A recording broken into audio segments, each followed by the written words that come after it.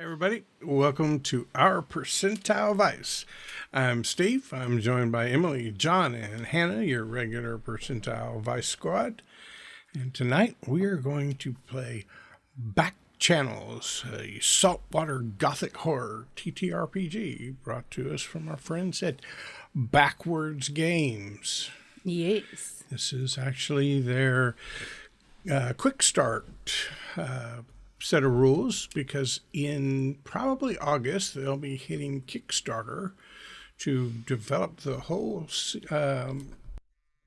setting and a book. And, you know, if you're familiar with Backwater, wait, there we go. Yep. We've played that before. They've also got Backroads, and now they're coming up with Backchannels. If you're interested in seeing more from them, you can check out www.backwardstabletop.com.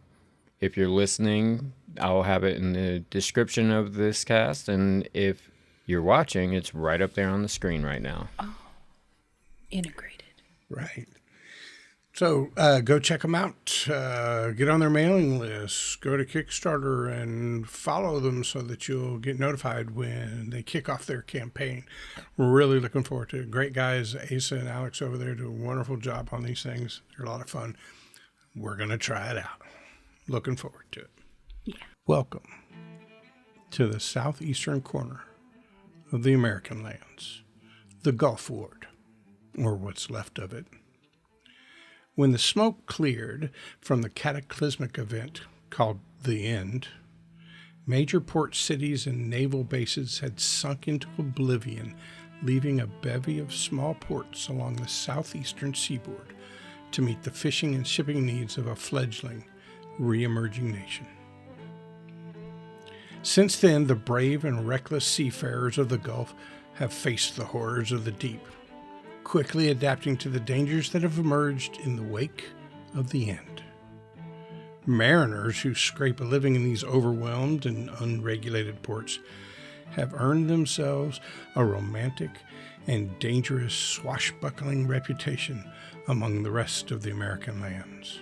And indeed, the line between sailor and pirate in the Gulf is razor thin, changing day by day. From the gator-filled swamps in the open sea to the coastal lowcountry and the Caribbean islands, the Heartland's bureaucrats hold little sway in the Gulf. Yankee laws were made to be broken, sure as ships were built to be sailed. Grab your freedom by the gills, sailor. It's time we shove off and explore the Backchannels. Woo! Yeah, some nice bit of writing there. Oh, yeah. Not mine. That's Ace and Alex right there. Love that intro. So, just to give you a little bit of a saying, we are currently on a ship, kind of a mid-sized vessel, maybe a frigate. Frigate.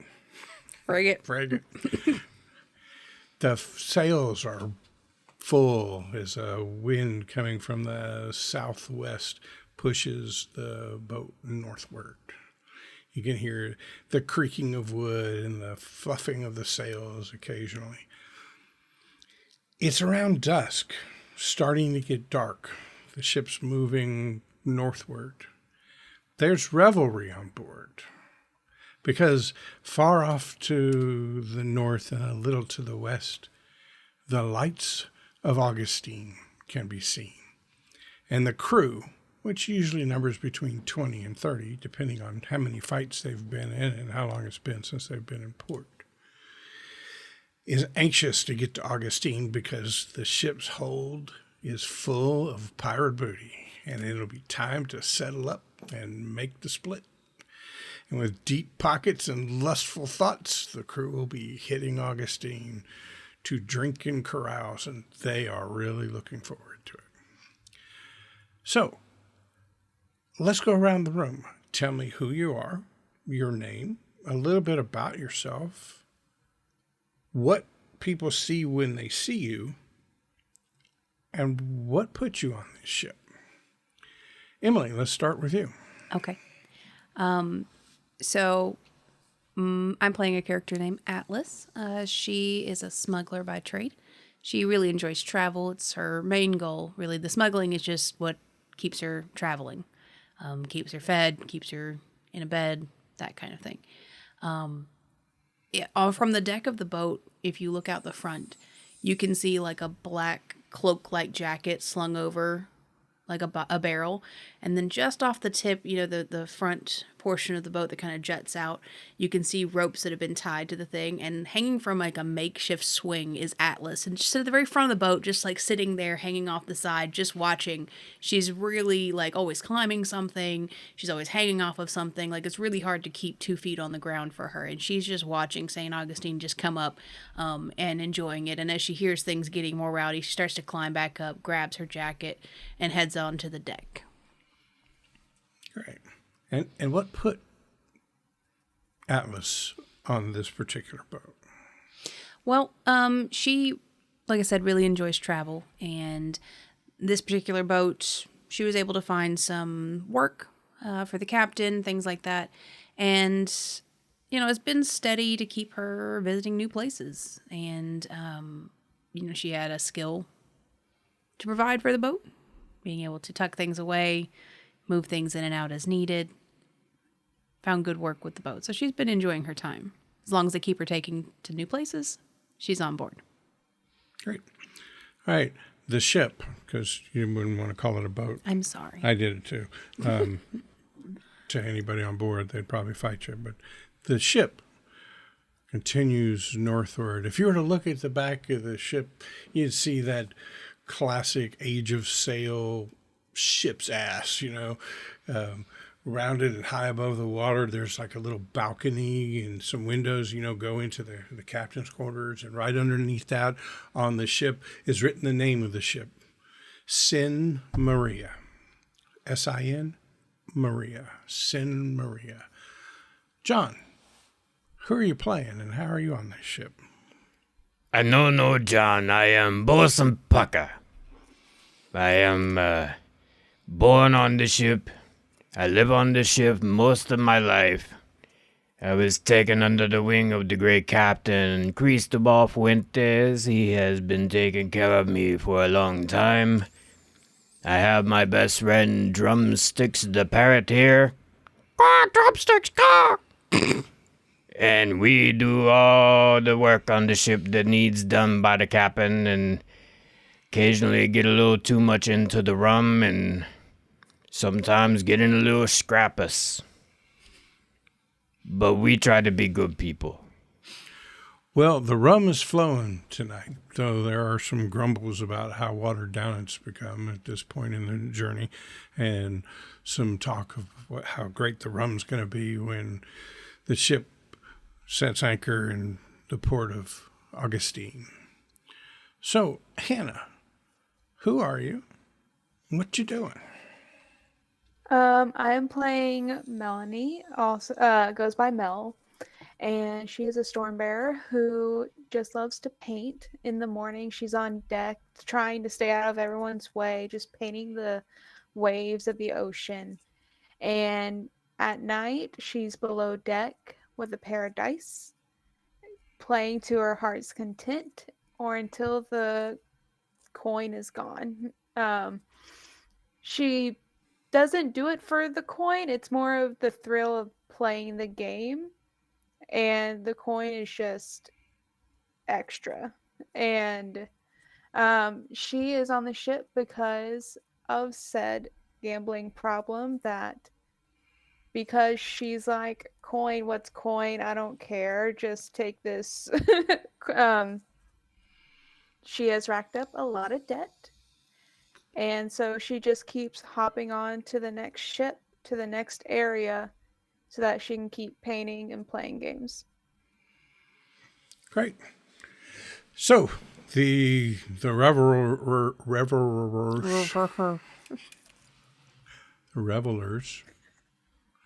are they're drinking, laughing.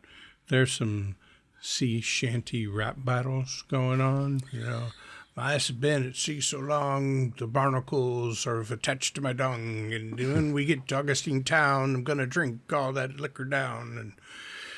And then some other dude jumps up, and he starts trying to beat the other guy. And so how are you guys joining in the revelry, if at all?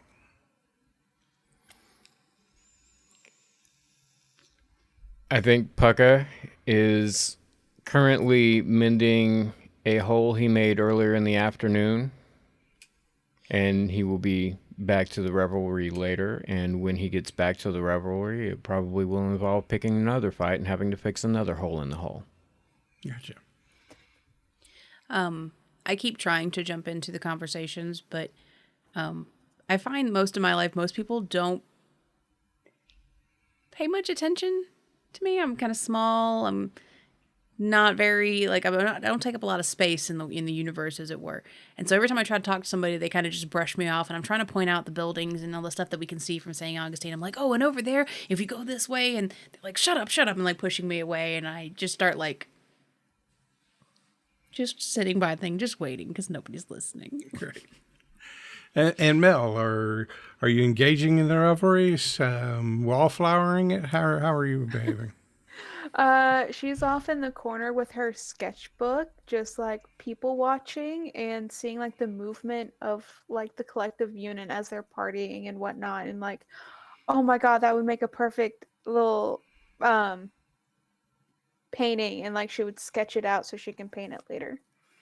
Okay, so as you're looking over at a couple of folks, you see Atlas pointing off into the distance and explaining things to other crew members. You also see Pucka kind of down on his haunches trying to repair what looks like a bullet hole in the side of the ship. And you, as you're trying to capture the setting, but also the movement that is going on into your sketch, you notice that the sailor that Atlas was talking to and pointing out buildings in Augustine pipes up and goes, "Hey, ain't it time the captain be turning this thing?"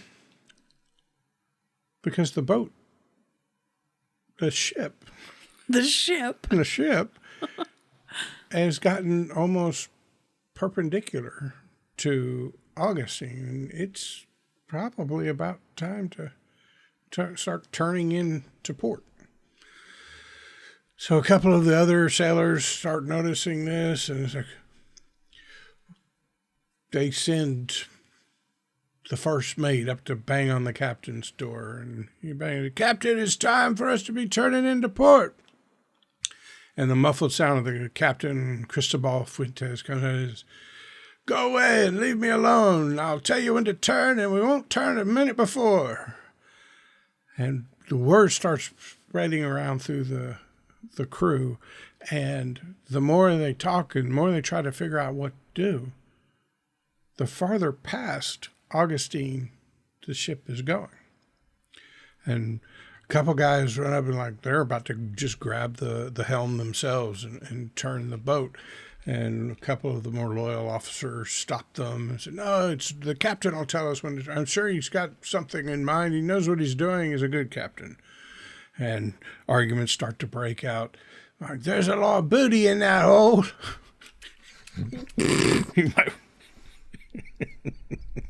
You're going to struggle this whole night.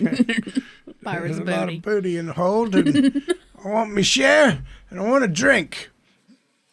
And people start pushing and shoving, little brawls break out, and quickly kind of divides up into two camps. Those that want to do whatever's necessary to get this ship into that port, and those that are like, we're going to wait and see what the captain wants to do here. And the bigger of the two groups, as some people kind of move from one group to the other, after a while it becomes apparent that the bigger of the two groups is the pissed off group. Right. And they start moving towards the captain's door with less than honorable intent in their eyes. So Pucka sees what's going on, and He is mid-swing, and he stops and rolls his eyes and gets up. I suppose I should be fixing this then. And he walks over to get in front of the big group, and he pulls out his 22 and bangs off a couple shots, like, pow, pow. Hey, if Cristobal Fuentes wants us to turn, we will turn. Until then, we are going. And whoever has a problem with it, you can jump off now and swim to shore. So give me a persuade roll.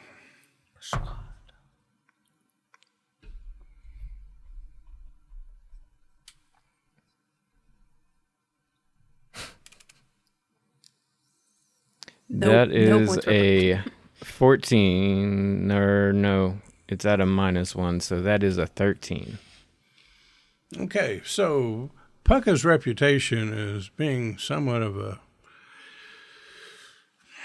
Would you say maybe with the gunfire it might be threatening? I think I could give you some points for the gunfire, but all these soldiers are used to Pucka getting mad and shooting off his gun, usually landing in wood and never landing in anybody. So they're finding it hard to be too intimidated or persuaded by your action.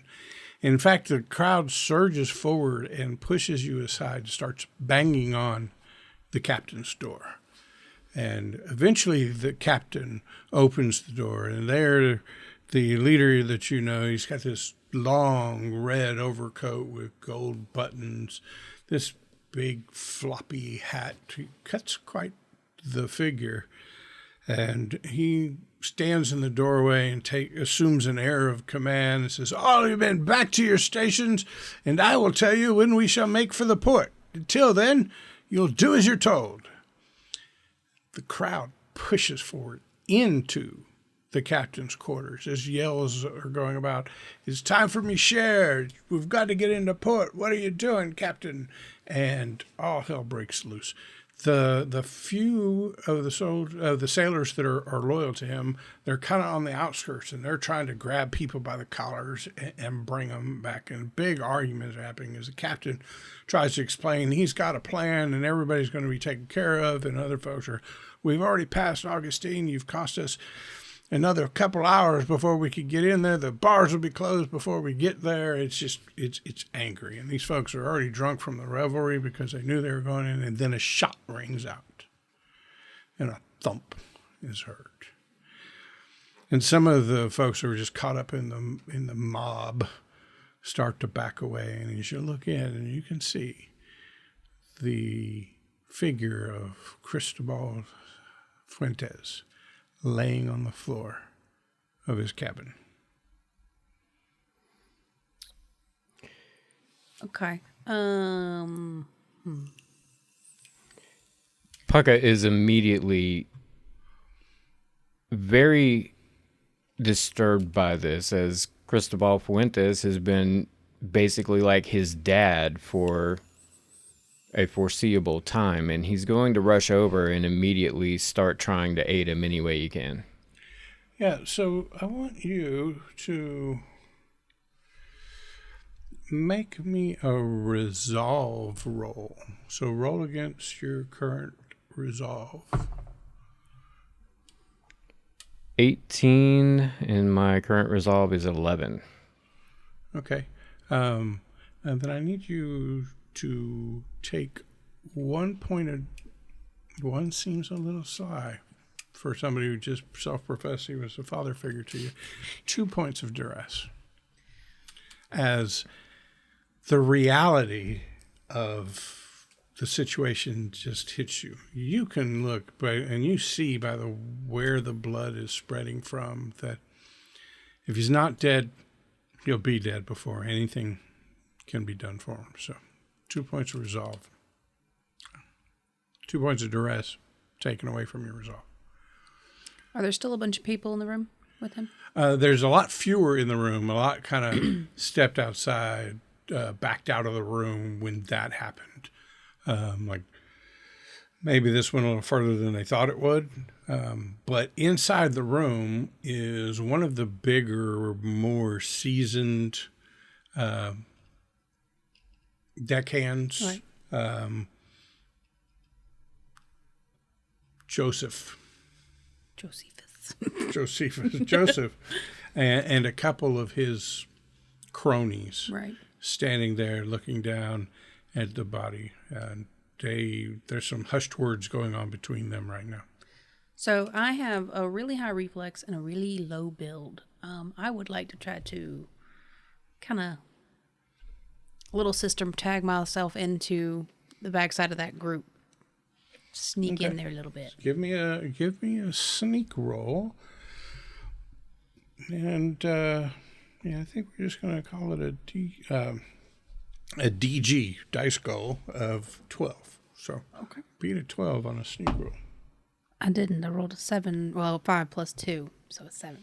All right. So as you start moving up, trying to get closer into the room, one of the folks who are standing outside the door and were part of the angry mob, they're kind of like, if there's a spectrum of Joseph and his henchmen, and then the other guys who are along for the ride and are backing out because somebody's about to get in trouble.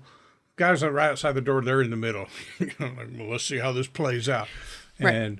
And they kind of see, and one pushes you back and says, "Get out of the way, Atlas. We got to see how this works out."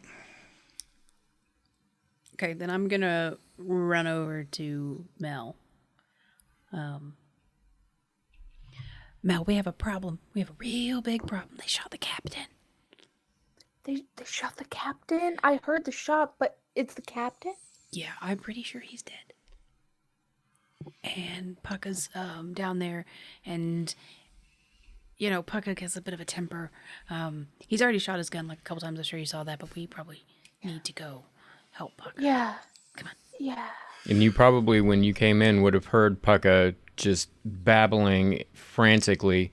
Oh, me Captain, no, you're not going to die now. No, you're not going to die now. And he's just very visibly not himself at the moment. He's not angry yet, but he's very emotional right now. So Joseph and his buddies apparently have come to some conclusion in there, and they come walking out. Joseph standing tall and broad-shouldered, barrel-chested, and several of his goonies right behind him. And he's like, "Right, this is my ship now. And anybody says any different," and he holds up his little flintlock pistol. "Was going to take it like the captain did. Now you, get on the sails. You, to the rudder. I'll take the helm. We're turning this ship around and we're going to Augustine." And people start running to the places. Everybody that was in the angry mob have now seen how this plays out, and they're following his directions. The handful of loyal ship's officers, it's reduced to just a couple now. Several of them seen the writing on the wall, probably seen this happen before, and it's like, Stories don't get told at the losing side. right. And they join in. There, a couple of the other ones are kind of milling around, but the door to the captain's quarters is open. Everybody is left there. It's just the body of the captain laying in the quarters. Well, I'm going to get Mel to come with me, and we're going to head down to get Pucka and go inside. When Pucka hears this speech, he suddenly starts feeling the anger because he realizes that this is probably the person who did this, and the captain is pretty hopeless, and his first instinct is he looks up at where he hears Joseph's voice, and he's about to make for him while pulling his cutlass. Okay, so Mel and Atlas, as you are moving across the deck and going to get Pucka, you see him pulling his cutlass and heading to the short set of stairs that rise up to the I think it's the poop deck, actually, that is right over the captain's quarters, but it's where the helm is at, the big ship's wheel. That's what you see him doing. I would like to attempt to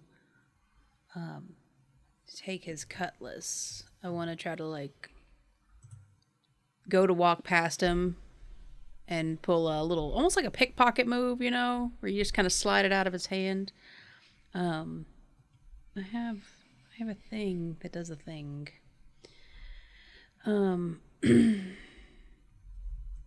Yeah, so tell me a skill you want to use, or we're going to call this a maneuver, a melee maneuver, for lack of something better to.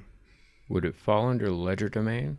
It could. Then yes, I would like to try to ledger germain his cutlass. Okay. So what is your reflex score? I'm not going to give you a chance to kind of counter this because she's probably coming from behind you. You're right. So it's just going to be straight reflex. My reflex is 14, but hear me out. He is extremely angry and emotional. I would, if I were you, give her something for that. Into my benefit or my... In your benefit. Oh, okay. I thought this is him telling me, like, I'm mad, I'm holding on to it really tight. So your reflex is a 14. I'm going to give you best of 2. Okay. It's essentially like rolling with Event. the A word from other systems That we don't don't care talk about here. Best Okay. of 2.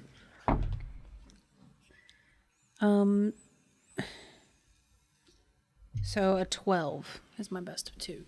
And your reflex is a 14. All right. So you almost get it out of his hands with the last. He has a death grip on this thing, you know, where normally somebody holding a sword has learned to use kind of a light grip so you don't tire yourself out. He is, the smoke coming out of his ears is fueling the grip he has on this thing. And what should have been an absolute perfect little swap snatch from him can't break his grasp on it. Mel is gonna run up to him and like grab him by his clothes and go, "Hey, Pucka Pucka, don't. Not right now. Right now, they're all on his side. We have to wait for a better moment. You will get your revenge." They nothing but not right sailors. They be on my side after he go down. They be on somebody else's side, but he does not deserve, after what he did, to be anything anymore. He need to go. You're right, but A small gurgly groan comes from the captain's quarters.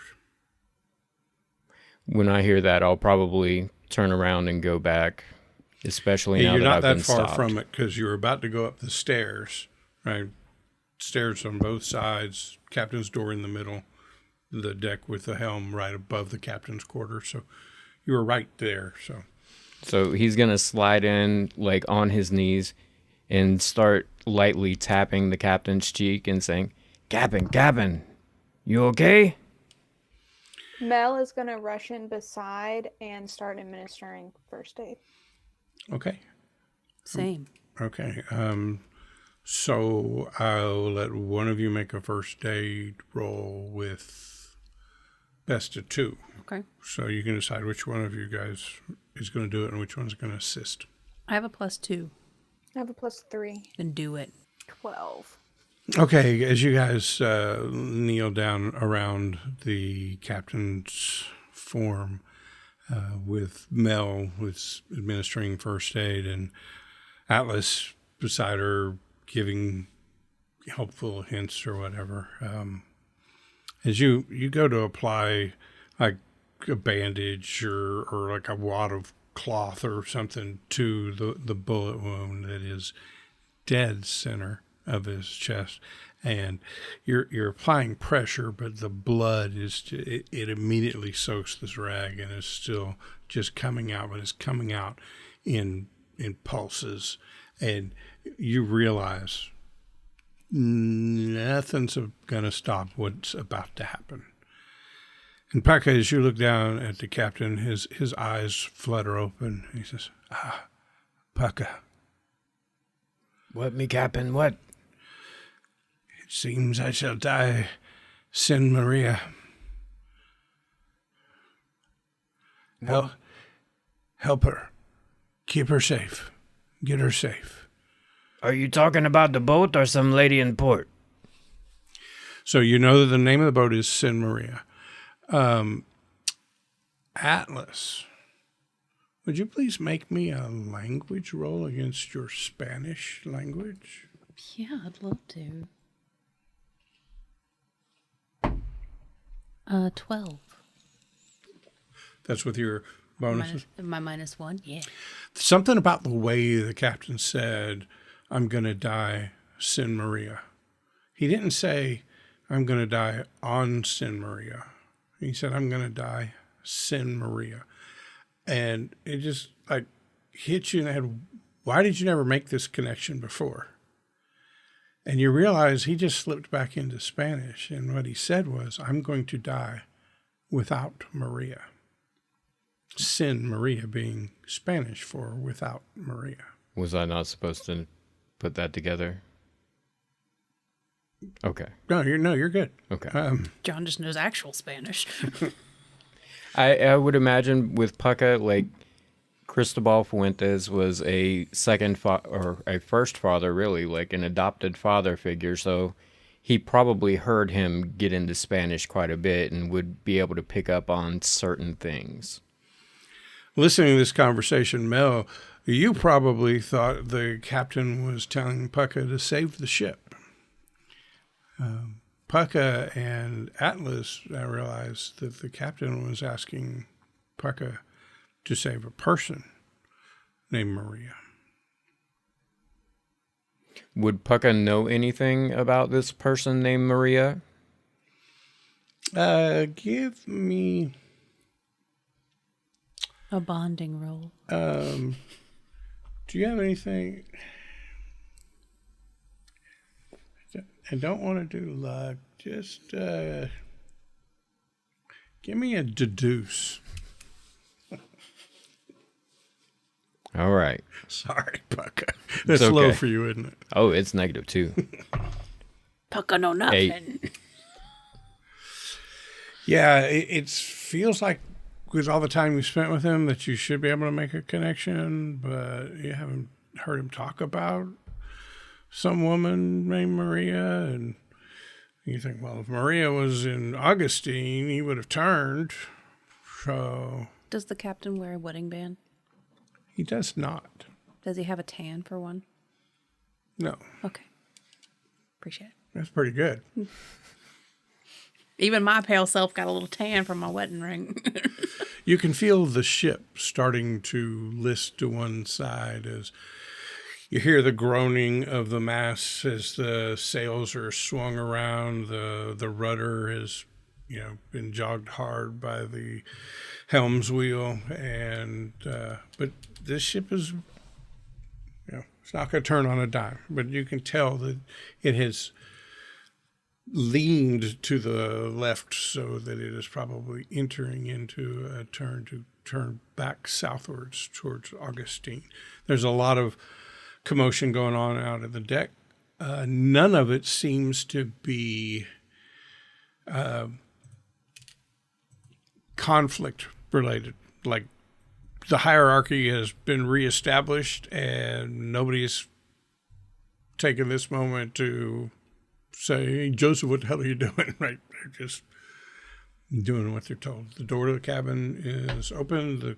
The captain is there. Back wall, big glassed wall with a couple like French doors that lead out onto a balcony. He's got a big map table / desk. On the sides there are some of his personal belongings sitting in the room.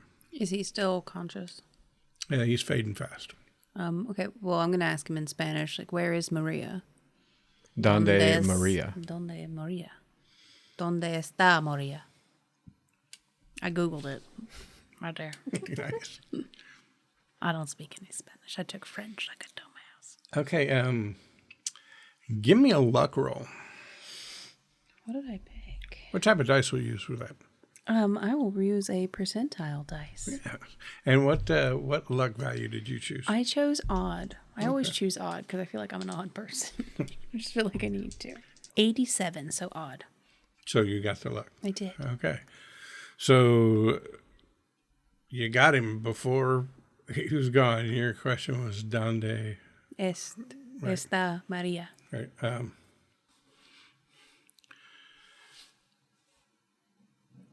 Go to the way across. And he dies. The way across. When he passes, anyone in the room can see a single tear flow down Pucka's cheek. And then you see his grip on his cutlass firm up, and he stands up and he starts with purpose, headed towards the door, and he gets up the stairs, and as soon as he hits the door, he stops. And there's a look of consternation, and he just punches the door jamb and puts his cutlass back in the sheath because he knows there was something his adopted father wished for that's more important right now. And he turns around and says, "So, where are we going?" I mean, I guess a Waycross. Do I, having been from the Gulf, that's my backstory is the area. Do I know anything about a Waycross? Does that sound The familiar? way across. I thought you said Waycross. The way across. The way across. Yeah. So do you have anything in lore?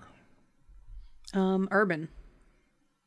Do it. Give me an urban. And I think I'm going to give you best of 2 on this because it is of your travels and all the maps. My maps. Okay. Ooh. A 7. That was your best of 2? That was my best of 2. Okay. You're certain you have heard of a small town that is referred to as the way across. But for the life of you, you can't remember where it was. Okay. Pucka, I know that there's a town called Way Across, but I cannot remember where it was. Does anybody have a map? There is the captain's map table sitting right there. There are other options in the room. Well, we headed that way, and there's map over there we could look at. So let me ask you a question. Have you come back from the door? Did you close the door? Did you leave the door open? I'm trying to get a feel for what this scene looks like. I imagine when he stopped and punched the door, he would have shut the door and turned around before he said, "Where are we going?" to not attract any attention, Right. and took a step in so that it wasn't like awkward across the room talking. Great. And it's possible to lock the door. So if you wanted to do that, you could. Sometimes the He captain probably would. demands his privacy. So I'll lock the door. Okay. All right. You guys are alone in the captain's quarters. Okay. The bustle of activity. I'm not going to say the walking is hard because you guys have been on board ship long enough, but you're now having to kind of do that sailor's tilt Right. because the floor is banked to probably about 30 degrees. Okay, well, I'm going to head over to the map and try to see if I can see anything that jogs my memory of Way Across. Okay. So you can suggest to me a skill that you'd like to use, or I'll default to, I think, research.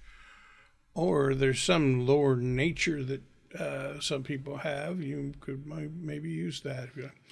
That could even be talked into a survive roll. I could see how that would play into map I reading was going to as well. say survive or assess. Because taking in minute details on a very quick amount of time is a smuggler's trade. Yep. So I would do survive or assess, either one.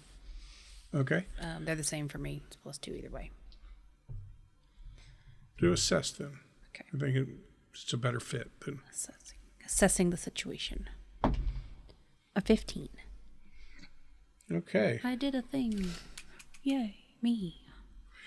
Yeah, so the assess skill says discerning lies, evaluating an object or structure, tracking time, sensing magical properties. So this kind of falls under the evaluating an object or structure. So right there, top of about 5 different maps that are big, huge ones that are curling on the edges, like normally they're rolled up, and there's like an inkwell holding one side down, and maybe a dagger holding the other side down. But the map that is front and center shows the east coast of the panhandle, not the panhandle, the peninsula. And dead center of that is Augustine, the biggest, most important town in this area. And as you look at that and you take into account what Pucka was just telling you about, well, the boss was taking the boat that way, you look a little north. And on a very jagged coastline that dips in more the farther north you go, like somehow in the end, big chunks of that were taken out. There is a small town noted, and the words above it say the way across. Other things you'll notice is a little north of there, there's a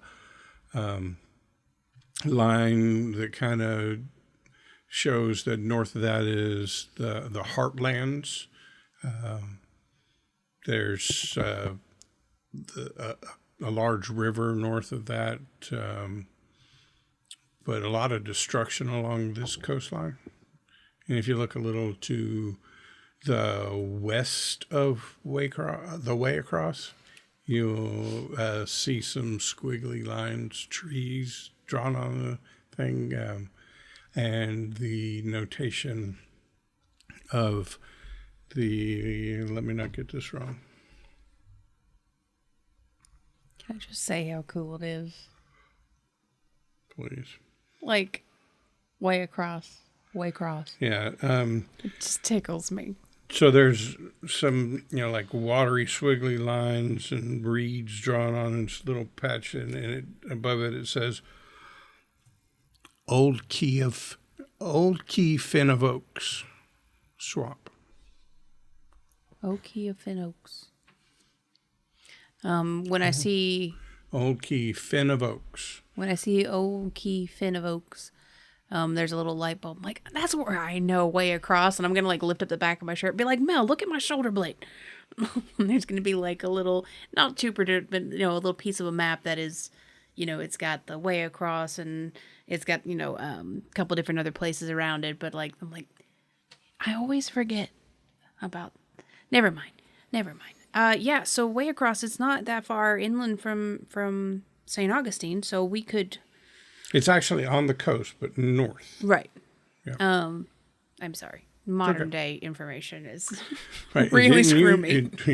Before the end, it was not on the coast. Correct. On the coast was something like, I forget the name of it now. Brunswick. Well, there's a naval station. In Jacksonville or? In Georgia. And I'll remember the name of it right after. It doesn't matter anymore, but there's a nuclear sub naval base down there, just above the Florida line. It's just so hard because but it was apparently gone after the end. Gone. It's just so hard with my present day knowledge of Waycross, Georgia. Sorry. Yeah. So, it's not that far. We could go there if that's where he was headed. But I don't know how we're gonna find just a Maria. Just any old Maria. While they're doing that, can I search the captain's pockets of his overcoat? Absolutely. Give me a search roll. I had to look and see if that was a skill. It is. Sure enough. 14. 14. Okay. You reach into the pockets of his overcoat, and in one you find like a pipe and you're kind of resigned to the fact that there's nothing much of interest in here. And as you're pulling your hand out, you feel something that's not in the pocket, but kind of in the lining of the coat. And as you feel around it, feels kind of like a key. Okay, I'm gonna pull out my knife and go ahead and like cut open the seam to get to the knife, the key. Okay.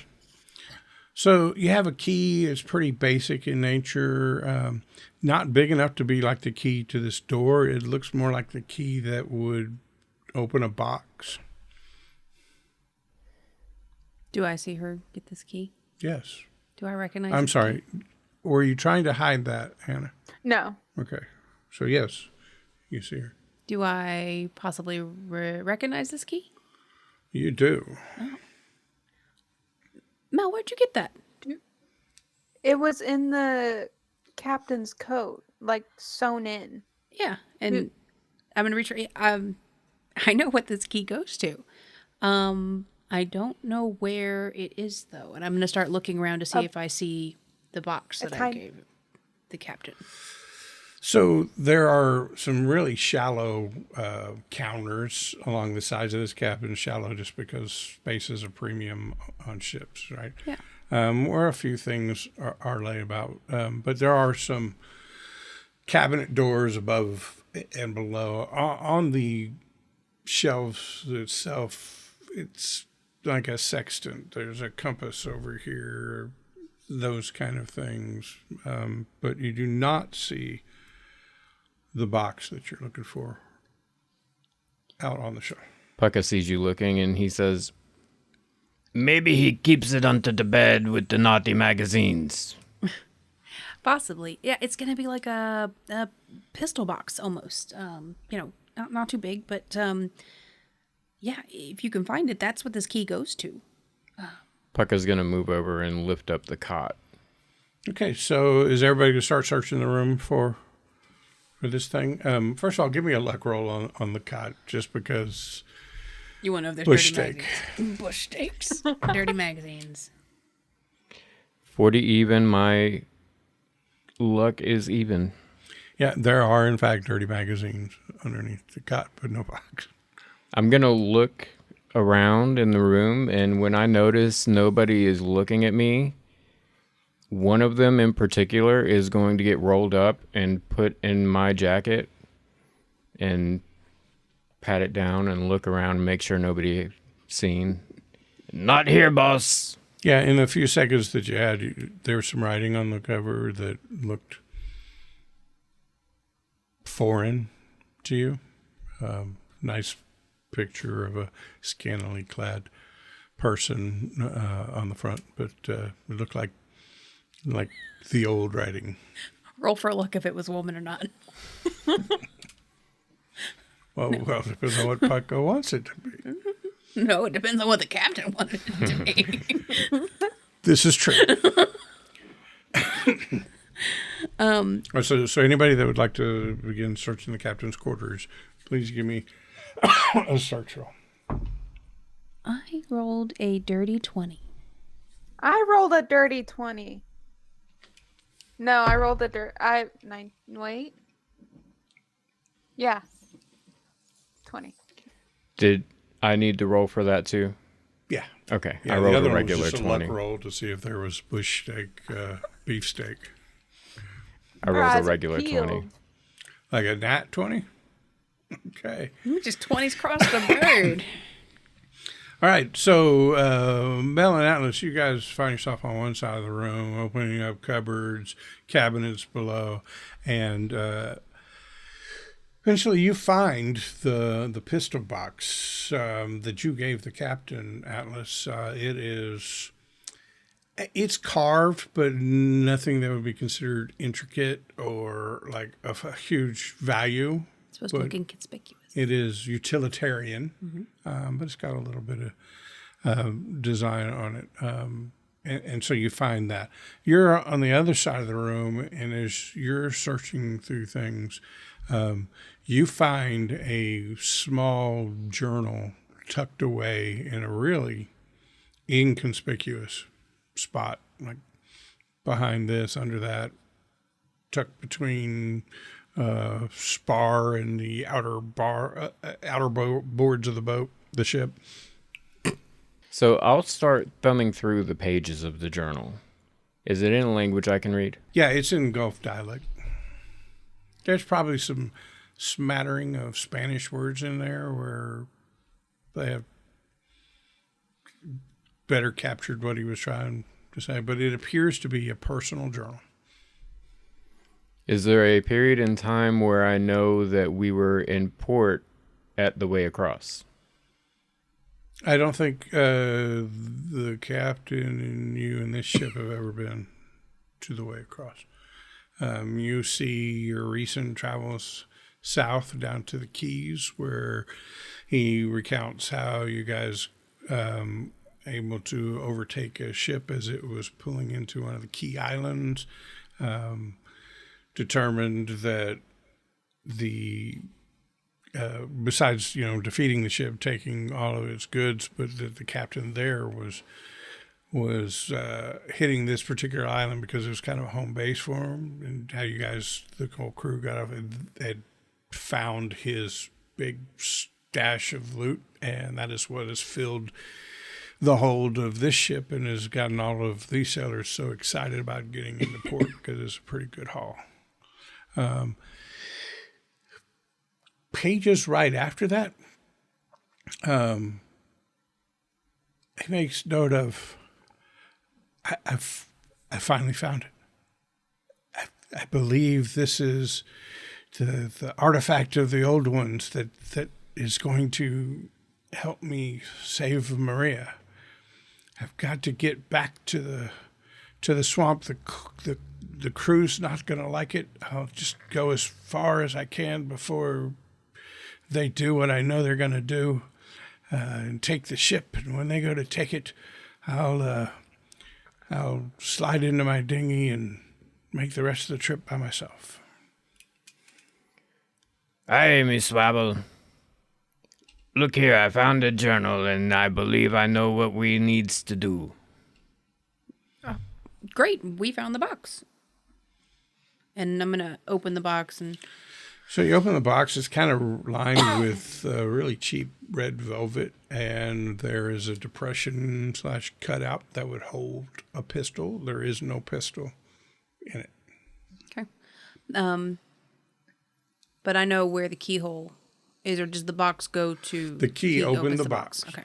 So then I'm going to kind of take a knife and pry out the bottom layer, exposing the little hidey hole tuck-away spot that is in that box. Okay, so Belle, you see Atlas just open up the box, doesn't seem surprised that it's empty, immediately pop out her knife and pry up the bottom of this box to reveal a small, thin, hidden chamber underneath it. How did you know that was there? Oh, because I gave the captain the box. He asked for something that he could hide something in, and he wanted it to not be conspicuous and fit in with the decor, and there was all this stuff, and I found him this box. And so I gave him that key and this box, and yeah, I don't know what he kept in it, but I guess we can look now. Yeah. What's in the box? Okay, so on the bottom of the box, you see an object that is completely foreign to you. You don't know what it is. It's rectangular in shape, maybe 2 inches wide by 3 inches long. In the center of it, on one side, maybe offset a little towards the top, is this round wheel in the middle of it. And coming off the top of it is this weird white wire that it splits into two little nubs on the other end. Do I recognize this box? You believe you do. When last you saw it was being held quite tightly by somebody. So I think I saw the captain with this, and I'm going to like hesitantly go to scoop it up, like anticipating at any moment that it's going to like scream at me when I go to pick it up. Okay. Yeah, you pick it up and everything seems to be okay. What is it? Huh, and she's gonna like flick it to try and get it to activate. All right, so as you flick it, move your hands across it, your thumb kind of hits that round circular thing slightly offset on the face of it. And all of a sudden, you can hear, but kind of muffled, a sound that seems to be coming out of the split end of the white wires. Huh. What is it? It like it plays music or something. I saw the captain holding it earlier. Like, here, listen. And I'm like going to like hold it closer to her ear. So as she gets it closer to you, you can tell that the sound's not really coming out of the box itself, but the white wire that comes out of the top of the box that goes for a foot or so and then splits into two little nub ends. The sound seems to be coming from those nub ends. And if you grab one and hold it up to you, you can hear this. Is that a song? Is that music? But it's a style that you've never heard before, but there's a certain rhythm and melody to it, but extremely odd. I mean, yeah, is it music or is it like noise? I mean, everywhere has its music. I'm sure someone listened to it. Maybe under duress. Yeah, I don't know. The journal said this was one of the old ones stuff, right? Yeah, I mean, Maybe I they guess listened to it. It's a good thing they're gone. Yeah. Anyway, so is this something that's supposed to help somebody named Maria? It says in the journal that he thought it would save her. I don't know why. I don't know how. But it also says she in the swamp. And he was going to go as far as he could until they tried to take the boat. And then he'd take the dinghy and go on his own. So I guess that means that we're on the leg of the journey that involves the dinghy, because they've already taken the boat. Yeah. Well, yeah, I don't know about you guys, but I don't want to stick around for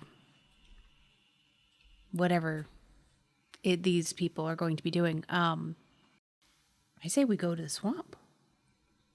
That's what we need to do. That's what I need to do, at least. If you come with me, I'd be very grateful. Oh, I'll go just about anywhere, Buck. I've already been to St. Augustine. Go back to the swamp. I don't have anything better to do. Let's go. So how do we get the dinghy?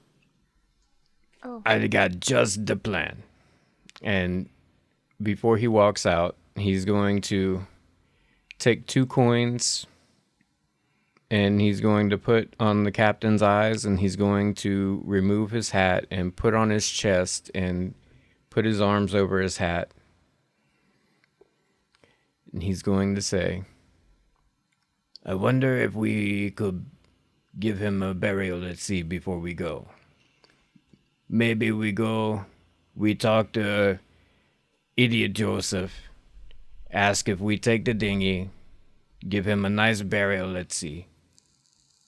Yeah, I think isn't there like a bad omen about not letting, putting the dead to rest? Couldn't we? I think we could convince them to go ahead and get the captain out of there and on the dinghy. That's a good plan.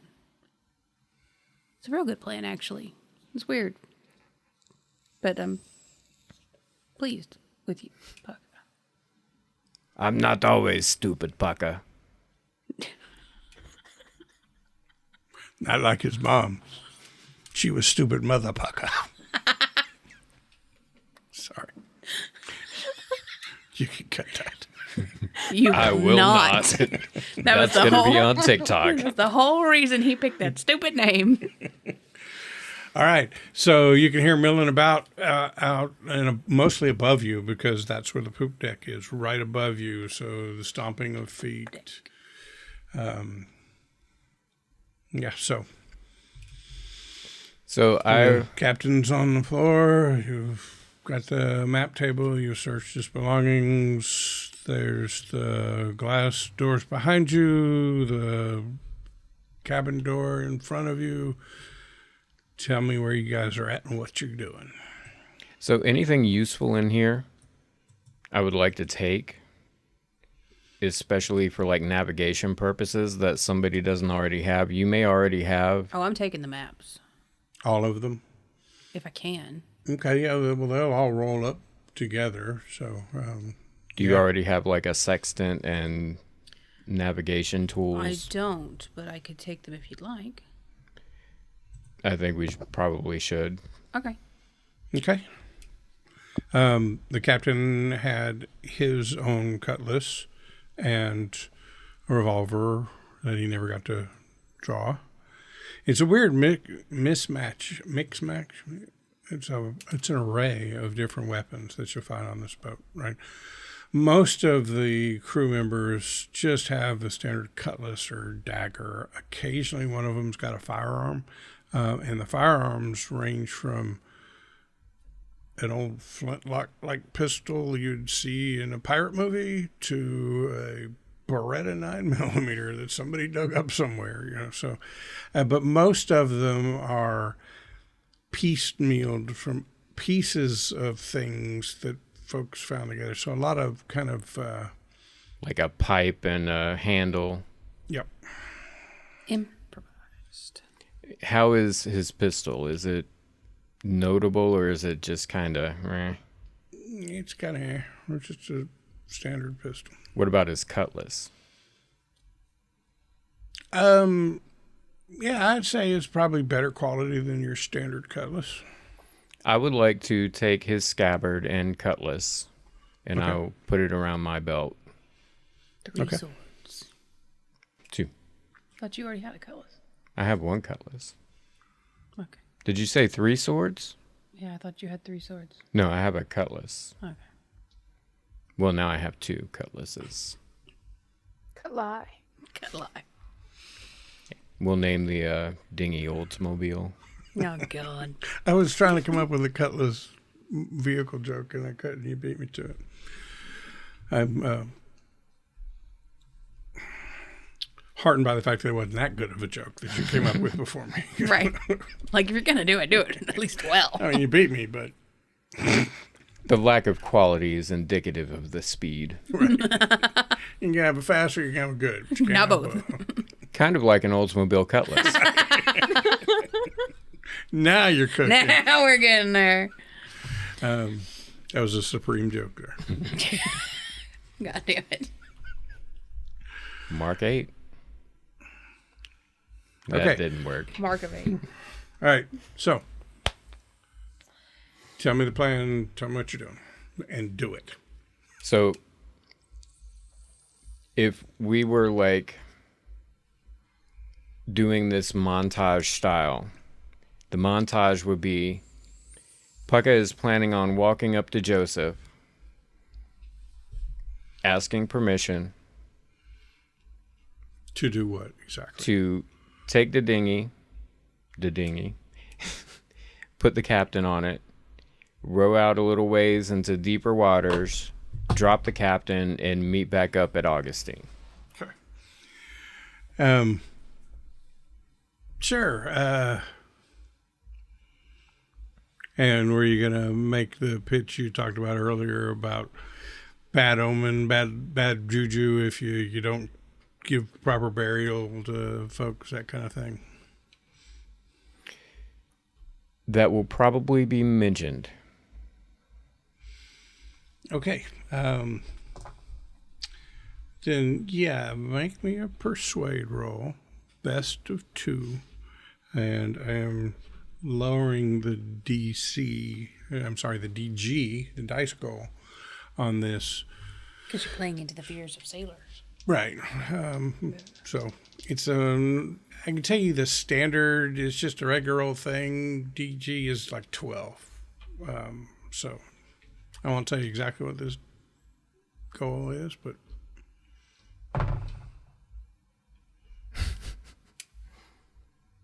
So my persuade is -1 on the skill, +2 for charisma, so a +1, and I rolled a natural 20. nice. Okay. So when you get up there and you start talking to Joseph, you see his eyes dart down to the captain's cutlass on your belt. Like he's about to think, that ought to be my spoils of war. But then as you start talking about taking care of the captain's body and, you know, the superstitious nature of not taking care of the dead and all that, he decides he wants nothing to do with any of that and immediately grants you permission. There are probably 4 dinghies that are available for this boat for, you know, landing parties kind of thing. And he gives you permission to take one and go do a burial at sea for the captain. All right. I'd just like to believe that, like, Joseph, like, you spin some story about, like, this bad omen, but Joseph is just like, there's so many bad omens of being a pirate at sea that he doesn't actually know all of them, and so he's just like, well, I don't know, but, like, shit. I think in true Pucka fashion, at some point in there, he's like, and plus it gives me a nice morning period where I don't try to come up and kill you in your sleep. You said that out loud? Probably. But it's like... He looks down at scrawny little Pucka and laughs. And then he starts barking orders for folks to trim the sails and to take a steady course to level out the ship. So he's slowing down so that you can launch. He wants that body off of this because he's also now thinking he doesn't want the dead captain's body on the boat when they get to port, because there could be answers he would have to give. So he is all for it, and the ship comes to Snail's Place. You'll remember that the wind was blowing from the southwest. The ship has turned to the south to get back to Augustine. So they're having to tack, you know, that because you can't go straight into the wind, but you can go just a little off the wind and actually catch some where it appears like you're going into it. And but doing this zigzag pattern of called tacking, you can move forward. So it's going to take him a while, but he stops it and slows down so that you guys can load the captain's body onto the dinghy. Okay. As we are about to lower, is there something shitty I could do on our way out, like cutting a rope to a sail that's going to take him a long time to fix before we drop, but he wouldn't be able to reach us, so... Yeah, you know enough about this ship, having been on it, that you know that when they trim the sails and slow down, they've got to tie off the I think it's called a spar, the crossbar that holds the bottom of the sail. They have to tie it off so that the wind doesn't whip it around. And you know that if you were to cut that rope just right, then they would have to manually hold that sail in position because there wasn't enough rope to tie it into the right spot. It would slow them down. Not going to stop them. This thing's got like 2 masts. But yeah, you could do that. Yeah, I definitely will. All right, I'm going to need a skill check for that. I'll let you make an argument. I'm thinking things like sneak, maybe even stunt. I think he is pretty much going to be on his way there, just like sweep the rope and then in one fluid motion leap off into the boat and drop it. Okay, so you guys have loaded the captain into Yes. the boat. Mel and Atlas are in the boat. Yes. And as you're about to do the launch the boat thing, you take that opportunity to screw who sees you, Yeah. slash the line that holds the mainsail. Mm-hmm. Okay. Give me a melee attack roll against the rope. Not a stunt? Okay, do a stunt. Okay. It's going to get cut. Just how cool you get to be doing it. So I rolled a 16 plus 6 plus 2. So 24. Can I ask you, did you use your cutlass or the captain's cutlass?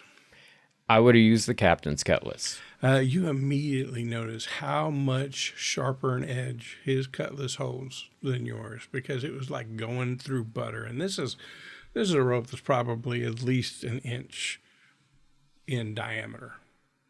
Yeah. But just slices right through it. The rope goes flapping up in the air.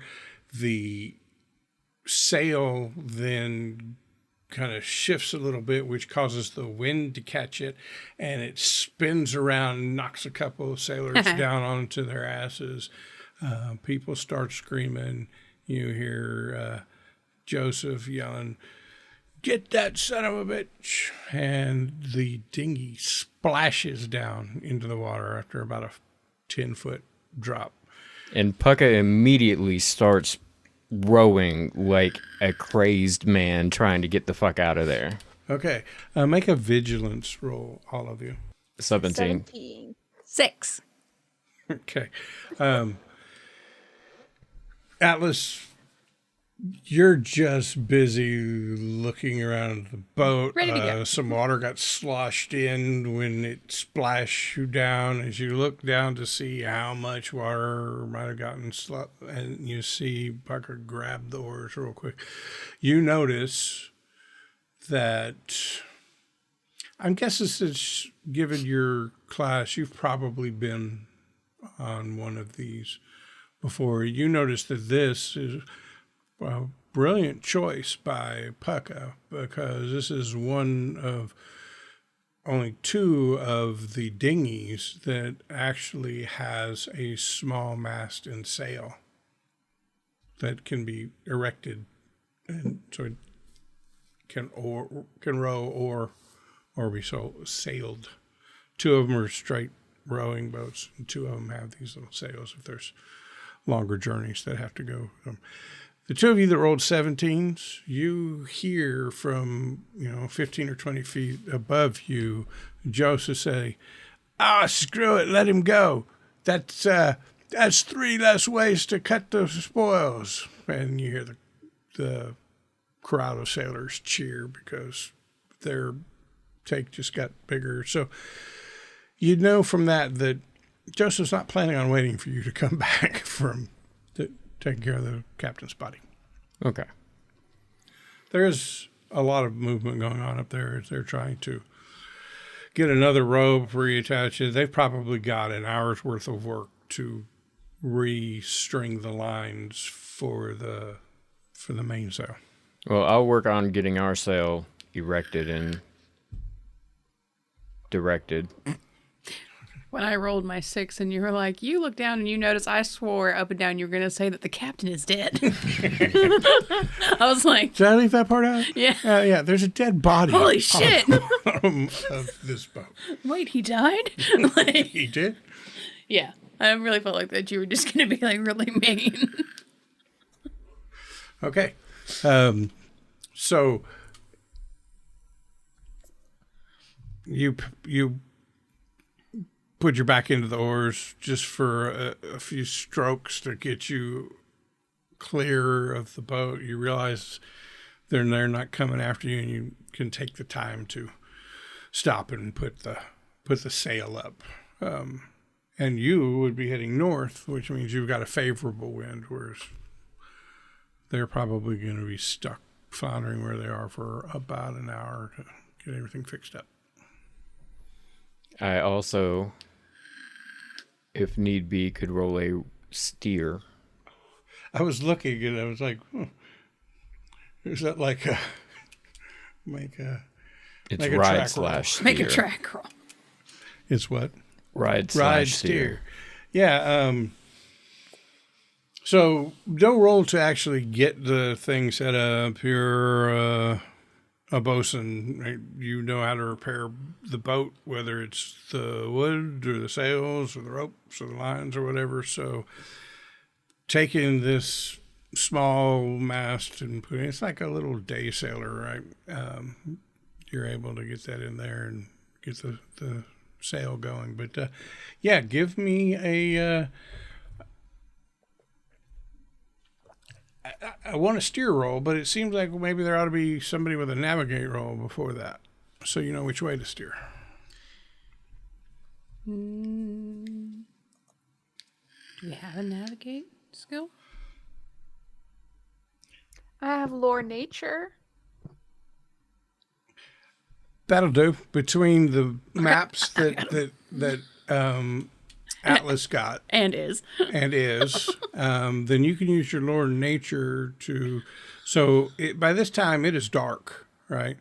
So you're gonna have to use that lore nature to see if you can locate the North Star, so you can be sure which way you're going. So. She just gets a pen and starts drawing on my back. We're here. We're going here. Got some thumbtacks and some red yarn. String. Oh, yeah. Ow. 13. Okay. Yeah. Pretty clear night. The stars are out and shining bright. You locate the North Star, and you know that if you head towards that, you'll be going pretty much north. Perfect. Now, what you guys have to figure out is how long and how far you need to go north before you cut to the inland to find the way across. Okay. So you guys have a moment on the boat. The Sin Maria is vanishing in your rearview mirror, and you're headed north. Sorry about your makeshift dad there, Pucka. Oh, it'll be all right. He lived a good life.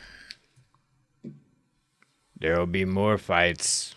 Someday I'll go back and find this in Maria and I'll kill Joseph, make this right. Till then, we'll fulfill his last wish and find something else to do. Do you think Maria is like a old lover or like a kid or like his mom? What do you I don't know that he had any kids, but he also don't seem like the type to kiss and tell. He's very romantic, you know. It's very romantic. Cristobal in boots. Is she sick? Didn't the thing say that this would save her? Well, save doesn't necessarily mean sick. Like, I've had lots of people try to, save my soul. Did you say that in character? Yeah. Okay. I say everything in character. So are there any landmarks along the shore, like major landmarks between here and the way across? The lights of Augustine are quickly becoming just a small twinkle behind you. And it's pretty dark on the shoreline ahead of you. I'm assuming you're going to kind of keep the dinghy hugging the shoreline on the way up. And no lights of a village or town available right now. So, Pucka, give me aptitude roll, and Mel and Atlas, give me an intuition roll. I was gonna say we could cross-reference Pucka's knowledge of Did you get ships. another 20? I got another 20 I was with gonna a say different dice this time. We could 'cause- cross-reference your knowledge of ships with Mel's knowledge of the weather and see if we could calculate how far we were going. Intuition 21. Intuition 11. But yeah, the stars will be moving. I could probably be like, oh, Ursa Major's up there now. It's been 2 hours. So, Pucka, as the conversation in the boat, this time it is a boat, was going on about, who is Maria or whatever, you realized that you'd only read like the last couple entries in the journal, and maybe there was other stuff in the journal that might give a clue as to Maria. Well, when I realize this, I will take the journal out of my jacket pocket and hand it over to... Which lady would I think would be more interested? Probably the one that just turned to you and said, oh shit, do you still have that journal? Oh, Because I your missed that intuition is just like, wait a minute. We've got things. stuff written by the man himself. I like books. So I'll hand you the journal, and then I'll start making preparations to put him off. And then... Oh, yeah, we are still riding around with the dead body. Yeah. And then we also have a sextant, so we can, with Polaris, figure out our exact latitude.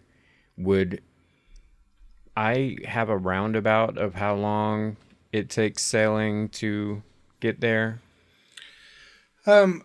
If the wind holds up, you think you could probably be there by midday tomorrow. It's about midnight now. Okay. So that kind of borks my plan, because if it's a couple days, you can keep taking readings, but you pretty much only get like one reading a night on the sextant, I think. Yeah, but if the map is correct and you stay to the shoreline, the way across is on the coast. So we'll ought to definitely see it. Okay. Well, we have plenty of time. I'm going to start reading aloud from the journal. But the very first page, I am going to start with Dear Diary. And then look over at Pucka. I'm just kidding. And I'll read it nicely.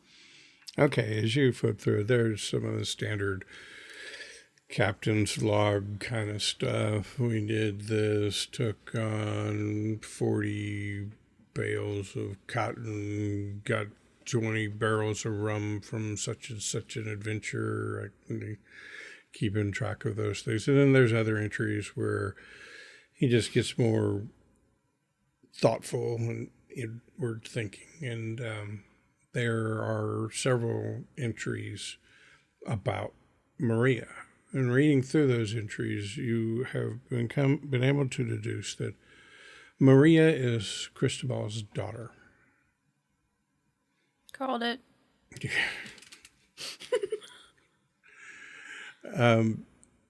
And that sometime in the past, he's not real specific, that him and his daughter were traveling, and their travels gave them reason to cross, against saner advice, the Old Key Finoaks swamp, and to make their way to the way across. And in that swamp, that a terrible creature, he makes just ungodly descriptions of this thing.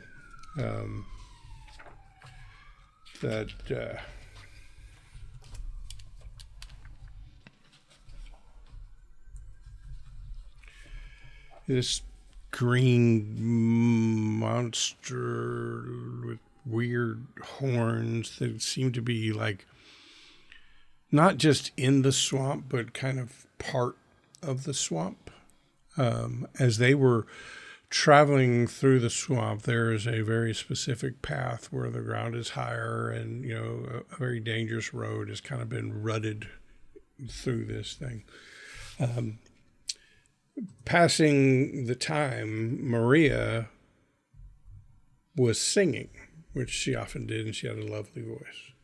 And this strange creature rose up out of the swamp, overturned their cart, grabbed Maria, and took her. And he spent several months after that trying to find Maria. And occasionally he would get to places in the swamp where he would hear her singing. And he would call out to her. And she would stop singing, and then within minutes, this weird green creature would rise up out of the swamps and come after him, and he nearly died several times, and realized that he had to find a better way about doing this, that this wasn't going to work. But for months, as he tried this, always fearing that Maria was dead, he would often hear Maria singing in the swamps. And when he'd call out and she'd stop, then the monster would appear. So he's always heartened that Maria was still alive. And he surmised that the beast found Maria's singing calming or comforting. And several entries drawn, a bunch more entries about saw a sail on the horizon, attacked this ship, was attacked by a ship, fought this battle, got this booty. Maria, my poor Maria. And then we also got some treasure. Right. So, yeah, that's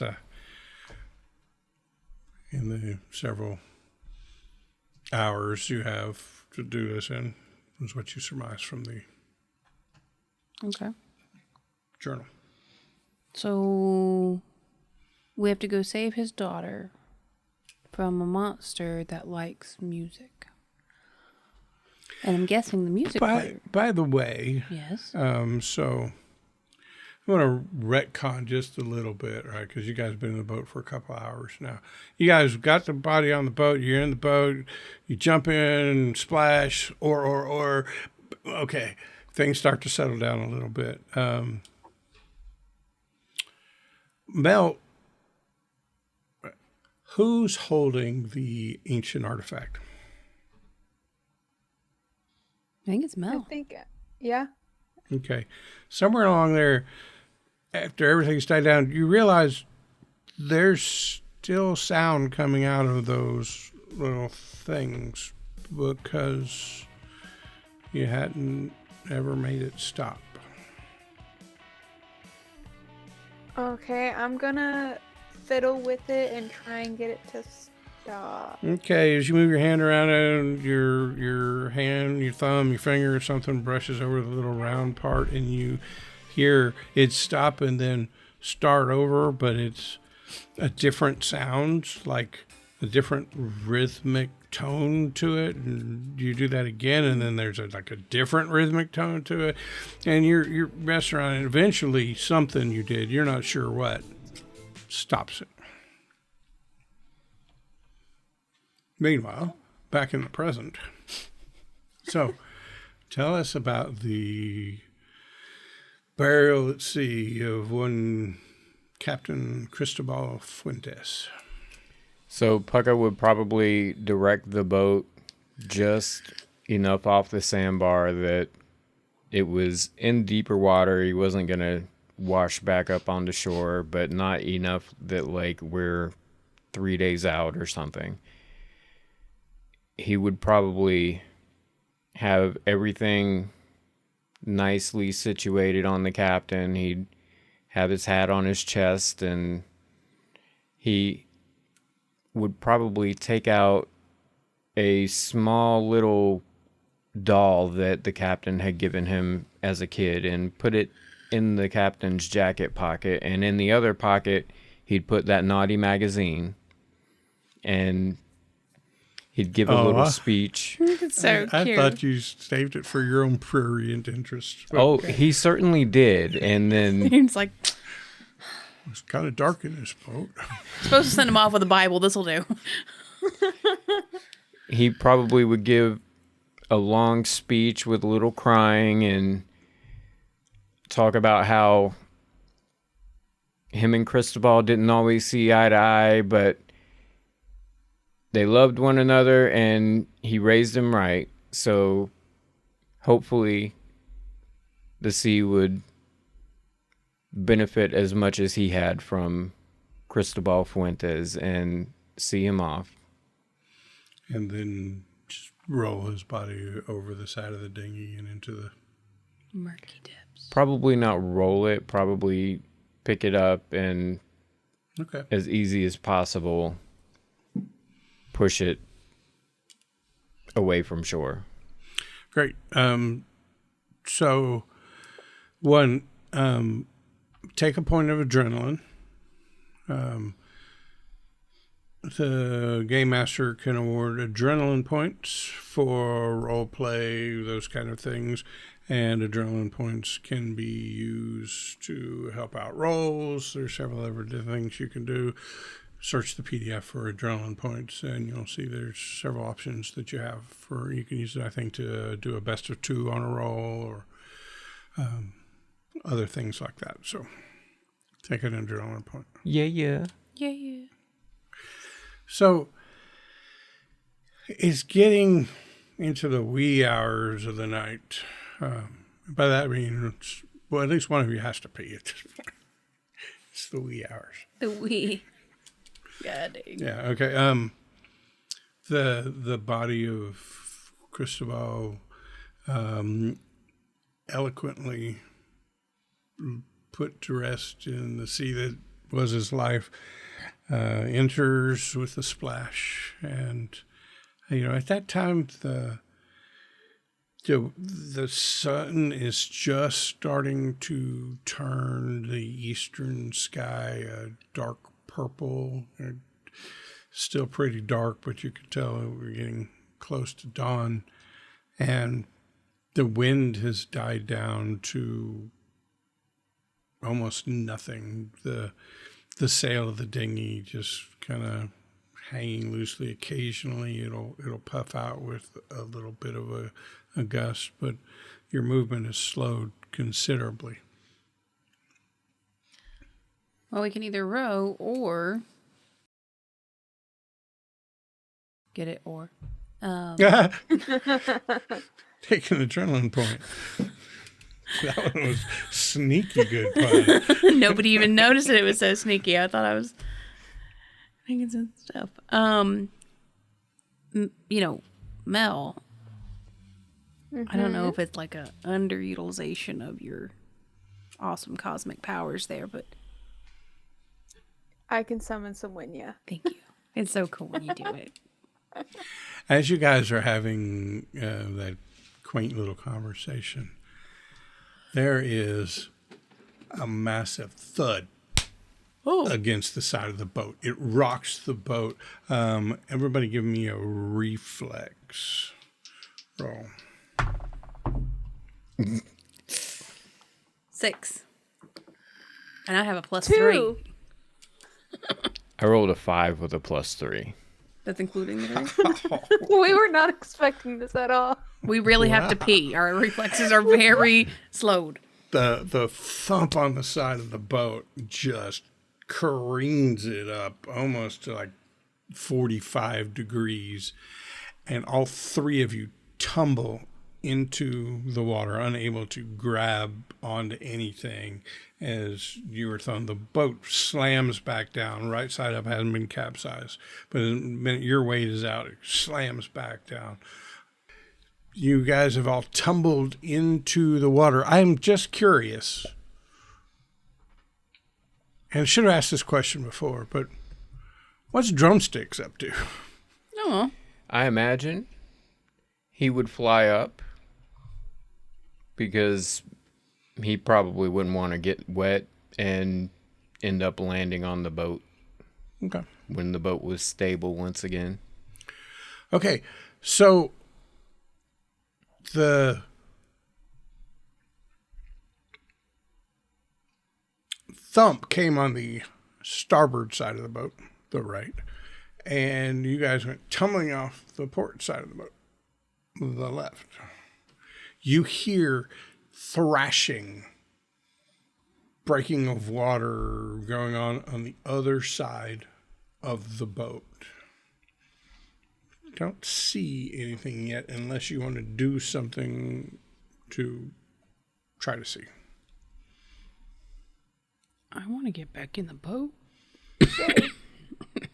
Okay. I don't want to stay in the water. That's scary. That's where the sharks live. I probably would try to get back in the boat as well if I didn't see anything immediately. All right. So, what are y'all's vigilance numbers? Not the plus, but the big number. 9. 10. 13. All right. I'm sorry, Paco. What did you say you were trying to do when they said they were trying to get in the boat? Also trying to get in the boat unless I saw something. Okay. So as you guys are grabbing the boat, there's going to be some difficulty level here, right? There's nothing in the boat kind of ballasting it, right? So you're all grabbing on this side of the boat and pulling it. So the boat's doing this thing again, and that whole kind of dragging yourself up out of the water is difficult. But,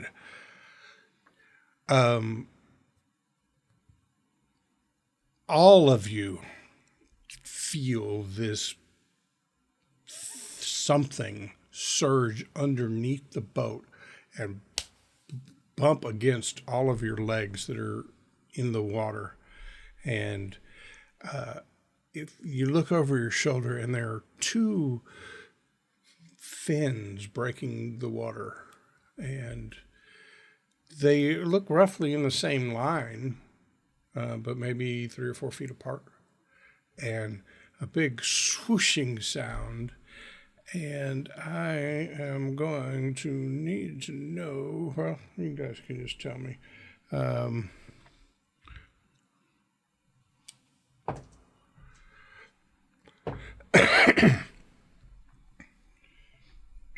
What is your reflex, Mel?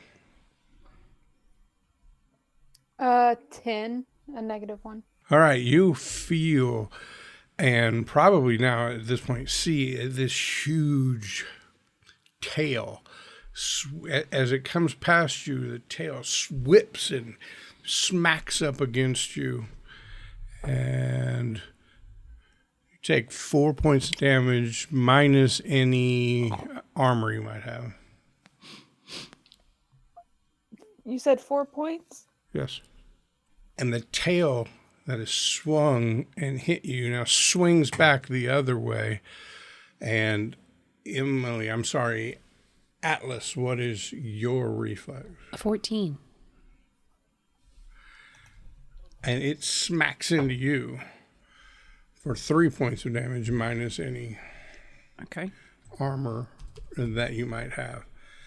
And you see the tail, which is now, it's kind of breaking the water too. So you're able to determine that this is a single huge shark.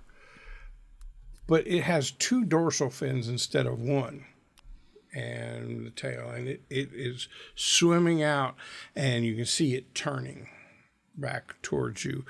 So under vigilance, that makes it now Mel's turn. You had a 13 vigilant, Mel? Your vigilant score, Mel? My vigilance? Mm-hmm. 13. Yeah, and so it's your turn. Now, in combat, you can do movement, and then you have a movement phase and then an action phase. An action phase can either be an action and a blitz action or 2 blitz actions. Blitz actions are things like aim, sprint. There's several others that I can't think of right now, but if you search the PDF for blitz, you'll find out what all they are. So for your move action, if you'd like to try to get into the boat, you can, or you can swim. Your movement is at half because of the terrain, unless you got something that says you don't experience half it based on terrain. I actually do. I have Wayfarer move normally while swimming, climbing, or passing through difficult terrain. Okay. Best of 2 on. What are BLD rolls? Bill. Build. Build. Okay, cool. That doesn't apply right now. No. Right. So you could try to get back into the boat. You move your full movement because of your ability. So you could swim away, swim to the other side of the boat, run over there and ride the shark. What do you like to do? I'm going to climb into the boat. Okay, I am going to need a reflex roll, not reflex, athletics roll. Unless there's something else you'd rather use, like maybe stunt. I will listen to any arguments for a skill. I can do either survive or just a plain athletics roll. Okay, you pick. We're going to do survive. 9. Okay. You're trying to scramble up into the boat and you just can't seem to get a good enough purchase, or your arms aren't strong enough to pull you in. There's nothing leveling out the boat. It's just not working. That's your movement phase. Now you have your action phase. So for your actions, you can do things like maneuvers, melee attacks, ranged attacks, flee, which basically is the equivalent of disengage, but you're not engaged right now. So, Could she make a case for fleeing into the boat to get another try?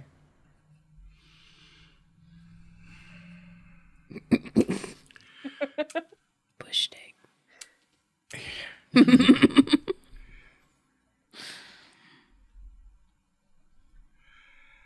I will let you get another try at the boat, but we would.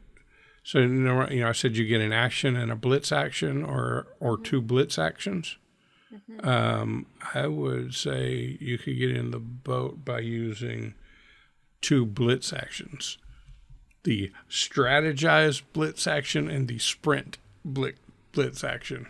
So figuring out how you're going to get one leg up over the thing, and then using the sprint of extra movement. Because she has the extra information now from her failed attempt. Yeah. So It's a little contrived, but yeah, 2. Learning from our so failures. it'll be all your actions. You'll get 2 blitz actions and nothing else. So I'm going to do it. actually, strategize really only is used to reposition yourself in the vigilance order. It's so if you wanted Aiming to go my for limbs. Aiming your limbs. Okay, I got it. You're good. It's going to take 2 blitz actions. There are other blitz actions out there. Those are the 3 standards. Certain skills and abilities give you other blitz actions, but enough of that. You're going to use all of your action to try to get into the boat. Yes. Same thing. Do you want to know what the dice goal is that you missed the last time? Probably 10 and I rolled a 9. Yep. Yep.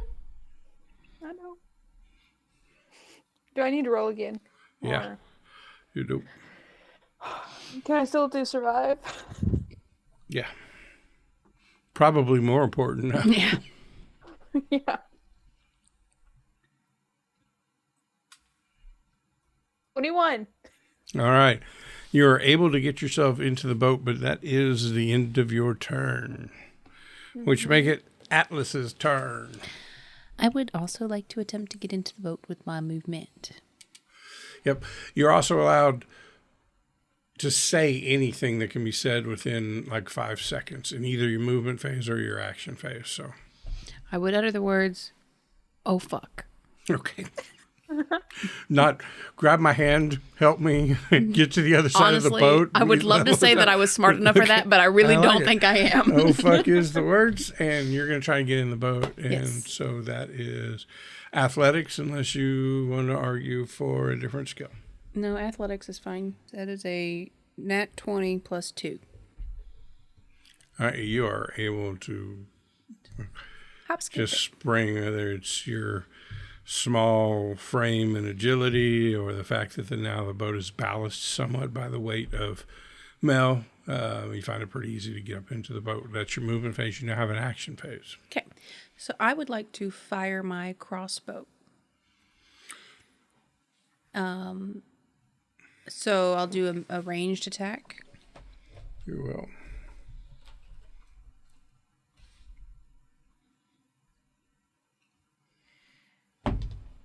A 12. Your bolt goes screaming through the water and hits right where the monstrous shark was a second ago. You didn't lead him enough. Okay. And then what? Did you add your +2 aptitude on that? Yes, I'm at a -1 +2. Okay. Is mine is You could have used a oh, blitz so action. the other way is a 14. Oh, my bad. I can't math. All right. So one of the blitz actions you can use, because remember you do an action and a blitz action. One of the blitz actions is aim. Yes. So you could use the aim thing there, and aim gets you a +1 to your melee or ranged attack. So do you want to use that blitz action? Does my corrected math of 14 change my whether or not I hit him from the 12? I'm going to refuse to answer that question until I Fair know enough. whether or not you aimed before shooting. No.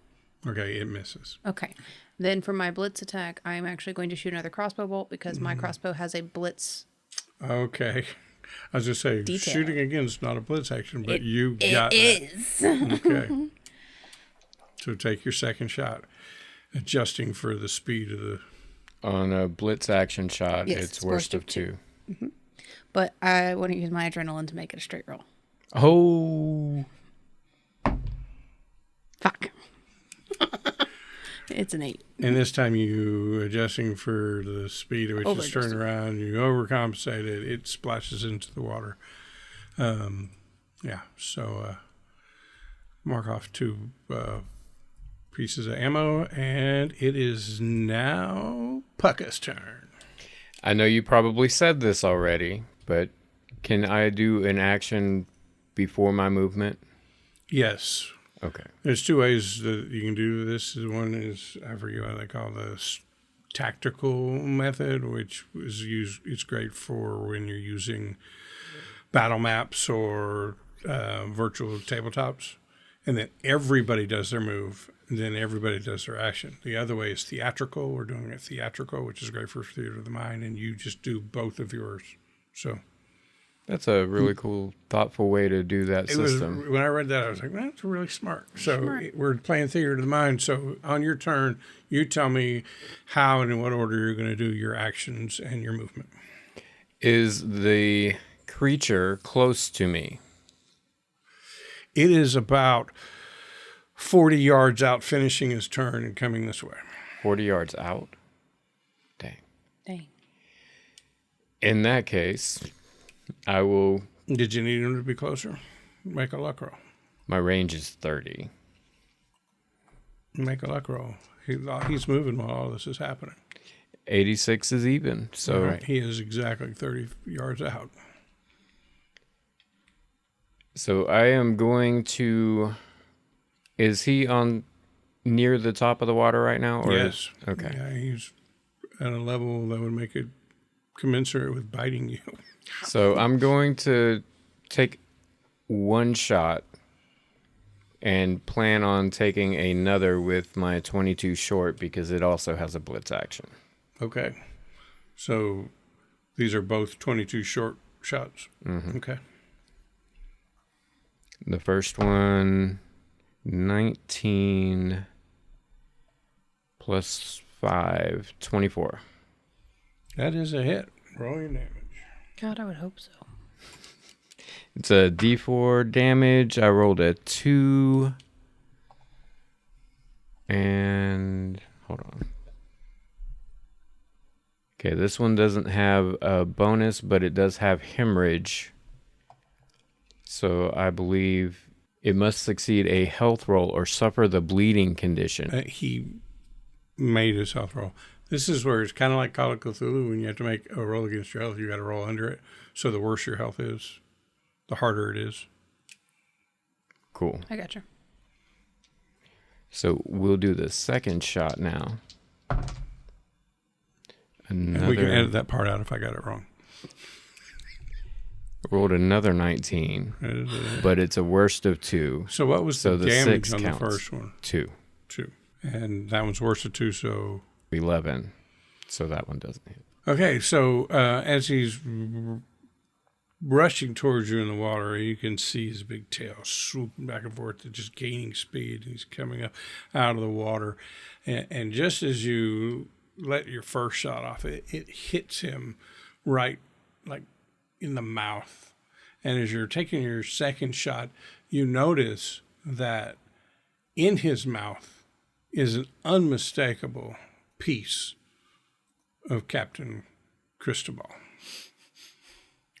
whose bloody wrapped body dumped into the sea attracted a shark. But anyway, I need you and both of you, the rest of you, for seeing a shark monstrosity. By the way, the teeth look really weird, like it's, sharks have multiple rows of teeth. Mm-hmm. This shark appears to have like multiple openings of teeth, like a couple mouths. Is it like an infinity mirror where it looks like it's going all the way back to his anus? Exactly. He's going to chew you all the way till he shits you. Y'all are fucked up. So I need everybody, you guys need to make resolve rolls. I rolled above my resolve. Natural 20. How about you, Mel? I rolled a 3. I'm under. All right, so Mel, it's a horrifying sight, but you're able to gird your loins and put up with it. But the other two take 3 duress, so that goes against your resolve. Hitting 0 on resolve is same as hitting 0 on HP. You will be unconscious. You just faint. Mm-hmm. So, Atlas, tell me how that was. What? I don't think that my fear was in connection to the captain. It was more of the fact that it's touched me multiple times, and at multiple points had the ability to just take chunks of me with it. And the realization of just like the oh fuck earlier did not nearly touch the depths of the oh fuckery that we are in, and it was just very startling of like I was in the water with that and I did not like that. Okay. All right, Pucka, so your turn. You just finished your action and blitz action. You have movement left if you want it, but feel free to, if you'd like to tell us about how your resolve was just affected, you may do that as well.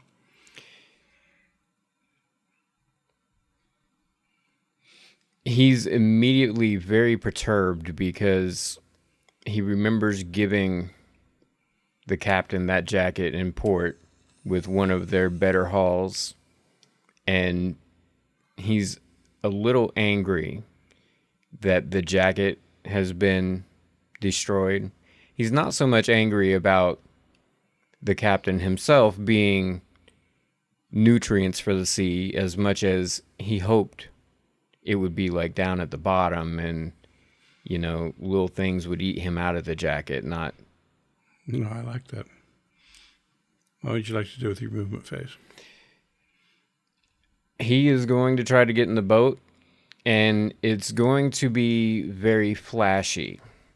He's going to, instead of just pulling himself up and into the boat, he's seen where the other two have gotten in, and the boat is still rocking a little.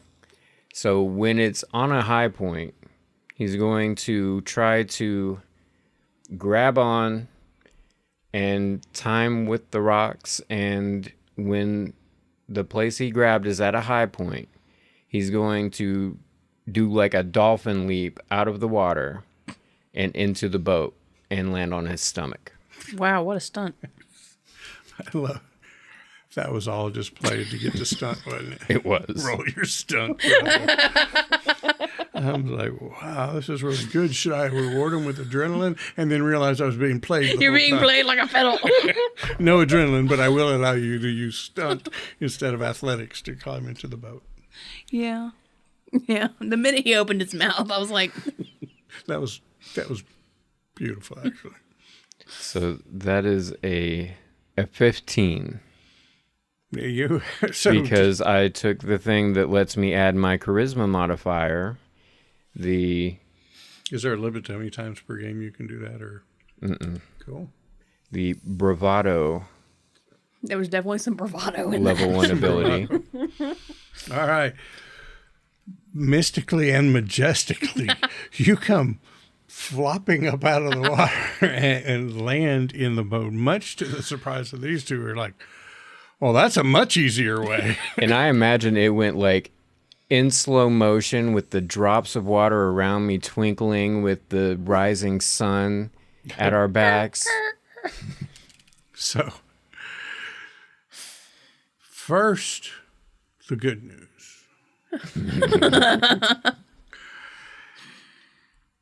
Boy, the other two didn't notice this. You're a bosun, a boatswain. You repair boats.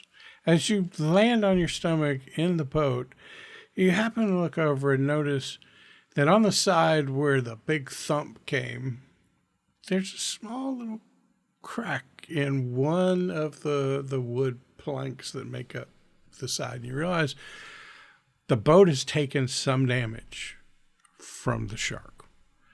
That's the good news. The bad news is we're now at the top of the order, and the shark monstrosity is his turn to go. And the shark monstrosity has a movement rate of 40. And where he was kind of 40 yards. Actually, the movement rate is in feet, so you're okay. Awesome. He's 30 yards away, which is 90 feet.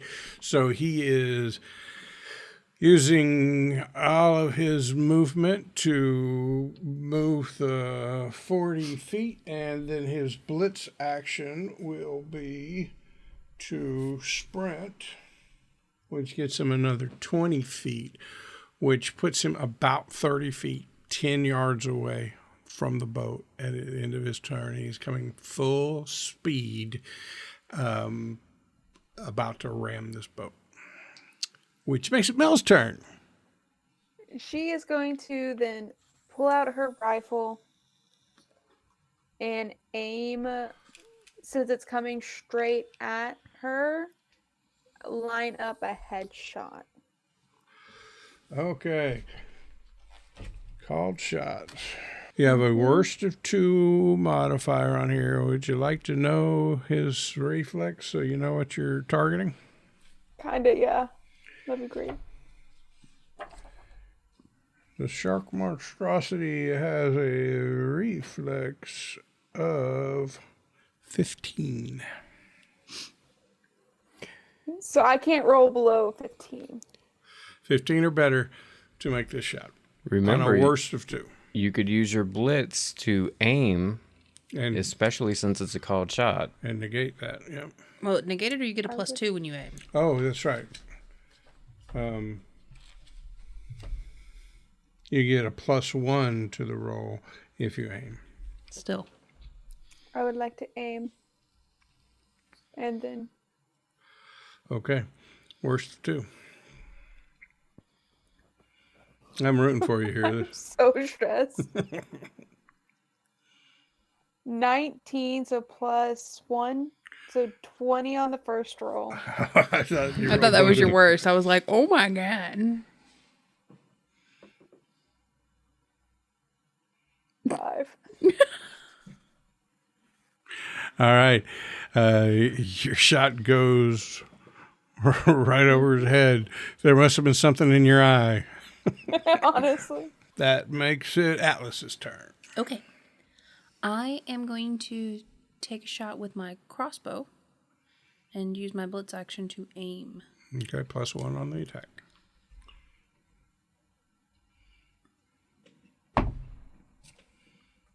I rolled a 1.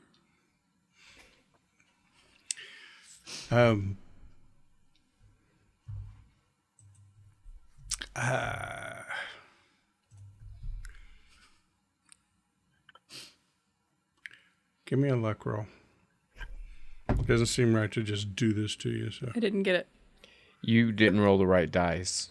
Oh, I rolled a d20. It's even. House rules, you got to roll percentile dice so that it still makes sense to call us percentile dice in this game.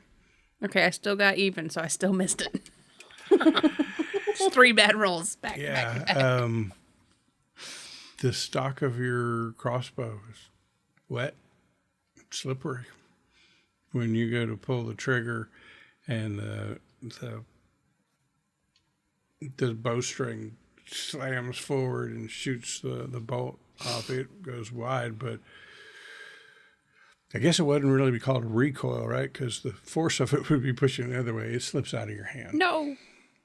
And the luck roll is to see did it land in the boat or in the water. Your crossbow just hit the water. But it's mostly wood. I was going to say, does it float? It looks like it is, but the part with the bow on it is metal and everything, so it kind of like has Right. like a bobber right in the weight, and so It's sits there long enough, it'd probably pull it down, but right now it's still within grasp. okay. So for my move action, I'd like to grab it. Can I still like actually move, or is that my entire move action? I just wanted to sit with the oars. No, I'll give you that as like a free action. So I'll pick it up, and then I'm going to move to the oars, take my position up to, on my next turn, be able to start going. Okay. Puck. Oh, Pucka. What kind of action would be holstering my weapon and drawing the 2 cutlasses? I read somewhere, and I'm not seeing it right now, but I believe that swapping weapons is a blitz action. Can I wait until it's getting pretty dang close, jump on his back with my cutlasses, and just start drumming?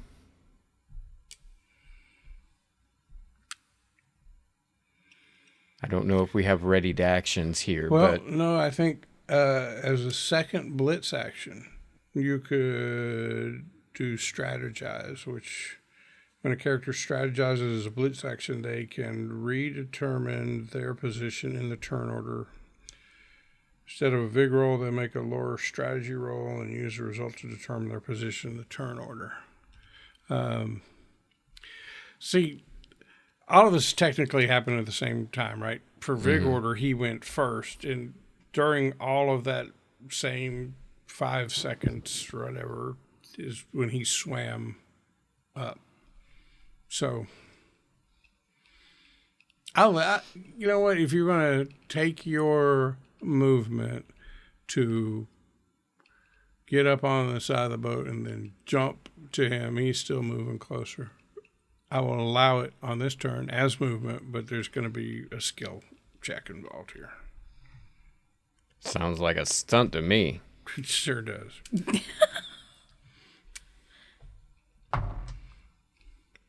8 plus 4 plus 2 plus 2. 8 plus 8, 16. All right. You have successfully landed on this shark. Because you only rolled a 16, you were facing the ass end of the shark. You know, had you rolled like an 18 or 20, I was going to let you do a twist in midair as well and land on him like you're actually riding him. That's fair. So, yeah, but you have landed on him. So I'm going to, with my cutlass, my original cutlass, it has a spiked hilt. I'm going to jam it into the side. The other cutlass, I'm going to make a move to slash off the tail fin of the shark. Okay, so this shark is huge, like really long. So I don't expect that to get extra anything. I'm just, for flavor, describing. perfect. Love it. So, Ambiance. yeah. I think I have to kind of adjust his reflexes on here because he could duck, twist all he wants. You're on his back. I'm going to consider this similar to him being in a prone position, which gives you a best of 2 modifier on your attack. Okay. So that means your first one will be best of 2, and the best of 2 cancels out the worst of 2 for your offhand. Yeah, because I just reread the ambidextrous, and I was going to bring this up, but it says you do not receive a worst of 2 modifier for wielding a small one-handed melee weapon in your offhand. Cutlass is a medium blade. Okay. So, I still have the best of 2 on the first one, even on the second one. Okay. It was the best of 2, it was the worst of 2. And I just rolled Dickens. That was really good. No goodness. At least I have a good melee, so 5 plus 9 is 14. 5 plus 6 is 11. Both are fails.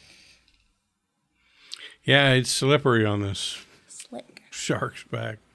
And we come to the top of the round.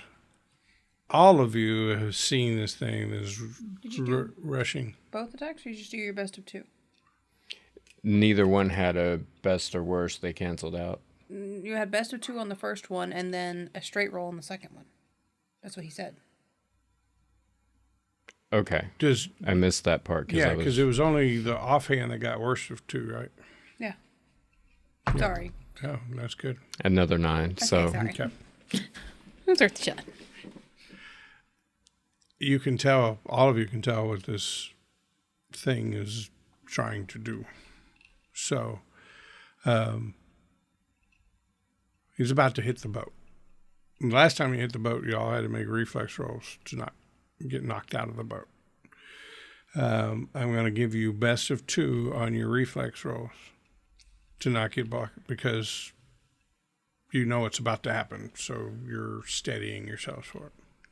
I should probably have a reflex roll too for the concussion of it hitting the boat. Mm-hmm. But likewise, you know what's happening. So you're able to, I'm going to ask you when it comes to you, what it is you're doing to steady yourself for this impact. So, Mel, a reflex roll to keep from being knocked out of the boat. Best of 2, you Well, said? hold on a second. First of all, let's see if he hits. He still Yeah, has to that'd hit. be nice. Wouldn't it be great if he rolled a nat 1 on this? He only rolled a 5, but he's plus 5. I'm going to call the 10 good for a hit on the boat. So, Mel, I need your reflex roll with a best of 2 modifier.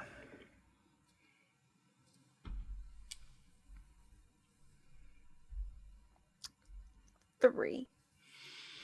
Okay. Yeah. How about you, Atlas?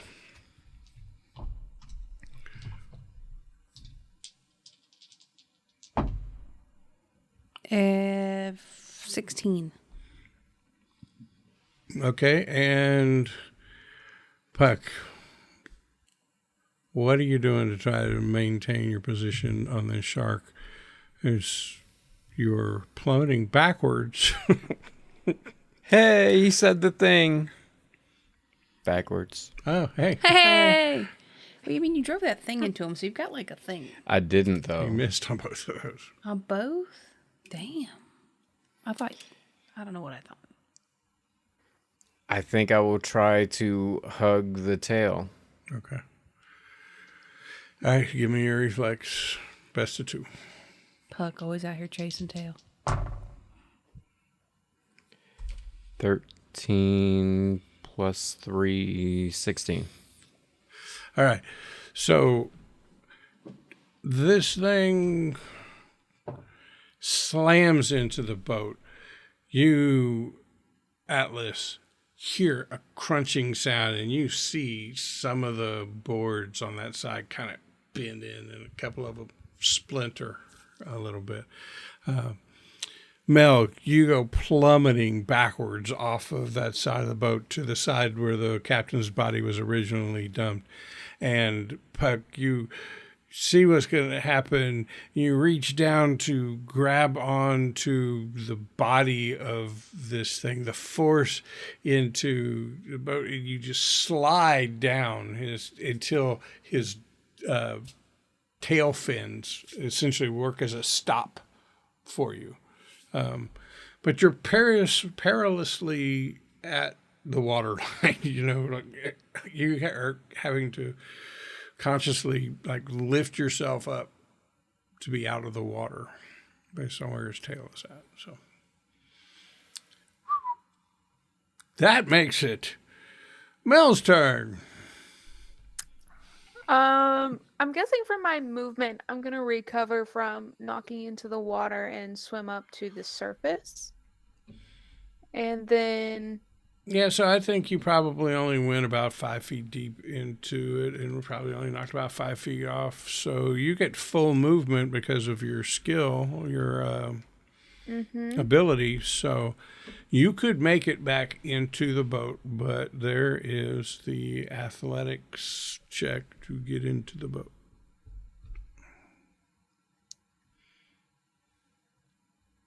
You see, I'm tired of having to get back in the boat, but it's better than being in the water. So Yes. we're coming back in. Okay. If I don't stop dropping this dice over my 14. Okay, you're able to climb back into the boat. That is your movement. You have action. I am shooting. Okay. Just straight shot, not calling or aiming. Okay. So. That looks like a miss from your face. I missed the table. Oh. Okay, well, the floor dice don't count. Roll it again. 15. That's a hit. Roll your damage. Oh my god, I never thought I'd get this far. I wasn't What damage do I prepared. do? Where's my dice? On the Honestly. floor.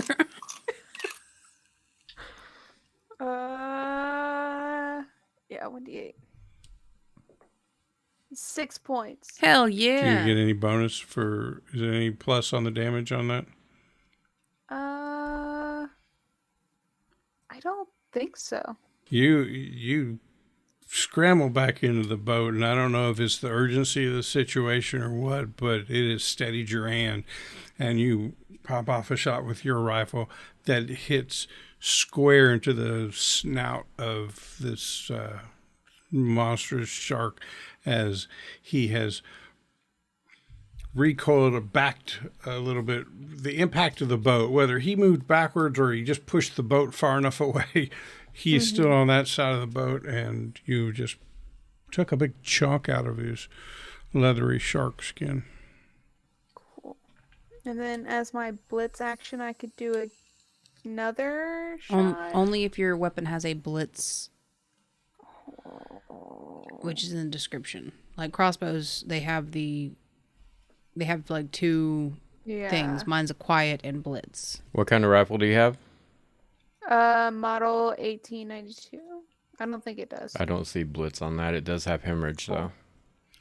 Okay. So she made a successful shot, so we need to Roll against health. and see if he's now got the bleeding condition. Yes. Ooh. But if he bleeds, does another shark come? Do we just create more problems? Yeah. Or less? Who knows? Okay. We attract an orca. Your shot hit in a really good spot. You can just see blood gushing out of the snout of this thing. It's 3 rounds, the bleeding. So for each of the next 3 rounds, he will lose 3 points of damage at the beginning of the round. That's a good condition. Nice shot. So that makes it Atlas's turn. Okay. I'm going to take a shot with my crossbow and use a blitz action to aim. Give it to me. So the blitz action gives you a +1 on your attack.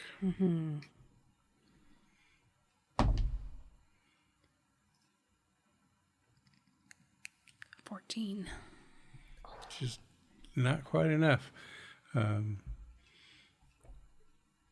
Hits the water just to the right of his head. Any movement? So I've taken some damage. Would you say that maybe my over jacket is got blood on it? Sure. I'm going to take my jacket off and throw it off the boat to one side, like as far away as I can get it, so he'll maybe go that way for a bit. Okay. Well, I get no roll necessary. There's now a bloody jacket in the water and a slightly cooler smuggler in the boat. Yes. Paka. I'm going to once again be trying to dig the spike in and hack with the other one. Okay. Do you want it to still have the prone? Yep. Okay. You're on top of it, you can't dodge out of the way. So the reflex thing doesn't seem appropriate here. So part of me wants to say it's an automatic hit, but I don't want to be that easy on it. So I'm going to give you best of 2. That's fair. I mean, he is swimming, so it's going to be... Blue and green are going to be the spike. So a 17 plus 6 and a 16 plus 6, so 23 and 22. Hell Both yeah. hits. Nice. What is the damage on the other cutlass? Because you said it seems sharper than mine. Would it be different than the 1d6 of my normal cutlass? It's mostly just flavor. Okay. The green is going to be my normal. He had a better looking cutlass than you did because he was the captain. That's fair. So my normal one has the hilt giving it a +1, and then my aptitude gets added to it because it's a melee weapon, which is +2, so that's You a built 6. a fighter, didn't you? I did. And then the captain's cutlass rolled a 5 plus 2 is a 7. Total damage? Total damage 13? is 12. Wasn't it a 6 and a... 13. And they both have hemorrhage as well, I believe, but I don't think you can do bleed twice, so... But it may be making him bleed from multiple areas. Yeah, but, instead of that, why don't you explain to me the demise of this shark monstrosity? What's it look like? So Pucka digs in the spike, and he's really, wanted to make sure the spike was in, so while the swimming is going on, he doesn't get thrown off. And he managed to actually slice off the tail finally. And the shark starts writhing in the water, and it's moving all its other parts and making just a very violent churn. And the water starts turning pink, and there's bubbles and blood and a little bit of viscera going on. And finally, the shark starts sinking. The shark starts sinking, and Pucka takes his cutlass and points at the shark and says, "Take that, you swabble." So I'll need everybody to make a note that swabble is spelled S-W-A, a single B-E-L. Doesn't seem intuitive, I know, and it is now canon. Swabble is a colloquial name for certain monstrous sharks. And I think he would try to grab the tail I would say keep it as a souvenir. and So- keep it for dinner. We didn't. There pack any is a food. frenzy of writhing and splashing as the last bit of life leaves this monstrous shark, and it tends to kind of roll over onto its side and then come to a stop floating in the water. You can see the kind of wider underbelly and the darker top side of him. This thing is huge, and it has, for some reason, 2 dorsal fins instead of a single one, and that crazy weird mouth upon mouth upon mouth with many rows of teeth. There's blood pouring out of his snout, huge trail of blood coming out of his tail. We're out of combat. You guys have the scene for whatever you'd like to do for a minute. I'm gonna fish out my jacket. Using an oar, you're able to reach out. Like, damn, I thought I threw it farther than that. I'm going to take the tail and swim back to the boat and get on the boat. And as I'm getting on the boat, I do it similarly, but instead of landing on my stomach, now that I have had time to plan it out, I would like to land on the side of the boat with my feet and take a couple steps and jump onto a seat and then jump backwards onto the last seat and be in position to row. And as I'm doing that, are you going to make me make a roll? Yeah. As I'm doing that, I yell, parkour! Parkour. Oh my god. Love you, Alex. I feel like it's punishment that like you should break the boat. And all of the stress you just put on it. So, I think everybody, but especially Mel and Atlas, are amazed at this show of agility as he springs up onto the side of the boat, jumps from one seat and uses that as a springboard into another seat, which lands him perfectly that his hands just naturally fall onto the 2 oars sitting there. Well, actually, 1 oar, because 1 oar got used to, and you start rowing around in circles. It's a beautiful, beautiful sight. You do notice that there is not a gush, but a trickle of water coming in from the port side, the side of the second hit, the one that he got a good running start on. Where the boards have buckled and splintered a little bit. There's some water coming into the boat. Can I use my craft arts to think of if there's any way to repair it enough that we can be sure that we're not going to... Sure. Seal the shark blubber. Give me a roll on that craft. Do you find yourself, after having played Call of Cthulhu, that when you do a skill, like, can I check it off? Right. No, I've done that several times because there is a checkbox next to all of them. And it's like, click it. No, don't click it. That's mastery. It's an unnatural 20. Okay, so you think of a couple things. One, there is a layer of fat that is visible with the shark tail that you could slather some, and it would definitely slow it down, probably Maybe especially if the long enough waterproof to skin get you was on it. somewhere. You know, maybe you could use the skin. The other thing that comes to your mind is if you can rely on the wind, you could cannibalize one of the oars to make a wood patch for that side of the boat. Wait, mateys, what happened to the other oar? Oh, here you go. Sorry, I was using it. Very important things. So now that he knows we have 2 oars, he's thinking. So we could use an oar, we could cut a little bit off of the shark, use like the shark leather. We don't have far to go. We should maybe just use the shark leather. And he's going to attempt to cut a big square off and fashion some sort of patch. Cool. I have a tent in my bag if you want some fabric Canvas? canvas to like.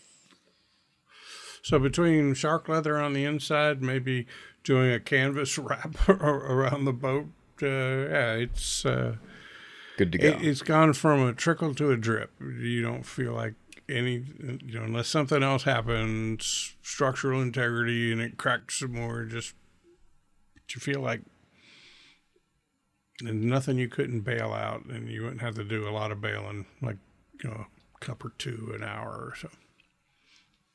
Well, that's the sea for you. If the suspense doesn't kill you, something else will. So the body of a huge shark lays floating, dripping blood into the pinkish water around here. The sun is starting to rise. There's a little bit of movement in the air, but it's still not enough to like catch your sail. So there you are. Whatever we need to do to make our wake the longest right now, is speed up a little. I'll row as much as I can, but we might want to get away from here before more sharks show up. Yeah. And then with that, I am going to summon a gale and fill our sail up with wind. She summoned a gale and filled her sail. That's future in the bar that we settle down in later. Work on that. He's been doing a lot of the sea shanty rap battles recently. Right. I actually threw that out there thinking John might throw something out. I at one point considered like there being a pot of, everybody had thrown 2 coins in and there was a sack of 20 coins for whoever won the rap battle. But I figured. Okay. So then I realized I was spending too much of my prep time With sea shanties? writing raps. And I'm like, I focus, Steve. God damn it. Did you hate that when you have to chastise yourself? So tell me, Storm Brewer. Is it Storm Brewer? Storm Bearer? Storm Brewer? Bear. Brewer. Storm Brewer. I think it's Storm Brewer. Could be wrong. Tell me, what did it all look like to everybody? Was there certain machinations you went through? It is Storm Brewer. What happened atmospherically? What did it look like to everybody as you just did the first bit of magic that we've seen in this game? She is going to stand behind the sail and just sit there in quiet for a moment with her eyes closed. And on the sunny morning that's coming, some dark clouds are going to come in and cover the sun briefly, in that half between of it could storm or it could not, that weather, but chills down really quickly. And there's like a misting in the air, and with that cool mist is also a wind that fills the sails as she moves her arms with it to fill them, and we start moving. Nice. So the single sail of this little dinghy puffs out to its full size. It has grabbed all the air that it is capable of, and the dinghy starts cutting through the water to the north as the sun finishes rising in the east, and the dead carcass of the shark is left far behind.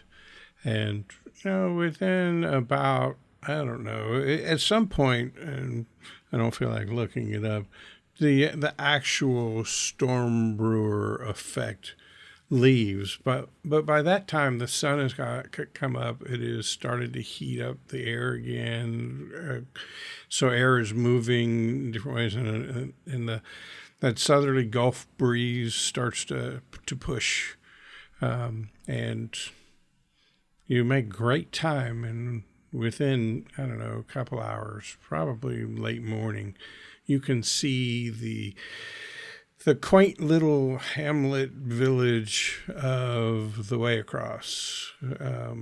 Up ahead on the coastline. People stirring boats that have already left. Some boats, small boats, not like huge ships, right? It's more like a fishing type village here. Some comings and goings there, and the early morning dock activity is slowed down because now we're late morning, but you can tell there's still some activity in the town, but most of the boats are out of the dock area, presumably off fishing or whatever. So, do we need to stop in the town, or do you want to shoot straight on through to the swamp? So you notice that the town is kind of on the mouth of this really murky inlet waterway that comes in. There's a word for brackish. Brackish, where the fresh water is meeting the salt water. And the fresh water has got a really dingy, muddy, greenish look to it as it kind of pours in. So it makes the ocean water a slightly different color as you get closer to it. So there is an inland waterway that goes in for who knows how long and how navigable it is. But the port fishing village of the way across is right here. I don't see us needing to stop and way across. If you guys need to stop for supplies or something like that, then we could. I don't need anything, but I say we can keep going. I think it's important we go try to take care of this last request, No time for sightseeing. We got work to do. All right, let's keep it going then. Okay, so take some adjusting of the sails that the Pucka is absolutely qualified to do, because now as you turn to go more westward, the southerly wind, you got to kind of turn the sail to catch it right and still propel you forward. As you get into this brackish water and into this riverish outlet that is coming from inland, you start going there. It's a little bit slower sailing.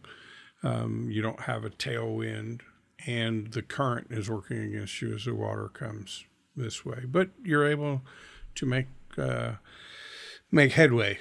You start to pass by the town, and you notice that there's a single dirt road that leads out of the town towards the west that kind of rides along the side of this river.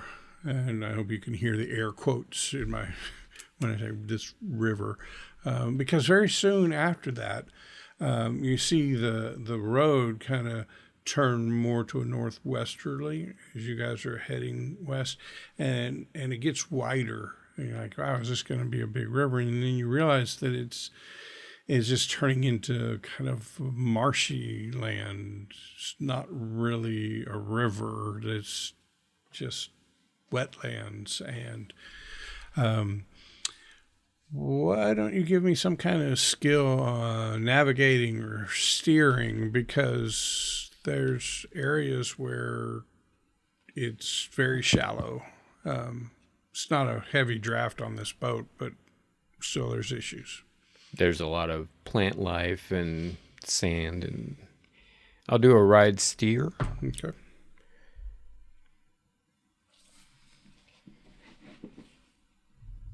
$17.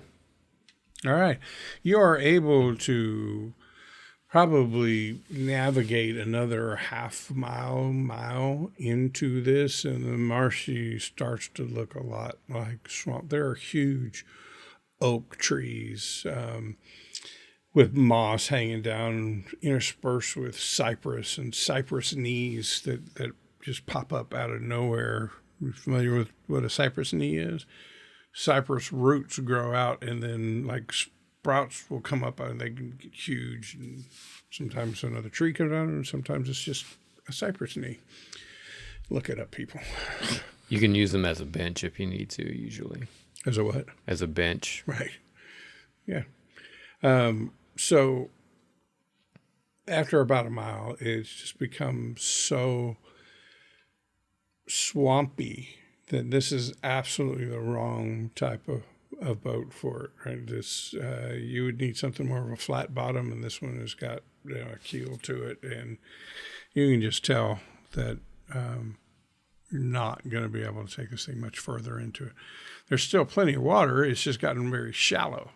And we don't want to beach the boat because we'll need something to get back home with. And Pucka has that in mind, and he's looking for a good spot to bring it so that they can either tie it to a cypress knee or otherwise secure it while they do the job. Sure. And while you were sailing it in, and as the road turned off, you were doing your best to kind of keep close to where the road was heading. And when you finally just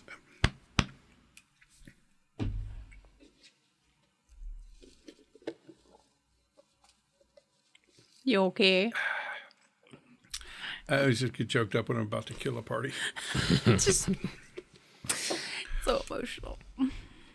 Such a big moment. You're able to find a spot to tie up the boat and step out, and a couple 100 yards you can be up into higher ground, which is where you find the road again, and you notice that it is this path that seems to be cutting through this swamp, and it turns and twists and meanders like it's just following the natural high ground that appears. And there's a couple places where planks have been laid down to allow carts to pass over because the natural high ground is given way or whatever. But it reminds you of the writing you'd read in his journal about there being a pathway road through the swamp that him and Maria were traveling when she was abducted. So you found the road. I believe these are the trail we need to take.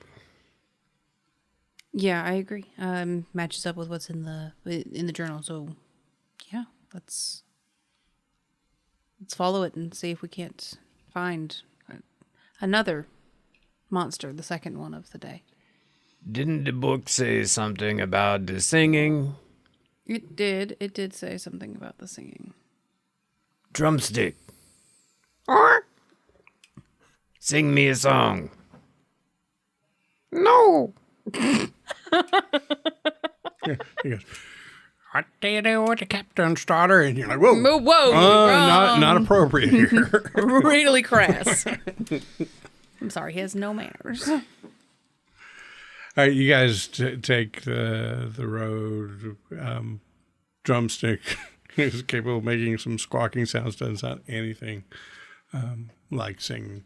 Miles into this swamp, and it is like oak everywhere, big old oak, and the canopy is like blocking most of the sunlight. It's really muggy in here. The air is just wet as hell. Everything is damp. Even the road, at times is kind of mushy, but it's passable. And as you're passing through it,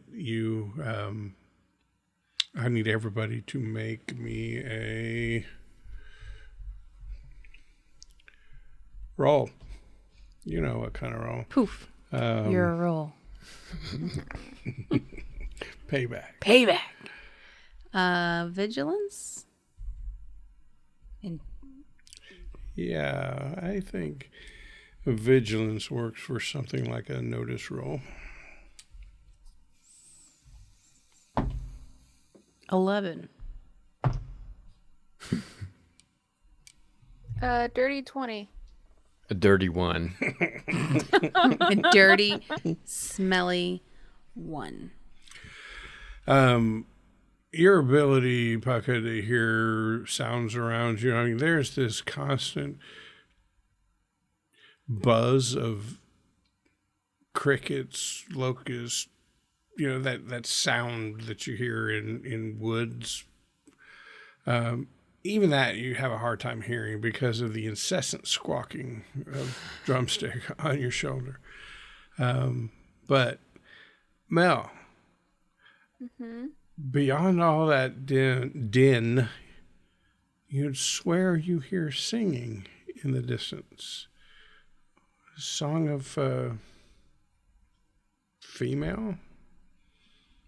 Maybe you even detect a slight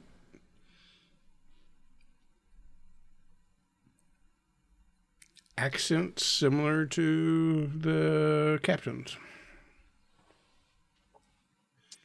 Hold on, do you guys hear that? No, I don't hear anything. Yeah, drumsticks. Hush. Listen, they're singing. Maybe it's coming from over there?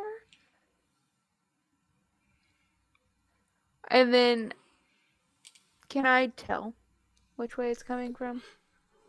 You can. Okay. It is, in Then- fact, coming from over there. Now, the journal. Awesome, perfect. Did the journal say that that he sung to back to get the monster to come out, or was it? You, Mel, remember specifically, almost identically, that he said he was calling out her name, Maria. And when he called out the name, the singing stopped. And then shortly after that, the creature appeared.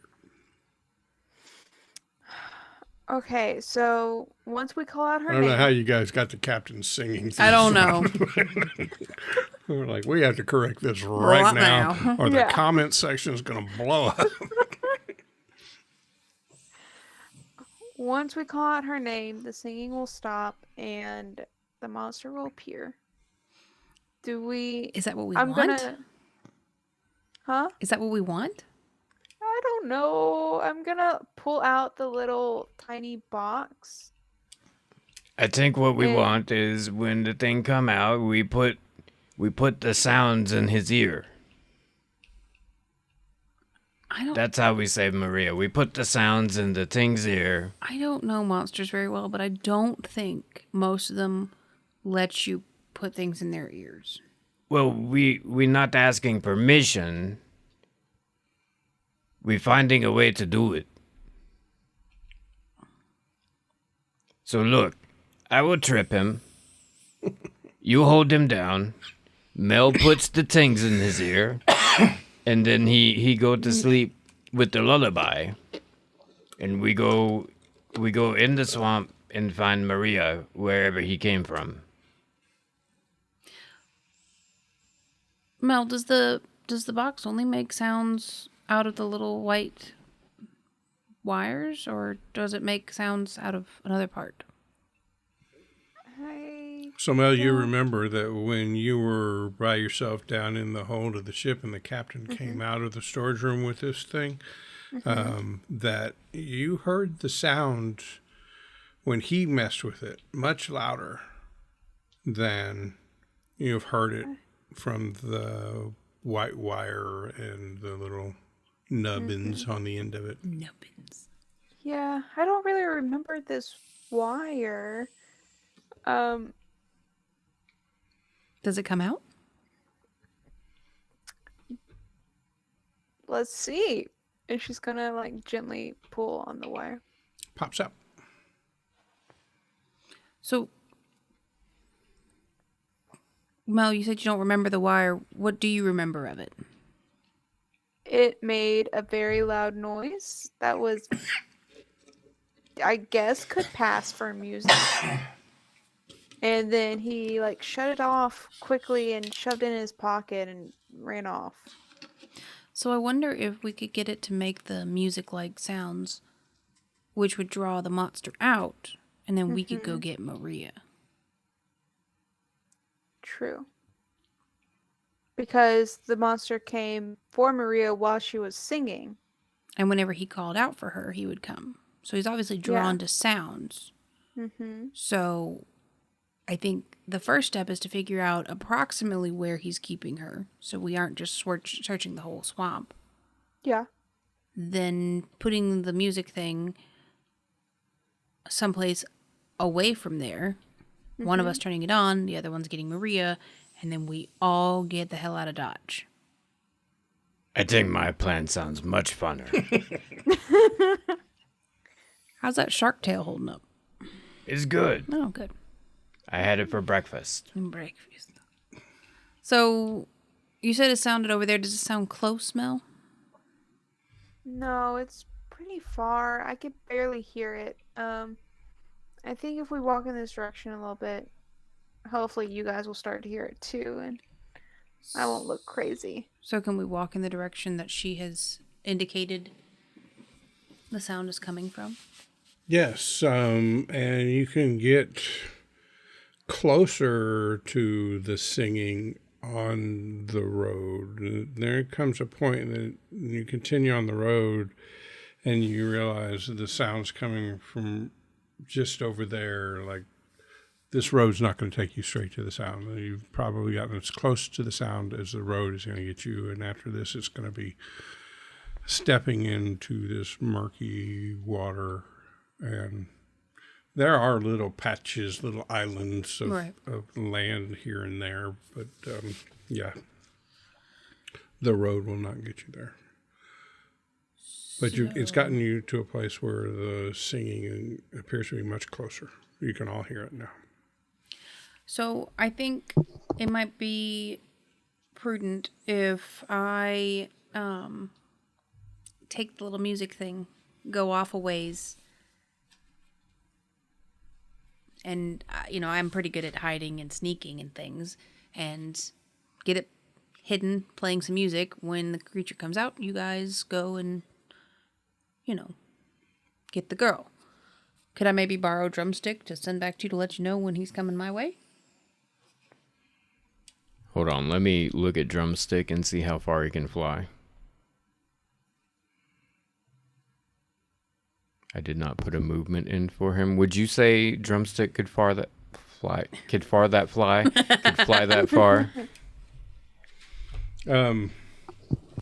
Yeah, he can. I mean, he can fly as far as his little wings will take him until he runs out of energy. That's what I'm but saying, his though. He's a movement range parrot. is a different question. 20. Yeah. So his movement rate is 20. Mm-hmm. But he could call.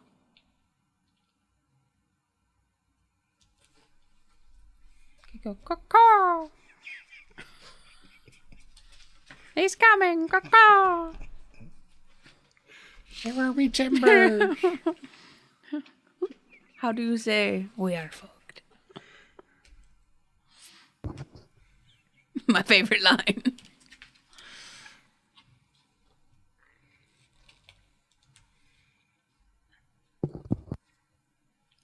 Could he call?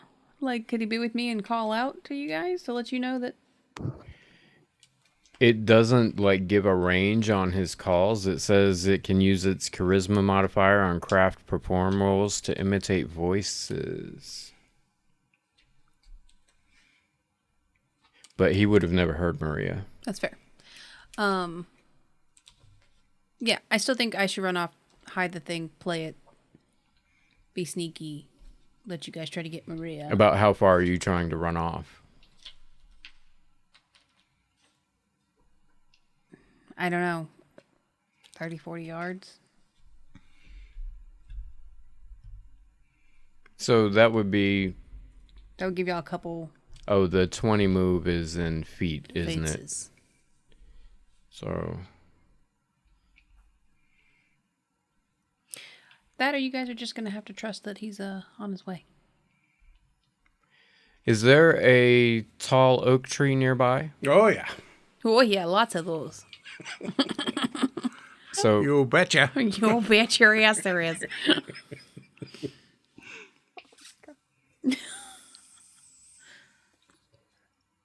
could I climb the tree, use the spyglass to spot both her and look for where the guy was coming from?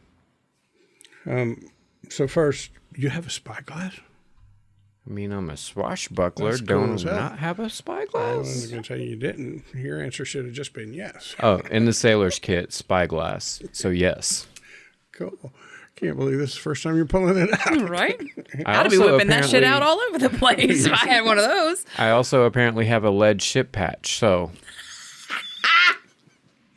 The fuck? Read your damn character sheet. Well, maybe you'll get a chance to use it.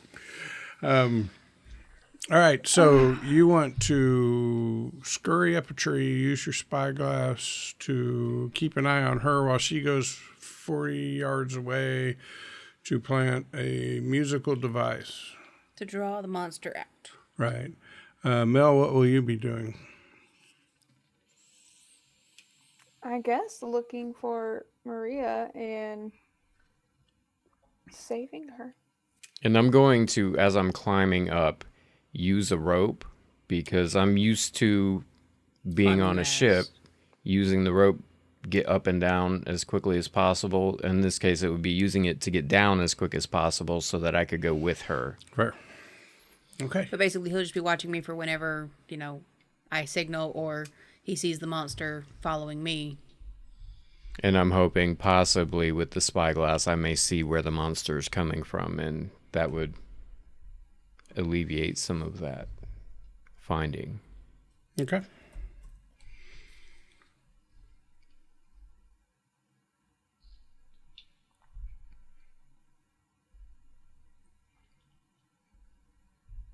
So, Mel, show me how you make it play the So sound. stunt is used for climbing. Good news for you. So I'm going to need... I don't know if John has anything instant. I don't know that he's used it yet. Going to need a stunt roll for successfully climbing this tree. Atlas, will you be staying at or near the road, or are you moving off into the swampy areas to plant this thing? And I am going to move off into the swampy areas. Okay. On the other side of the road. okay, Mel, will you show me how you made it make the sounds? I don't want it to make the sounds right now, but I want to know Yeah. how.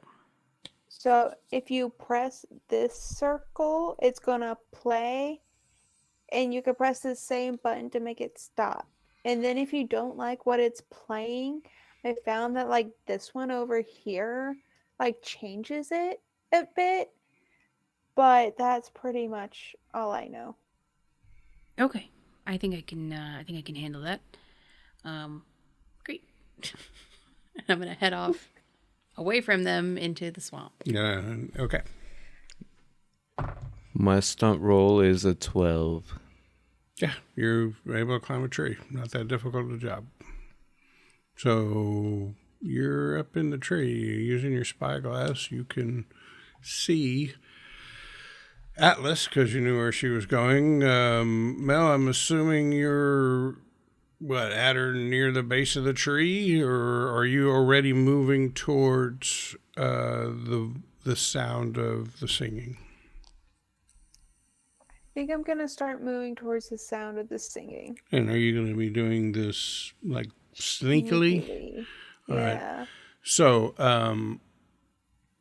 I'm going to need a sneak roll from Mel. I'm going to need a vigilance roll from Pucka, unless you'd like to argue for a different skill as you turn the spyglass towards where the singing is coming from. And I'm going to need some kind of roll from Atlas to see if she, with a little bit of instruction, can actually master this ancient technology. Okay. So, He's been using a spyglass for a very long time. It's practically intuitive to him now. It's the best I can do, but I understand if not. Tinker? I will allow Tinker, and I'm predisposed to allow intuition, but let me take a look at. I'm going to use a different dice because that one has been failing me all night long, which is so sad.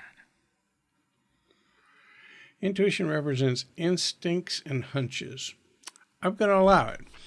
Your instinct and hunches about where the sound is coming from and, gauging distance and then relating that to how you ought to focus the glass. Sure. I'm a generous kind of guy. You're all going to die anyway. Yeah. Might as well give you a few things to be happy about. Oh, yay. I'm going to put the little 300 meme with Xerxes saying, I am a generous god right here. Right. Do that.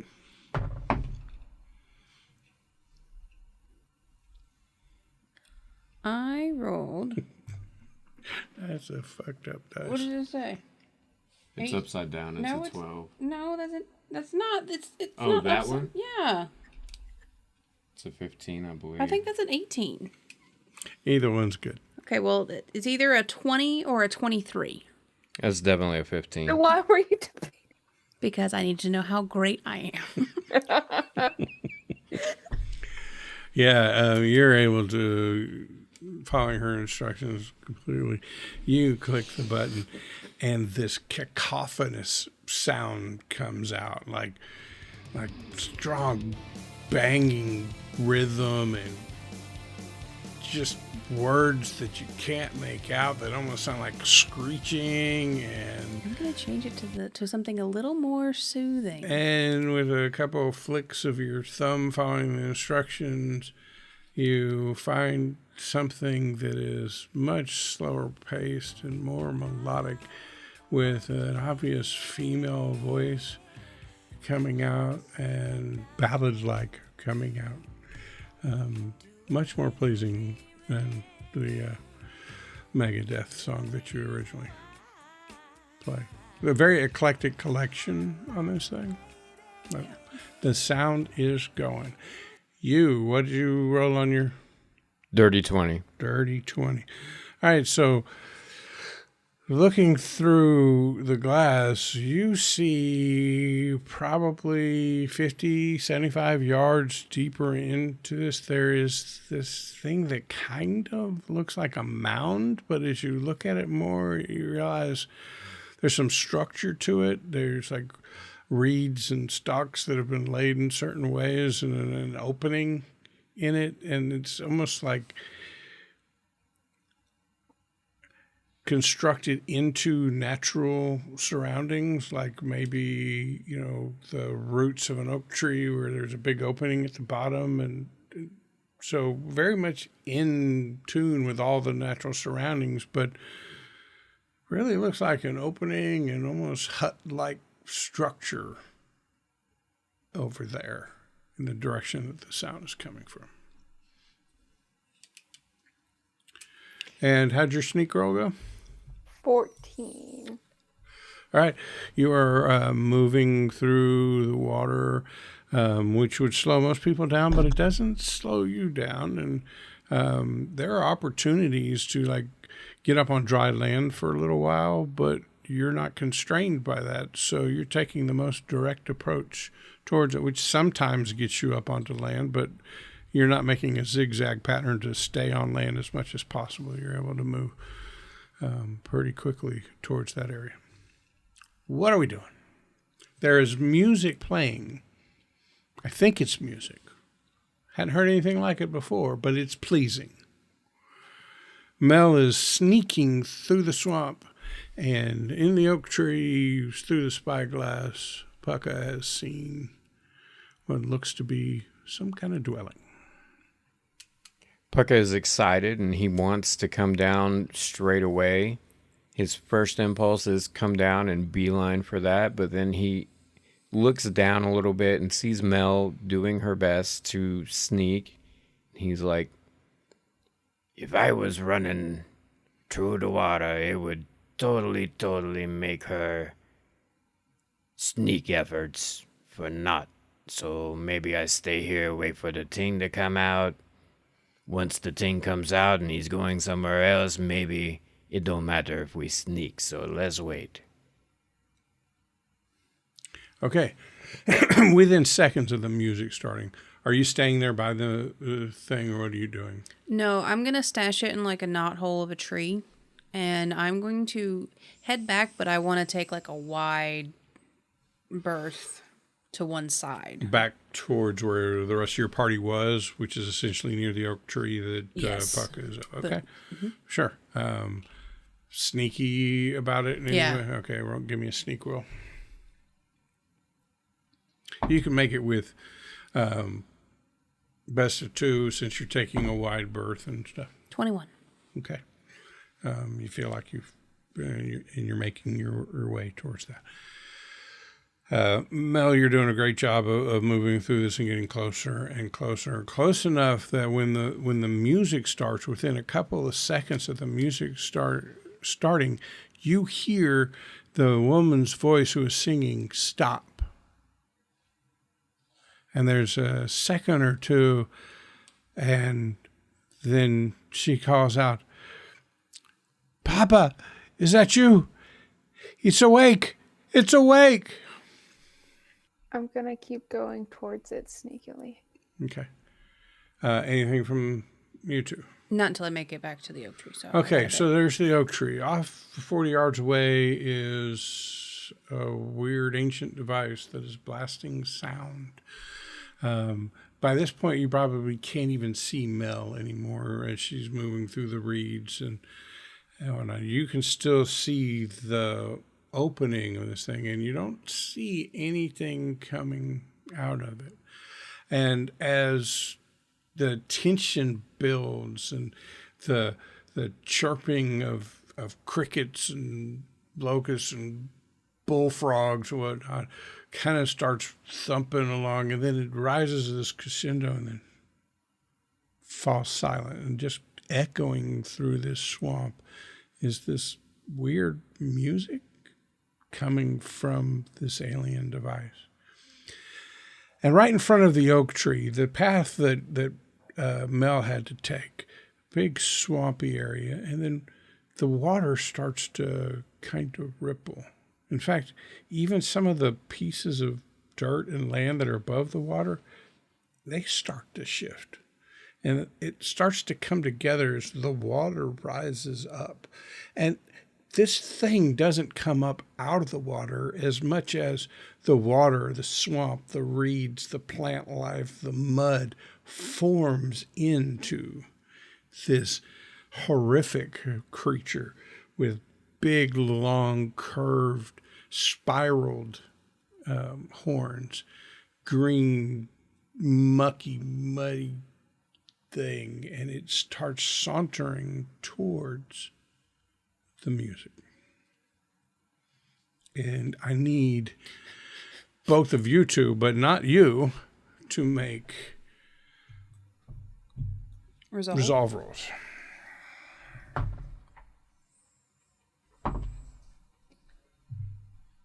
and we're supposed to go under, right? Yeah. Yeah, I didn't do that. I failed. He's scary. It's like Swamp Lucifer. Both of you failed? Yeah. Don't say, ooh. Don't do that. Well, I don't know where you're at on. Where are you at on resolve? 8. I am at 6. 5 points of resolve for both of you as this terrifying visage rises up out of it. It's disgusting. It looks like it's made of plant and root and mud, and it's got these red glowing eyes and those crazy horns and this toothy maw that just never seems to close all the way. It's sauntering towards the music. What are we doing? Wishing I'd brought my brown pants.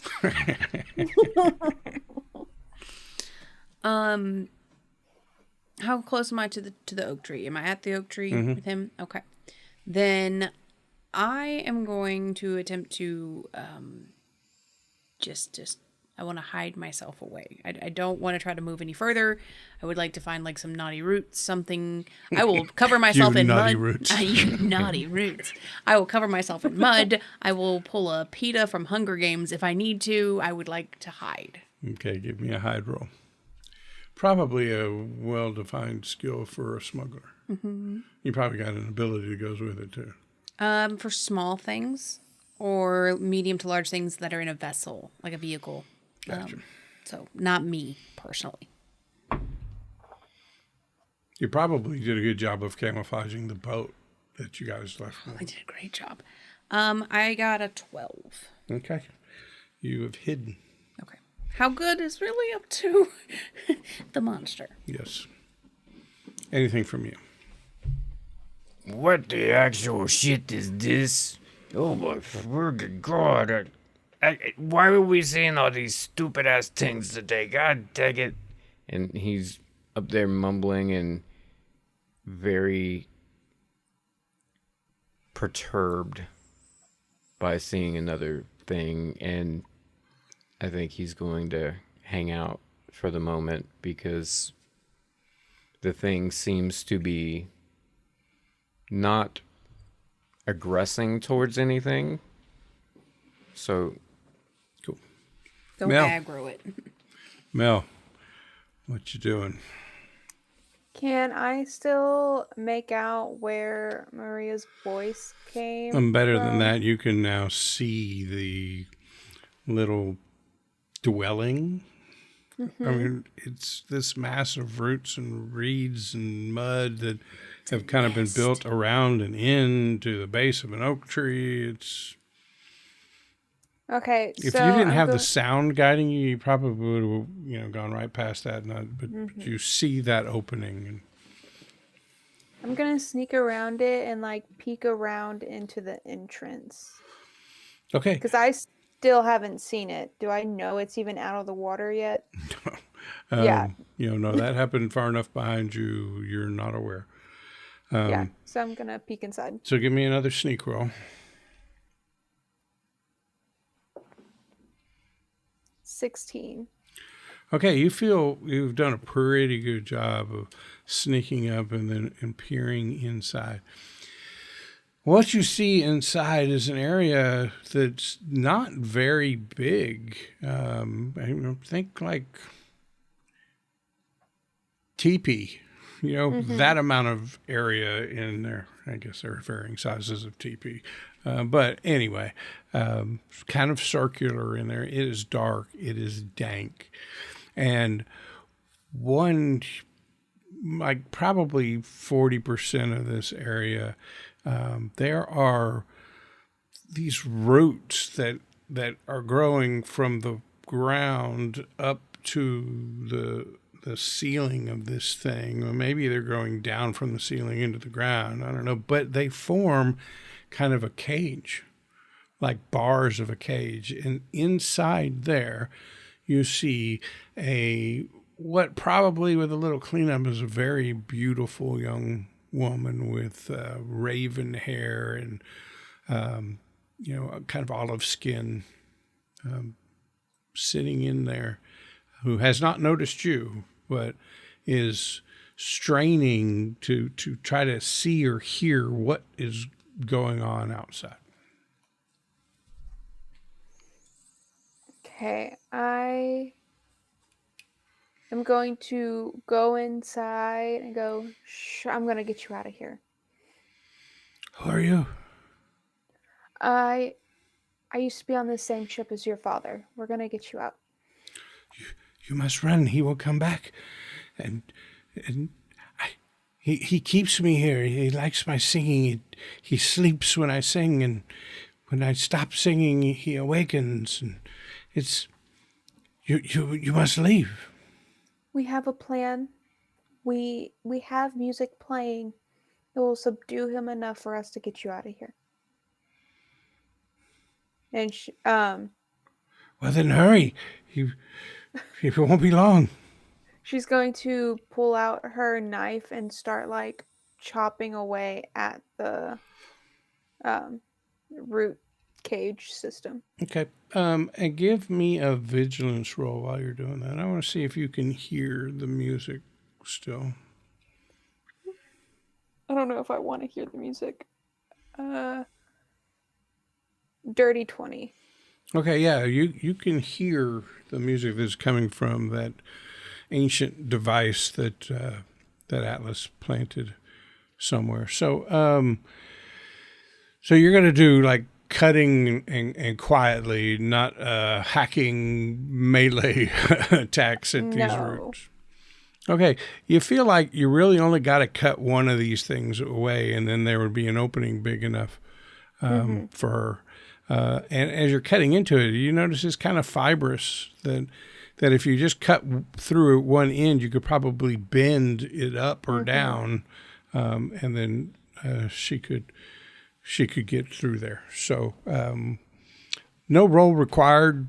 You know, like it wouldn't make you roll to cut a peanut butter and jelly sandwich in half. So that's what you're doing, and that's what's going on there. Meanwhile, back at the oak tree,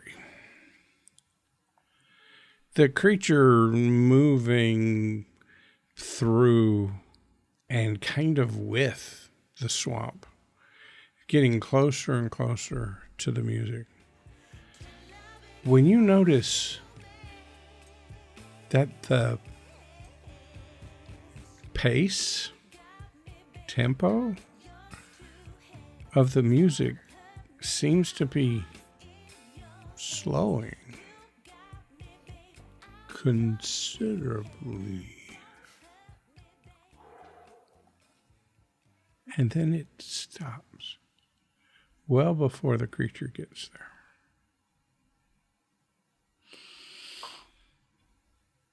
I am going to take off in a run to the road and back towards the boat. Run, sprint, as much movement as I can get, and start singing. Okay. At the boat? I'm going to run to the only direction where I know where I'm going. I'm not going to run aimlessly into a swamp. At least I know the direction back to the boat. Okay.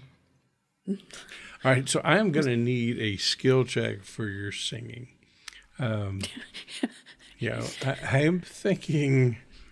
Can I avoid it if I actually sing? No. If I just come back. No, because I know Emily can sing. Okay. Hold on. I might have something.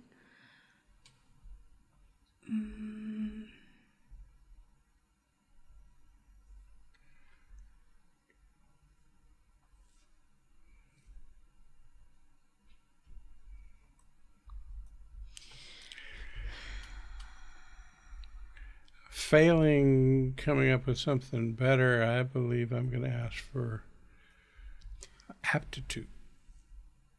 I could do that. I think that's where performance kind of stuff. Yeah, because it would be craft perform. And is that modified by Aptitude. craft perform? Yep.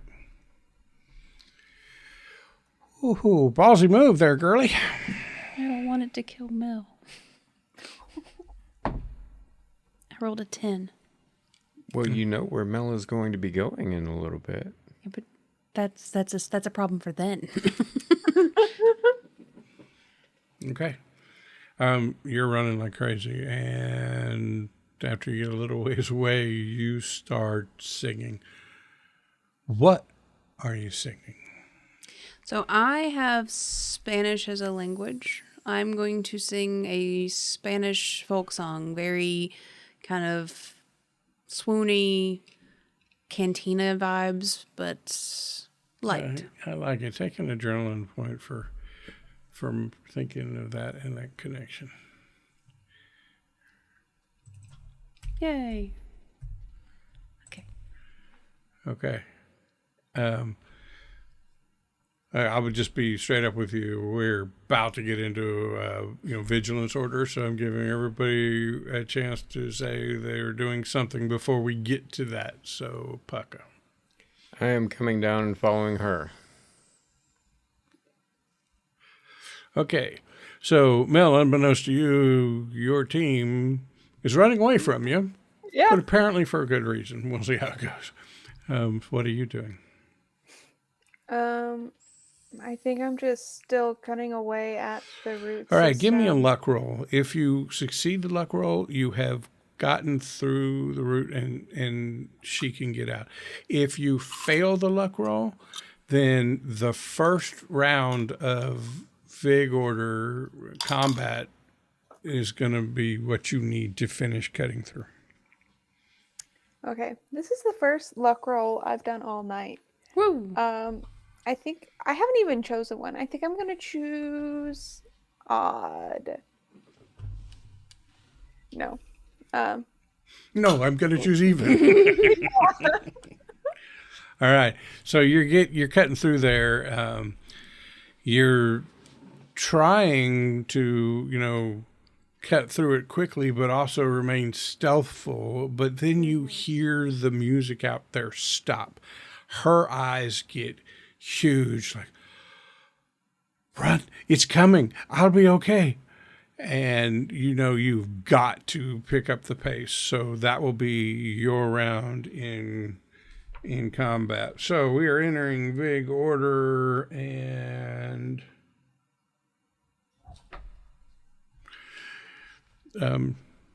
needless to say, the thing will be going first. Yeah.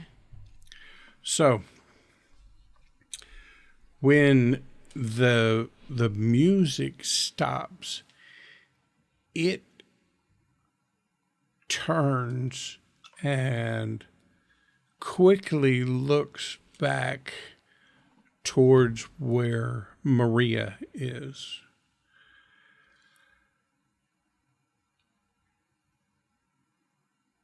But I think you didn't try sneak when you started running, and you didn't either. So I was going to see if I need to do a vigilance roll compared against your sneak, but you aren't. Nope. So he turns to look towards Maria and then sees you guys running as well. You said you were about 40 yards away to plant the thing. You guys have been running, so I'm going to say there's probably 50 or 60 yards between you. And the creature looks your way, and this, you can't help it but look back over your shoulder to see, is the singing working or anything, right? And you look and you see this face, and the eyes that are glowing red glow even stronger red. And it makes this billowing noise as it lifts these swampy arms up, and this look just comes over him like you'd swear he was concentrating on something. And the road that you're on and the swamp around it just kind of terraforms in front of you to this like brambly patch of thorns and thicket that you are going to run straight into if you don't do something. And that's its turn, which makes it Mel's turn. You'll spend your entire turn cutting her free, but she is now free. That's your action I'll give you, and Maria movement. Okay, then we're going to sneak out and head towards... Do I hear the commotion going on at this point? I think probably when the creature did that weird guttural wet roar, that you hear, and when her eyes got big when the music stopped, if it was possible for them to get bigger, they just got bigger because she knows that sound. Mm-hmm. Okay, we're gonna sneak out and kind of like take the long way around towards just so that we can get a better eye before we approach. Okay, so make me a sneak roll. And Dirty one. it doesn't really matter what she would have rolled. So let's just say in your haste, you're stepping on twigs that you would have avoided on your way in. Your focus was better. And at this point, it's twigs snapping and water sloshing. And you realize you have not been stealthy, so you probably just give up on that. And now it's just about speed. Yep. Okay. So you're moving back in a slightly circuitous route back to the oak tree. Yeah. Yeah. Okay. That makes it Atlas's turn. Okay. So the brambles in front of me, is it like wide or is it just, a couple feet across like the road width? Or is it something I can like run to one side and get around? Or is it something I'm going to have to probably climb? You could get around it. Okay. Just the earth and stuff around just reformed to make an immediate blockage to you. You go around, you're going to be going through swamp instead of the road, through Right. brushes and reeds and all that stuff. So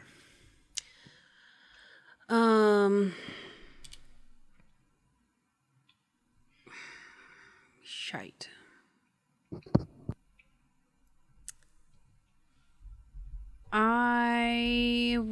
I guess. How tall is it? Could I climb it? yeah, it's not that tall. It's I don't know, maybe 8 or 10 feet. It served its purpose. It stopped you from running. So if you'd like to try to climb over it, I'll allow. Yeah, I'd like to try to climb over it. I can use athletics, stunt. Stunt. Okay. And your speed is going to be halved. Your normal speed is 20? 30. 30? Okay, so you can get to the top of the wall and jump over the other side if you wanted. There's a cock die. Hold on. 14. To climb it. Yeah, the brambles tear at your clothing. There's probably some scratches on your arm. No hit point loss or anything, but it is rough sledding. Right. But you're able to get up to the top of it. You're at the top. You've got about 5 feet of movement left. I'll let you use that to jump down to the other side. If you wanted to climb down to the other side, you're only going to make it part of the way down. No, I'm going to jump down. Okay. So, Paka. For future reference, the drumsticks vigilance is an 8. I will also be climbing. Anything to roll a stunt roll. Oh, I have something completely epic in mind. I hope you do. Do it. That's a 23. Yeah, you scramble up there. So I'm going to say What was your movement rate? 30? 30. Okay, so it took 20 of it to go the 10 feet up. And I'm going to stand on top of the brambles. Okay. And I'm going to look over my shoulder and I'm going to say, Drumsticks, you know the trick you do where you make people's voices? I want you to go on the other side of the thing and make the voice Atlas just made. basically telling him to go on the other side of the thing and sing.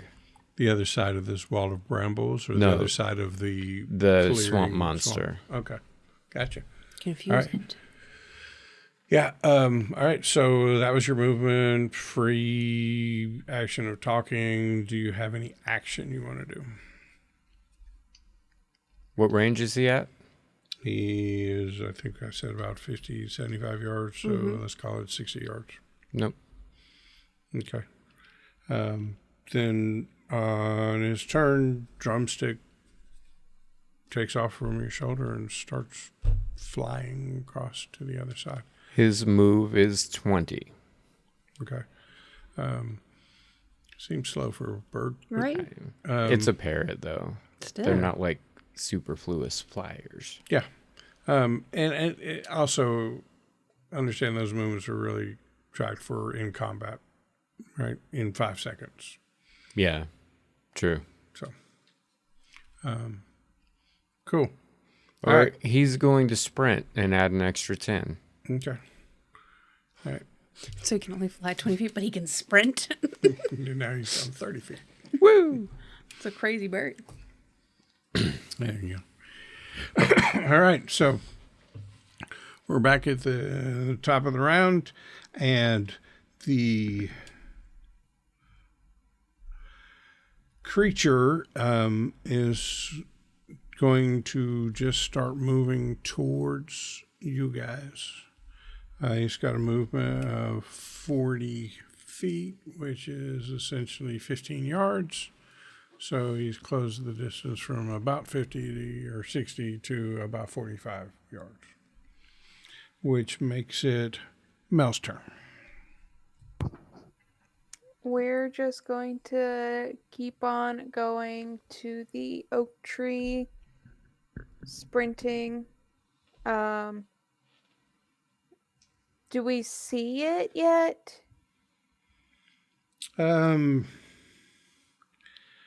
Yes, you see somewhere about in between where Atlas went to go put the device and the oak tree, that this creature is moving towards your friends, which you can see down the road, but something is blocking the road.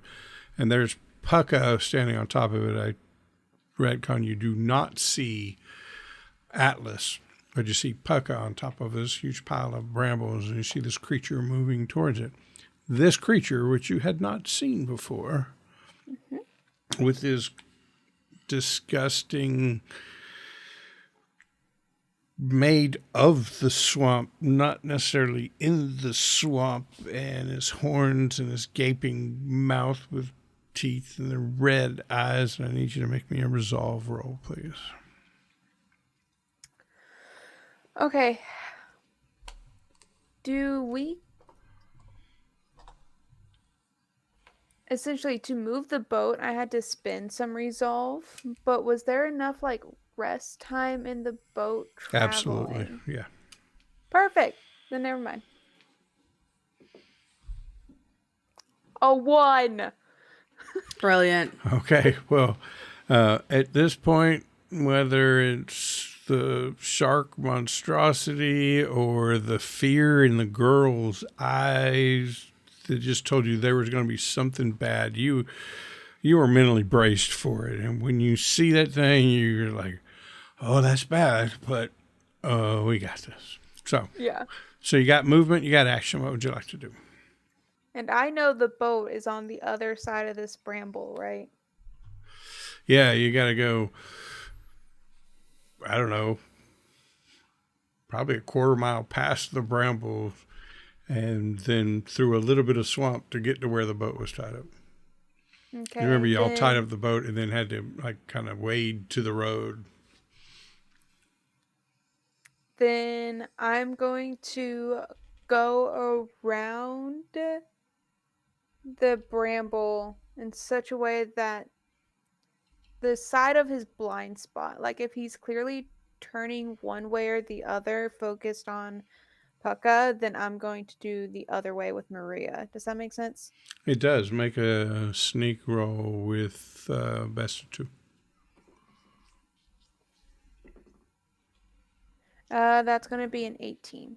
Okay, yeah. You feel like he has no idea that you are there, and you're now probably up near the oak tree. So we got a kind of a triangulation going here, right? The creature is about 45 yards from the brambles and where Pucka is standing, and you're probably about 45 yards perpendicular to him. So draw a right triangle with the creature being at the 90-degree angle.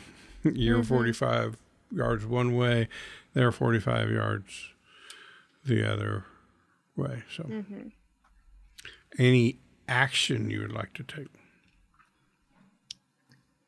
No, I'm liking going unnoticed right about now. Fair. Take a adrenaline point for being this close. Where like peripheral vision says if he's got good ones, he probably see you, but he's not. You're killing it. So cool. That makes it Atlas's turn. Pucka stands on the wall above you. You crawled over and you could hear him coming up over it too, and you expected that you'd hear the thump of him jumping down on this side too, and it didn't happen. And you look back up, and he stands there with his back to you, facing this grotesqueness of a swamp thing.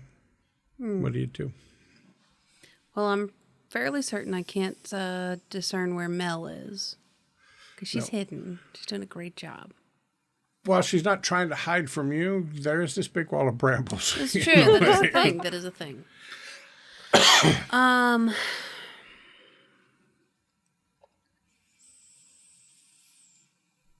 So I don't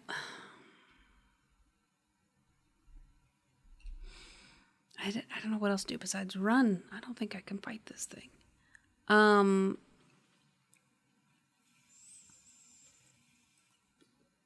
I think I'm gonna try to bear with me. I'm gonna go old school and pull out my torch that I have in my smuggler's kit and light it as I'm going. We're just going old school monster, you know. You gotta have a torch and a pitch. If somebody has a pitchfork, it'd be helpful. But he's made of swamp. It's probably a little flammable. He might be swamp gas filled. He might be. It's the only thing I've got because I'm really thinking crossbow bolts. Not gonna do much. Okay. So yeah, I'll let you light torch as a blitz action. So you still got action. You still got movement. Or you said you were gonna keep running. I'm gonna keep going. Okay. Yeah. So full movement, or if you wanted to use your sprint, that would be a blitz action, in which case you couldn't light the torch. No, so you're just going to do your regular full movement and light a torch. Correct. Okay. All right. That makes it Pucka's turn. You're standing on top of brambles, and 45 yards in closing is this swamp fiend. So Pucka draws both cutlasses and clatters them in the air and says, It's over, Swampikin. I have the high ground. I fucking can't with you. Okay. Yeah, that's free action, something you can say within 5 seconds. So, would you like to see if it had an effect on him? Sure, Make you a want me to threaten. roll a threaten? Yes.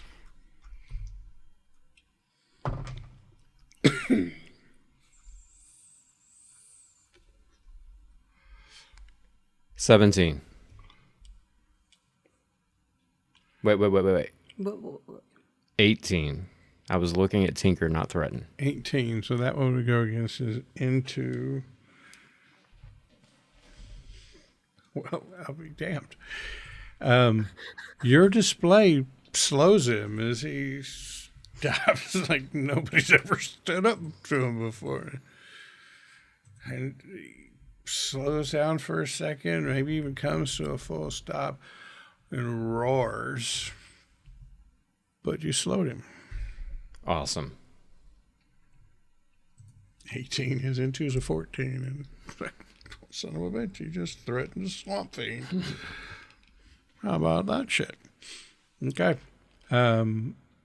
Any actions? Just gonna wait. Okay. You're going to jump on a swamp creature, ride him like a shark, aren't you? That's the plan. Okay.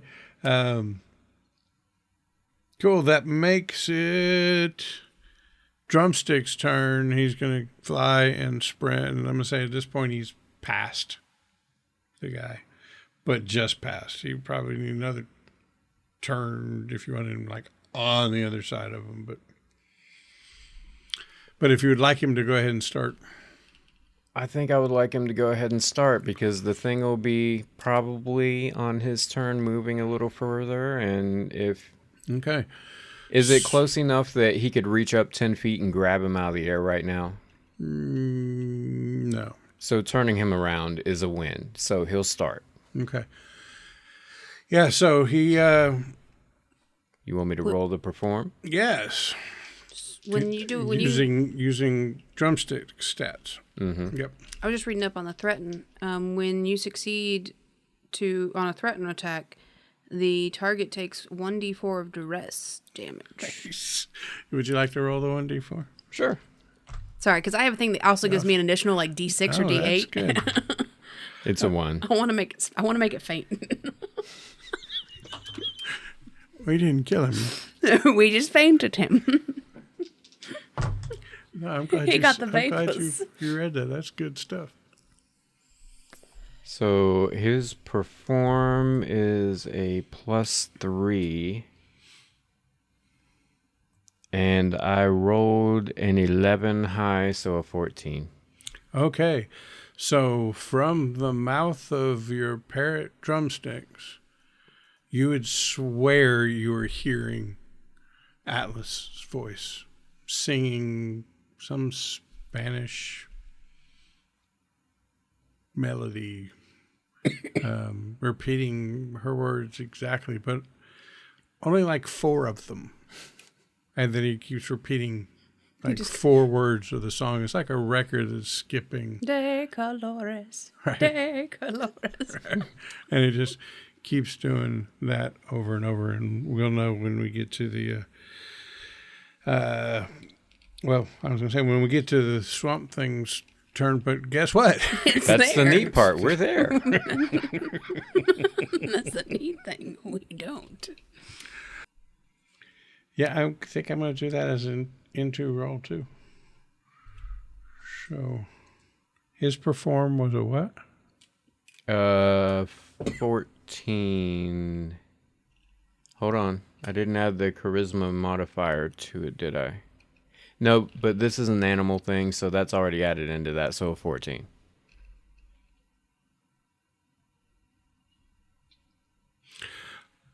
Okay, so I kind of did that as a contested roll.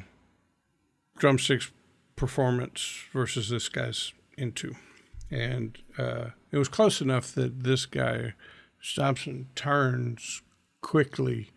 And about that time, the 4-word repetition starts and he shrugs it off, turns back to you.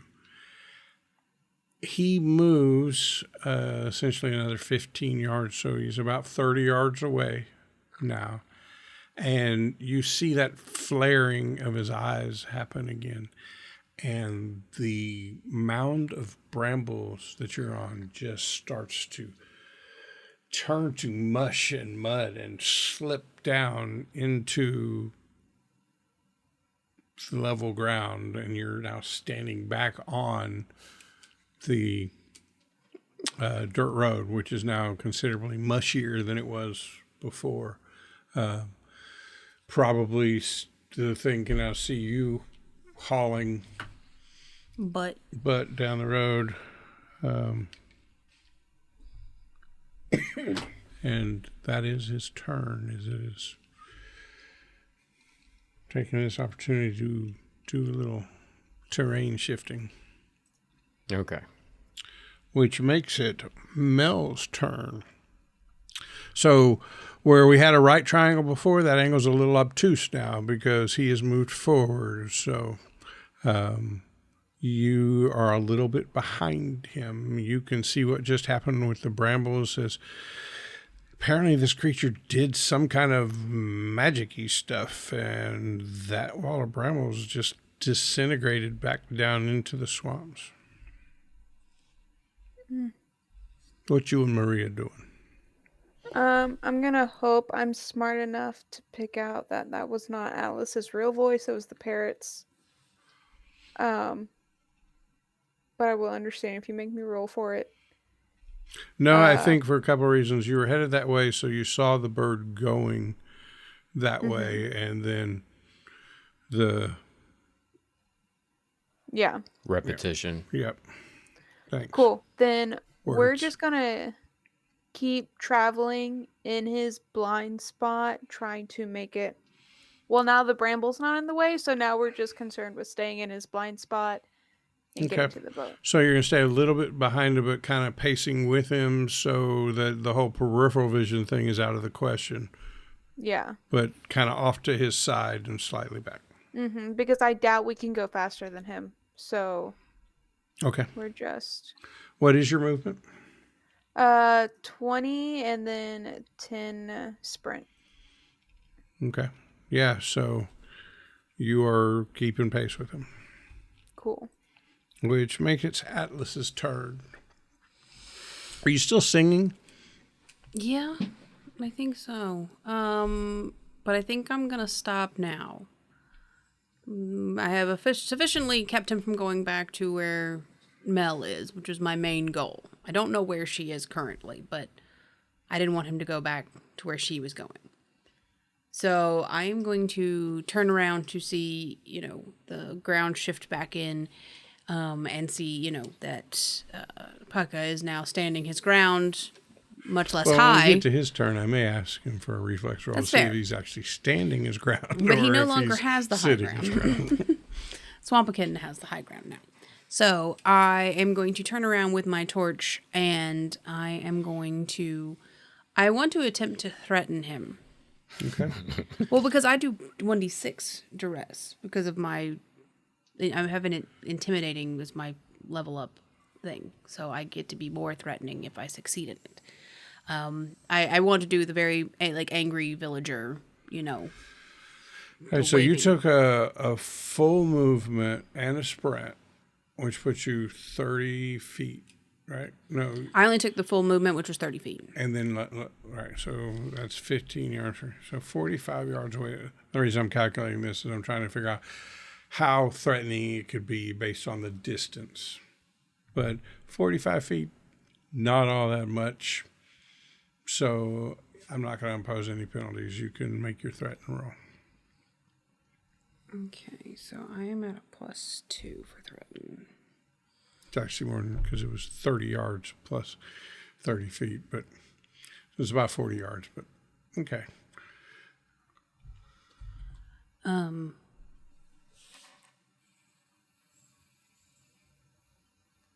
Oh.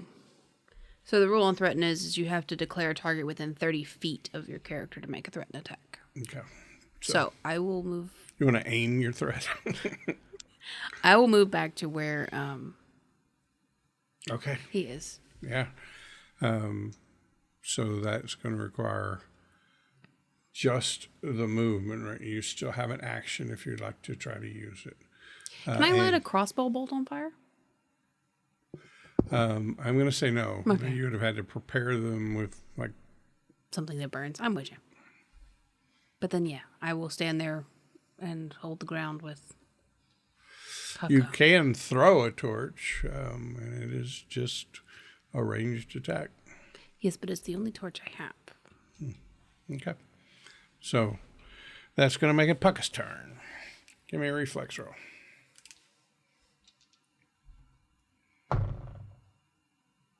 $15.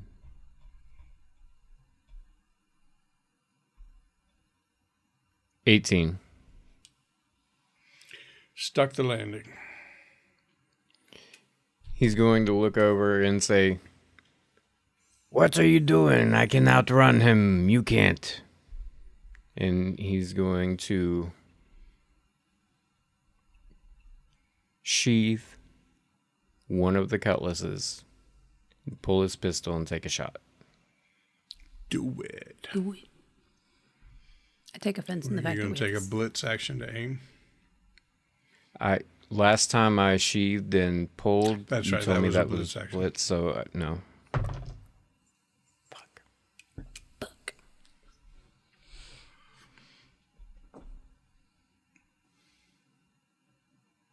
13. Okay, the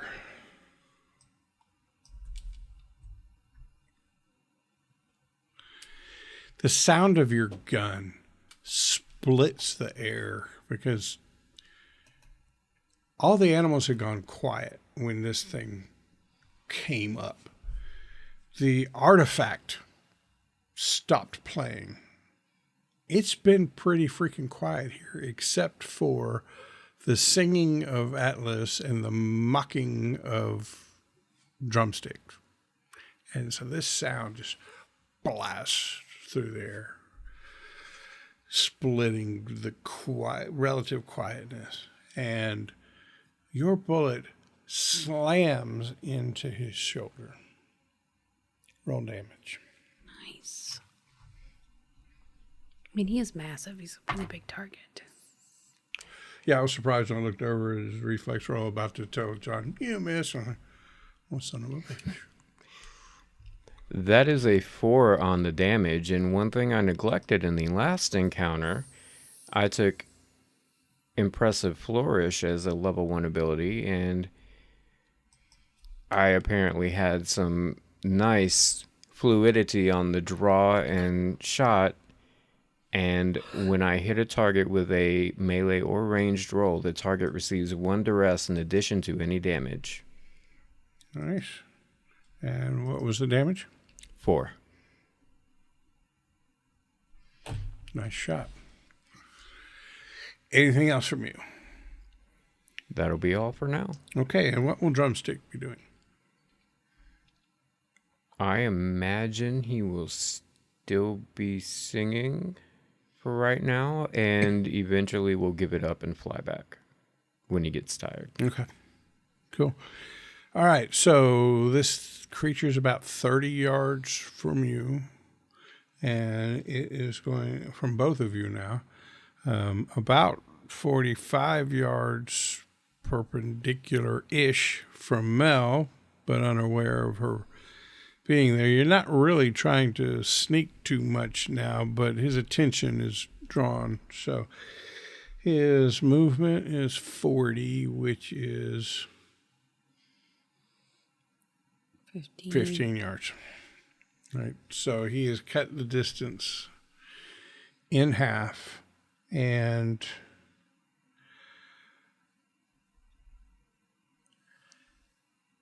as he's walking, he's got these big, long arms, and as he's getting closer to you, one arm with these claws that are more thorns and sticks than flesh reaches down into the swamp and just sucks up.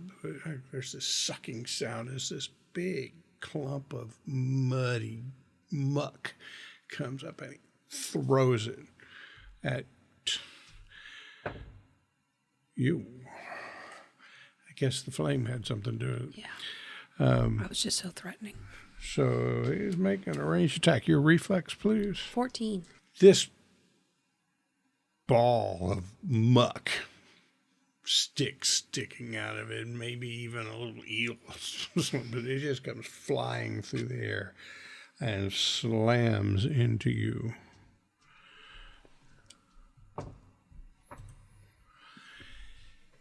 Doing 6 points of damage. That goes down to 4 because of my armor. Thank God for that purchase.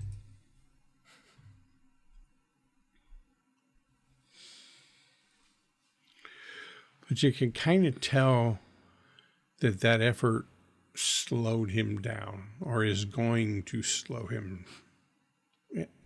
He's not going to be able to move as much next round because of doing that. You can just tell it's interrupted his momentum. He's so big. Yeah. So that makes it Mel's turn. Shots have been fired, but he started it. She's gonna turn to Maria and go, half a mile, a quarter of a mile? How far? About a quarter mile. A quarter mile in that direction, there's a boat. You get to it and you stay there. If we are not back there, in 5 minutes you sail off. I know you know how to sail with your father. So you go. She's trembling, but she gives you a little nod and starts wading through the swamp to kind of circle around to get behind where Atlas and Pucka are, and she's moving that way. Okay, and then with my movement, I'm going to start heading back in the other direction to be directly behind him. In 20 feet that direction, and then I'm going to shoot with my rifle. Okay, first do me a favor and give me a stealth roll for Maria. No modifiers. Seems appropriate. It's fair. It's not fair to make Can Hannah you roll it. do it? I'll be glad to if you want me to. But are you saying that Yeah, I because don't- you already rolled poorly? Okay. Yeah. Then the answer is no, I can't. It was a 6. Okay.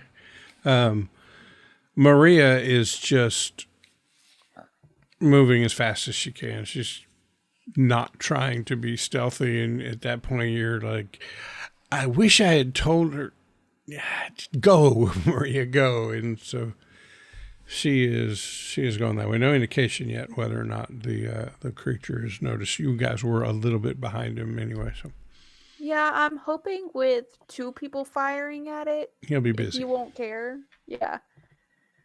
So, yeah. Then I am going to fire and use my blitz action to aim. And that gives me a +1, correct? Yes. 12. That's with the +1. Yes. Just misses. He's a 13. Your shot God. skims by him. Probably he felt the air. And maybe even a little twitch to look over in your direction. He now knows you're there. Hey, if nothing else, it will distract him from Maria, and that's all I can really. There is a chance that because his head got drawn that way towards your shot, that he also We say the other way. just saw Maria. This so. way. So that any movement? I already did it to go behind him Oh, okay. instead of Okay, the, okay, catty yeah. I'm sorry. corner. Then there is a chance he didn't see Maria. I still had you in my mind over in there. That you're right. You were behind him. Took a shot, missed him. Cool. That makes it Atlas's turn. Okay.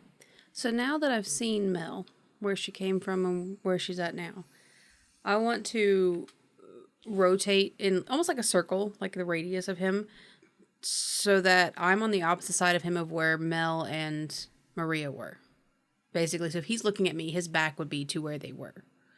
And I'm going to take a shot with my crossbow and use my blitz action to aim. So if you're going to circle around, then you're... All right, so imagine there's this line. Mm-hmm. At one point is you and Pucka. Mm-hmm. In the middle is the creature, and behind him is Mel. Mm-hmm. And the creature's about 15 yards from y'all. Mm-hmm. So you don't have the movement to get all the way around behind him, but you can get to kind of on the side. So now you guys are kind of coming at him from 3. Mm-hmm. All right. Yeah. That's your movement. Give me your... So I get a +1 for aiming, and that put them ranged. Fuck! I rolled an 8. I really suck at this game. So your shot goes wide, but now you can see that his head is like trying to absorb all the different places shit is coming from. Good. That makes it Pucka's turn. He is, now that he has his weapon readied, he is going to fire off 2 shots using his blitz attack. His attack and his blitz attack. You're going home. You're done. You're good though. So I got 123 and 1-8. 23 hits. So that is a 2 plus the 1 duress.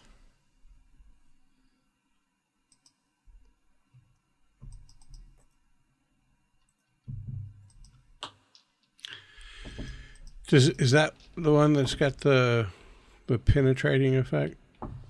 I don't believe so, because it's What's a that 22 called? short. Hemorrhage. Hemorrhage. Well,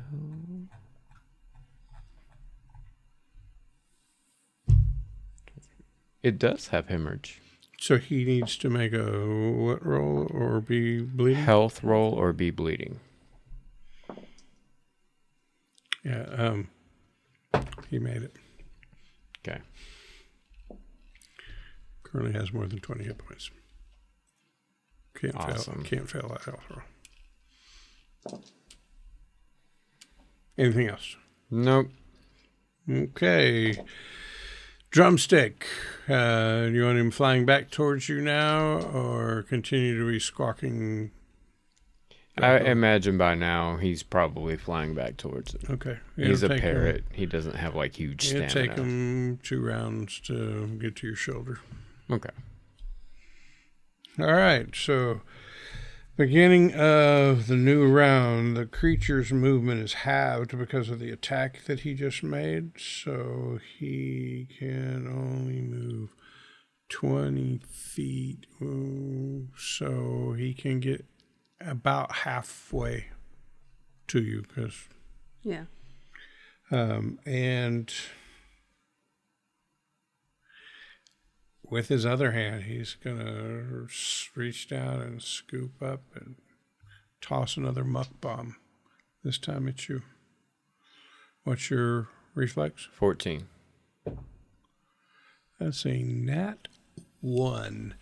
As he reaches down to scoop some up, he actually gets caught on a root or something and is having a hard time even bringing his hand up, which is going to effectively kill his ability to do any action. And I'll give him a luck roll at the beginning of next year, next turn, to see if he freed himself.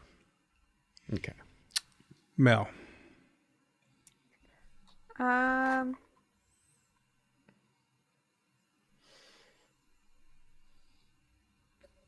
I'm gonna fire again and use blitz action to aim. Okay.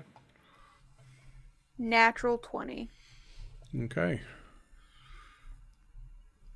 Okay, and then the damage is gonna be 5. Is there a... What is the crit rules? I've never crit. On a critical success with a ranged attack, the player rolls double the dice for weapon damage. Okay. So I'll let you either double the number you've already come up with, or roll a new set of dice to add to it. Okay. Here's the thing. The smart thing would be to keep that 5 and just double it.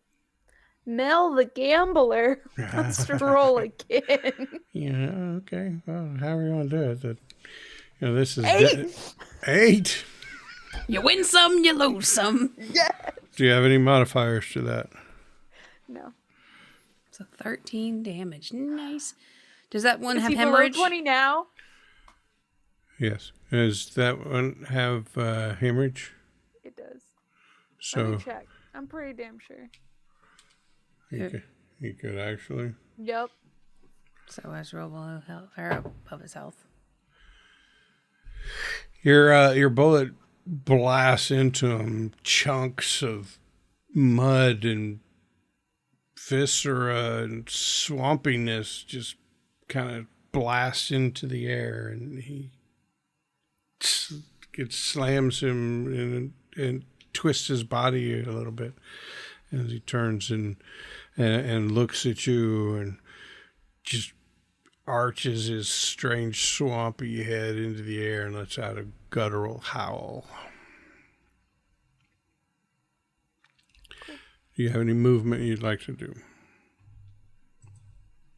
Nope. I like this whole peace symbol we have made up. All right. That makes it Atlas's turn. All right, I am going to take a shot with my crossbow I am going to use my adrenaline point to do best of 2. Because I would really like to just hit one thing today. God. I rolled a 2 and a 6. I hit nothing. Do you got 7 points worth of modifier? No. I didn't realize when we were doing skill points that I could put skills into melee, so I didn't. Oh, no. I didn't realize it was a skill. I looked at it and I thought it was a conscious decision because you were a smuggler and then you put it into all those other things. I'm just dumb. All right. Straight up stupid. Any movement or blitz action? Did you use blitz action for aim? I there? did not. I can make another crossbow shot. But with that a one blitz. is worst of 2. It's worth a shot. I mean, now I roll 18 and a 5. Sorry. All right, that makes it Pucka's turn. I hate it here.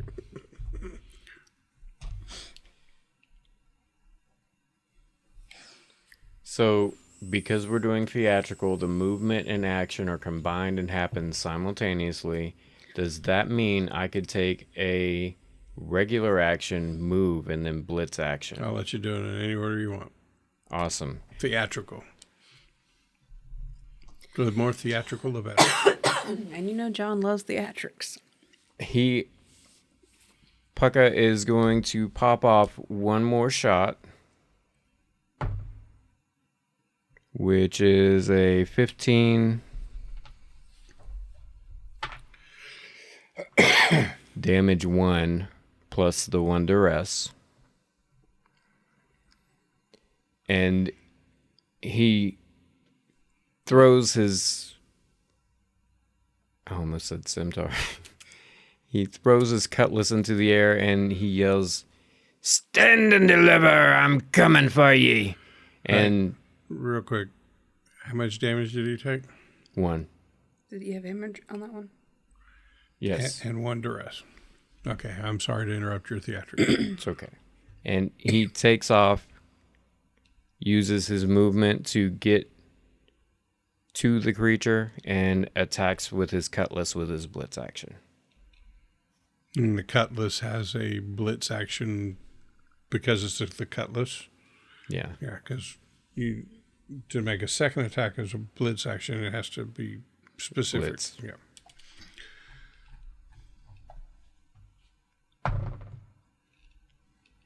That is also a 15. Those are hurt. And that one, I add the aptitude to 1d6. 8 plus 1 duress.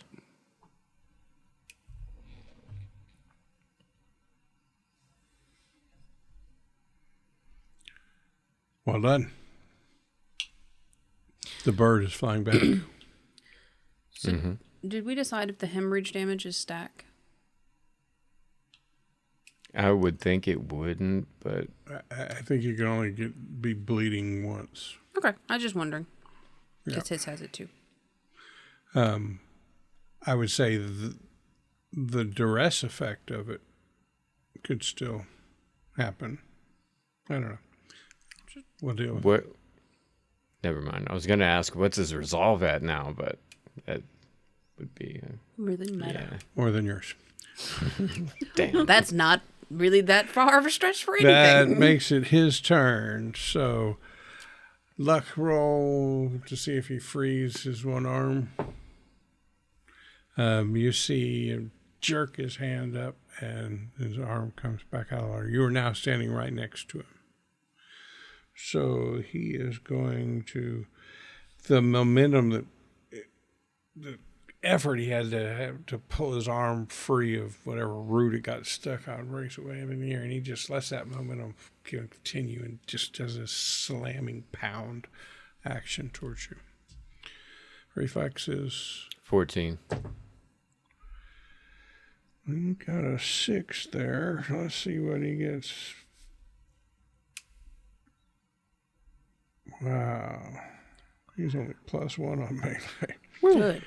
and his arm comes slamming down on the ground right next to you. I mean, you can feel the tremor. It probably rattles all the way up into your teeth, but it missed you. Like a sidesteps in a spin move. Yeah. And not going to do any movement. So, yeah. That's it for his turn. That makes it Mel's turn. Okay. This is kind of a stretch, and I will let you put any caveats you want on it. I just dealt with John. You know, I mean, how bad can you stretch? I want to cast Water is Life on this creature. What this does is I can basically either draw moisture out of something or convert blood into water and pull it out. Now, the blood to water is more of my blood, but I can understand that if I am trying to pull a life force out of something, it's also going to affect me. So I'm okay taking the HP hit if that's the way you want. But I'll read what's in the book, and you let me know which way you want to take this. Okay. Water is life. You prick your finger and turn your blood and life force into potable water. As an action, you can expend up to 4 HP and magically convert your blood into 1 cup of water per HP expended. Alternatively, you can expend 1 res and remove moisture. You can absorb up to 1 quart of moisture. If you're removing moisture from a firearm, you can remove a wear token. So it does state that I can do it from items. Yeah, I will let you remove moisture from him. I don't think you... Well, the blood thing was really about you. Yeah. So I think it's more of like the pulling moisture out of I think something. you'd feel like based on his constituency that moisture's a pretty critical part there. So I like where you're going with this. If you didn't already have a point of adrenaline, I'd give you another one. But I'm not sure it's limited. Max 4. Max 4. Have another point of adrenaline. You can take another point, and you can take another point. There were times I would have given it to you guys, but I thought I was limited to 1. So that was a brilliant idea, Hannah. So how many resolve points are you going to... You know, this creature, his build is 26, so he's pretty big. Okay, so you know, like taking a cup of moisture out of him, probably like he broke a sweat. So yeah. So the way I'm reading this is 1 res point per quart, and the human body, like a 200-pound male, has 6 quarts in him. So I want to take at least that. To be fair, my human body has a 10 build. So he's about twice as big, but I mean, still that would be nearly half of his fluid density. yeah, assuming this is a reasonable analogy equation to make here, but I like where you're going with this. So I'm just wondering how much resolve you have to spend. I have 13 to spend, and I'm close to using it all. That's but right. I'm not. You didn't get scared by that damn shark, did you? How did you have so much to begin with? Jeez. Because while you guys have like strength and shit, I just have willpower, and that's it. I don't have Like that everything else is. All right. So you want to remove 6 quarts of water, or are you going more? Tell me what you're doing here.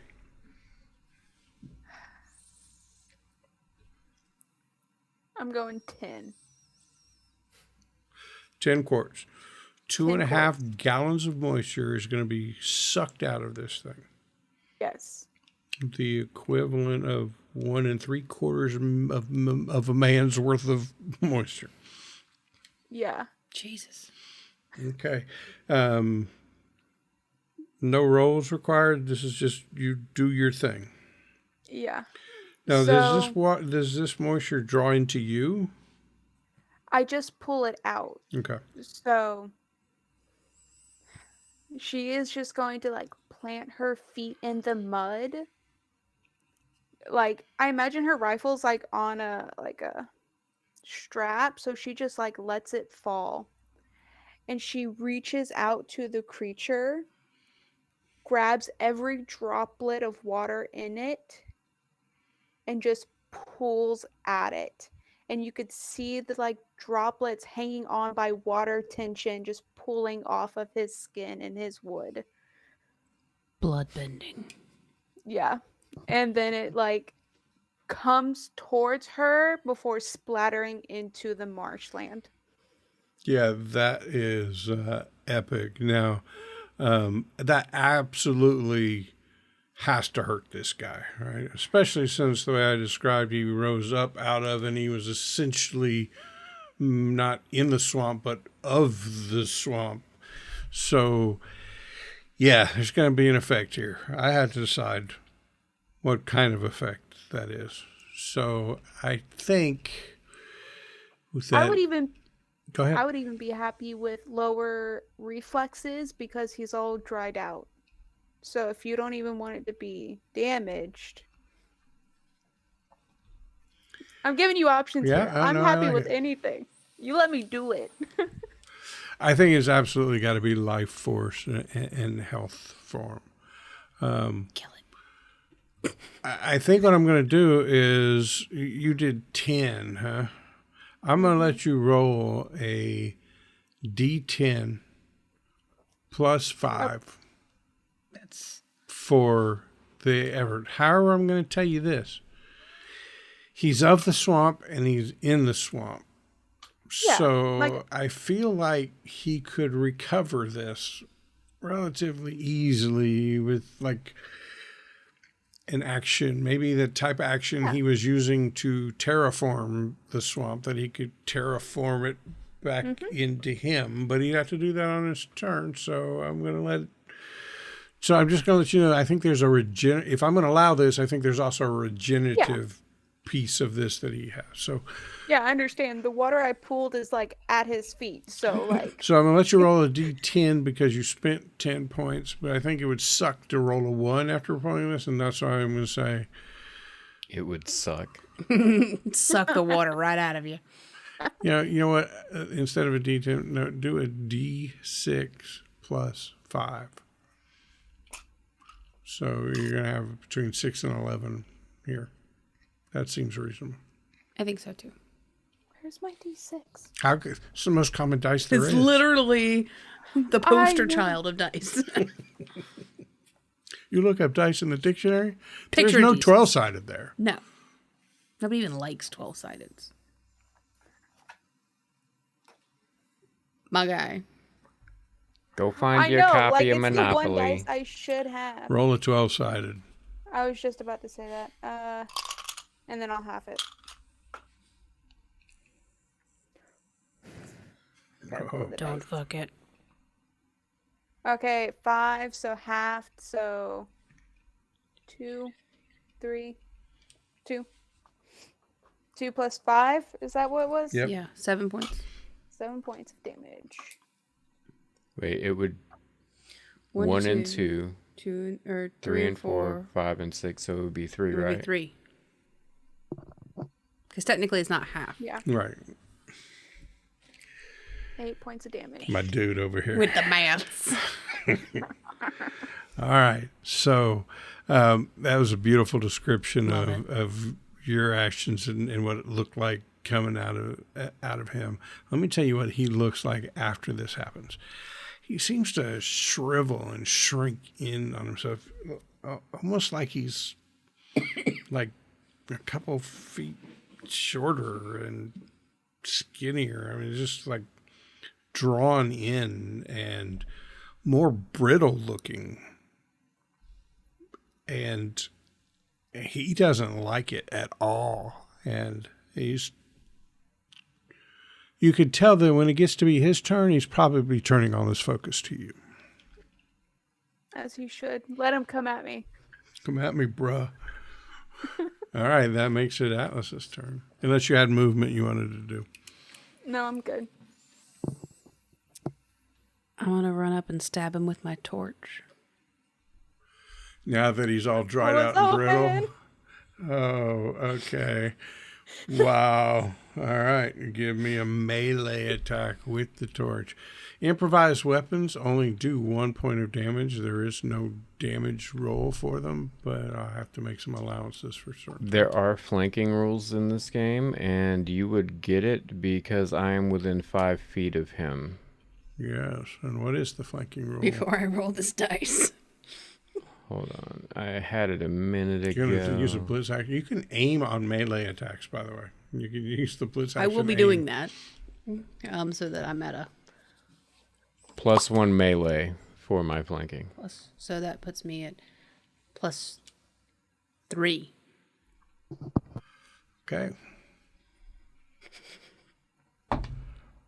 18, so 21.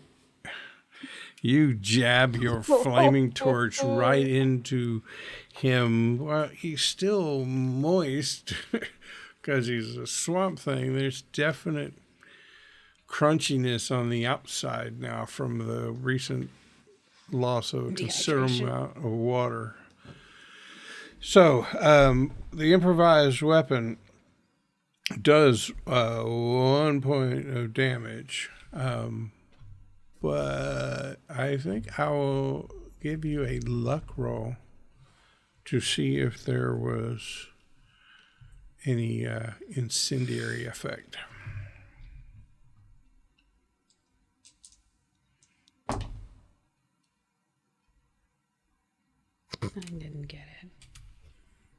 Okay, so yeah, the exterior part of them starts to smolder and like burn, but it only burns a little ways till it gets more towards the center of them where it is more moist. I'm not sure. It's damp. It's damp as hell in there, and it just kind of fizzles out. But great idea, and the teamwork on those two actions was pretty freaking cool. That is, did you have any, you used your movement to go up to him, right? And then you stabbed him. I did. So you used a movement, you used an action, you used a blitz action. Because you aimed your torch. But you're steadily looking over there like you got something else you want to do. No, I was seeing if my adrenaline points could be used to redo luck rolls, but they can't. Alas and alack. Alas. Now I'm done. All right, Pucka. So time for the Pucka factor. And I'm starting in on it too, because if I just drop my pistol, could I pull my other cutlass without losing my blitz action? I'll allow it. Okay. Rule of cool. Right. So he's going to just toss his pistol at the nearest dry hump. Not the moist humps. No. We don't The want dry that. humps. It's not good for pistols. Gotcha.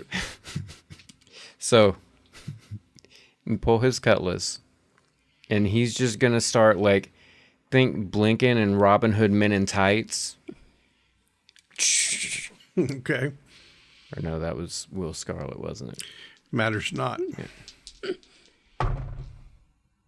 So a natural 20 and a 13 plus 5, 18. So And refresh me on the rules of using dual wielding. Was like the second attack a worst of two? Crap, yeah. Because it's not a small Didn't weapon. you have... Oh, yeah, because it's not small. It's still a 16. Okay, so You didn't even both do my hit? blade. Both hit. I got a 6 plus aptitude on one, and I got a 2 plus aptitude, so I'm up to 12, and then an extra damage roll, even though I should probably The just dice, double the the 6, but It's still solid. another 6, so 18 damage points. Crushing it. okay, so Mel does this weird mumbo jumbo-y thing and sucks water out of this thing, and it shrinks to about 75% of its normal size, lets out a howl.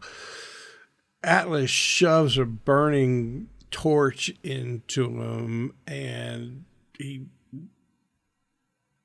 reflexively pulls away from it and just sets himself up beautifully for this dual-wielding cutlass attack. Tell me what goes through your mind as this swamp fiend crumbles to the ground dead. So Pucka sees him start to crumble, and he does that thing where you cross your swords around the neck and tries to do that, but since it's wood, it doesn't actually do it all the way, and he's immediately disappointed. Should never cross swords. That's the problem. This creature falls into the muck, and it's a shallow enough area that most of his body is above the water line. And you see as he just starts to kind of melt down into the water, like whatever made up him is coming apart and going back to the things it was. You know, as you watch the water and as he melts, like you see pieces of him just kind of melt into a leaf that's floating off onto the current, or a twig that just kind of twitches, and a clump of muck that sinks to the bottom, and as it's sinking down, it kind of breaks up from this clod shape into silty shape and just goes down to the bottom. You have defeated the swamp fiend. And I did 1 point of damage. Is that how much you did? 1! With a torch. It was all part of that round where all three of you hit. It was cinematically in my head. It was like, that was some badass shit. That could have worked out a lot better But a lot with worse. some luck, but it was a solid plan. How many points did he have before John did his crossy thing? I need to know. So he started off with 37 hit points. He had 7 left before John did his. About halfway through, about the time when you said, well, now is he under 20? And I said, yes. It was about the time that I realized that he has a passive ability called Senseless. The Swamp Fiend receives half damage from firearms and cannot suffer the bleeding condition. So I jacked a few more points back into him to make up for the times that I had not halved the firearm damage. So he went, but then you guys killed him. So you guys pick yourselves up out of the muck and the mire and make your way back to the boat. And there's Maria sitting in the boat, shaking, wet, scared. I'll give you guys a scene with Maria before we wrap this up, if you'd like. Go on. It's your sister. Hey, me and your dad were very close. I would do my best to help you. I'm sure that's what he would have wanted. Would have wanted. He very recently passed. That is why we are here and not him. He, in the very end, made his wishes known, and we came to see if we could fulfill his final wish to have you free. And we are now, having fulfilled it, we would like to get you someplace safe, and we can try to help you. She starts softly crying, weeping, this shuddery kind of crying. And after a couple of minutes, she looks up at Mel and says, he never gave up on me. Never. So I'm not going to ask what comes of Mel and Atlas and Pucka, because that's what you ask when you're never going to play with these characters again. And I'm going to leave that open because I really enjoyed this. So who knows what might happen with the three of these As the later on. closing scene, Go for it. Pucka's going to pat Maria on the back. Say, there, it's okay. You can come with us when we go to kill the man who killed our father. I'm going to tap her father's cutlass and look at Pucka. And then that's it. Just a gentle nod. Mel, any last scenes as the camera cuts to you? She's gonna pull out her sketchbook and rip out a page and hand it to Maria, and it's a portrait of the captain. Oh. Nice.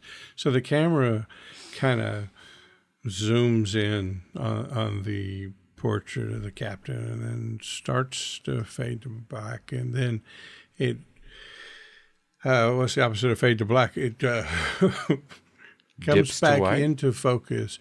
And we're in a pub that must be in Augustine, and Joseph sitting at a big table with a lot of beers and steins of ale and hooting and hollering and sea shanties going around as he leans over across the table and looks at him and says, "And that's the story of the good captain's death, and right before he fell to those brigands, he laid upon me the ownership of the Sin Maria."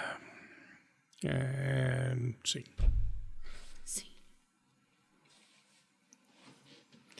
That was fun, Steve. That was so fun. I had fun with that. That went a little longer.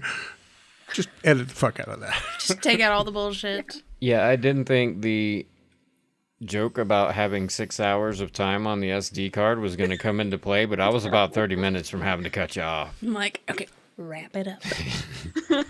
Dude, the best part of this whole thing, like legitimately, like we live in Georgia. Right.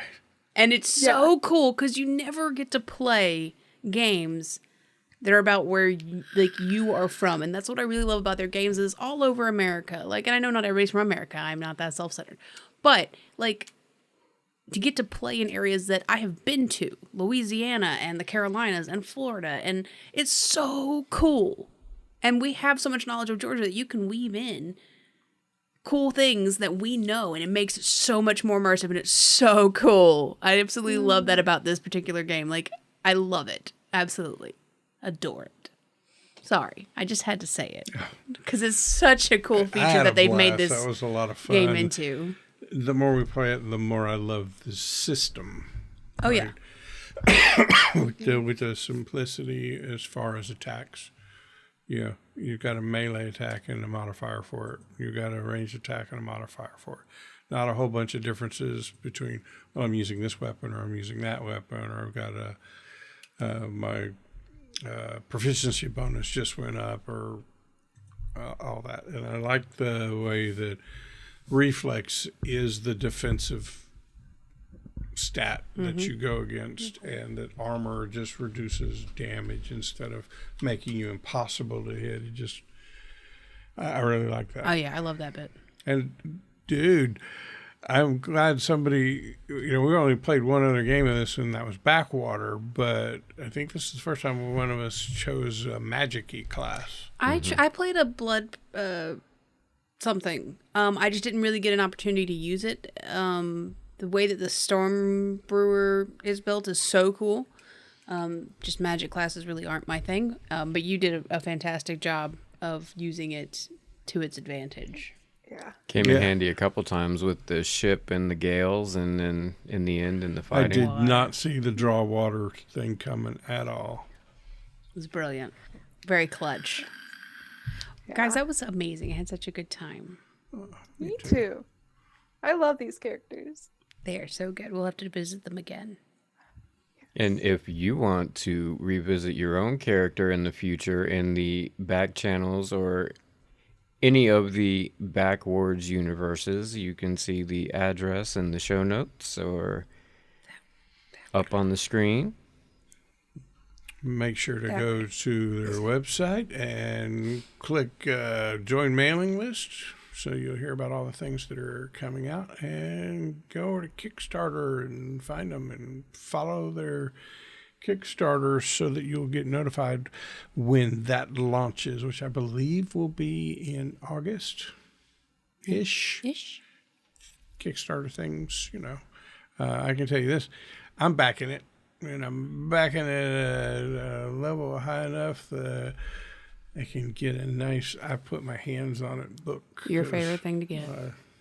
You love a PDF, but you love a physical I love book. having both of them. You gotta have Because if both. I'm just trying to study up and get ready for something, I want the book in my hand. When we're playing, I got the PDF pulled up so you can do that quick search feature. Yeah. I just got to have both. With hotkeys. Oh, yeah. And another thing you could do, you could hit subscribe to us, and that way the next time we play it, you'll get alerted, and you can come watch us keep playing as these cool characters. That's right. And in this cool world. See, you can do all the things, to know all the things all the time, and be really smart people. That's right. Draw water out of that subscribe button. And And stab a torch in its face for the like. that's right. Cool. Well, thanks everybody for joining us. You probably have to cut a bunch of that out, so we ought to have the sign off. I've been Steve. That's been Emily. That's always John. Hannah's great to have around. We are Percentile Vice. Thanks for joining us, everybody. Hope you enjoyed it. Bye. Bye. Bye.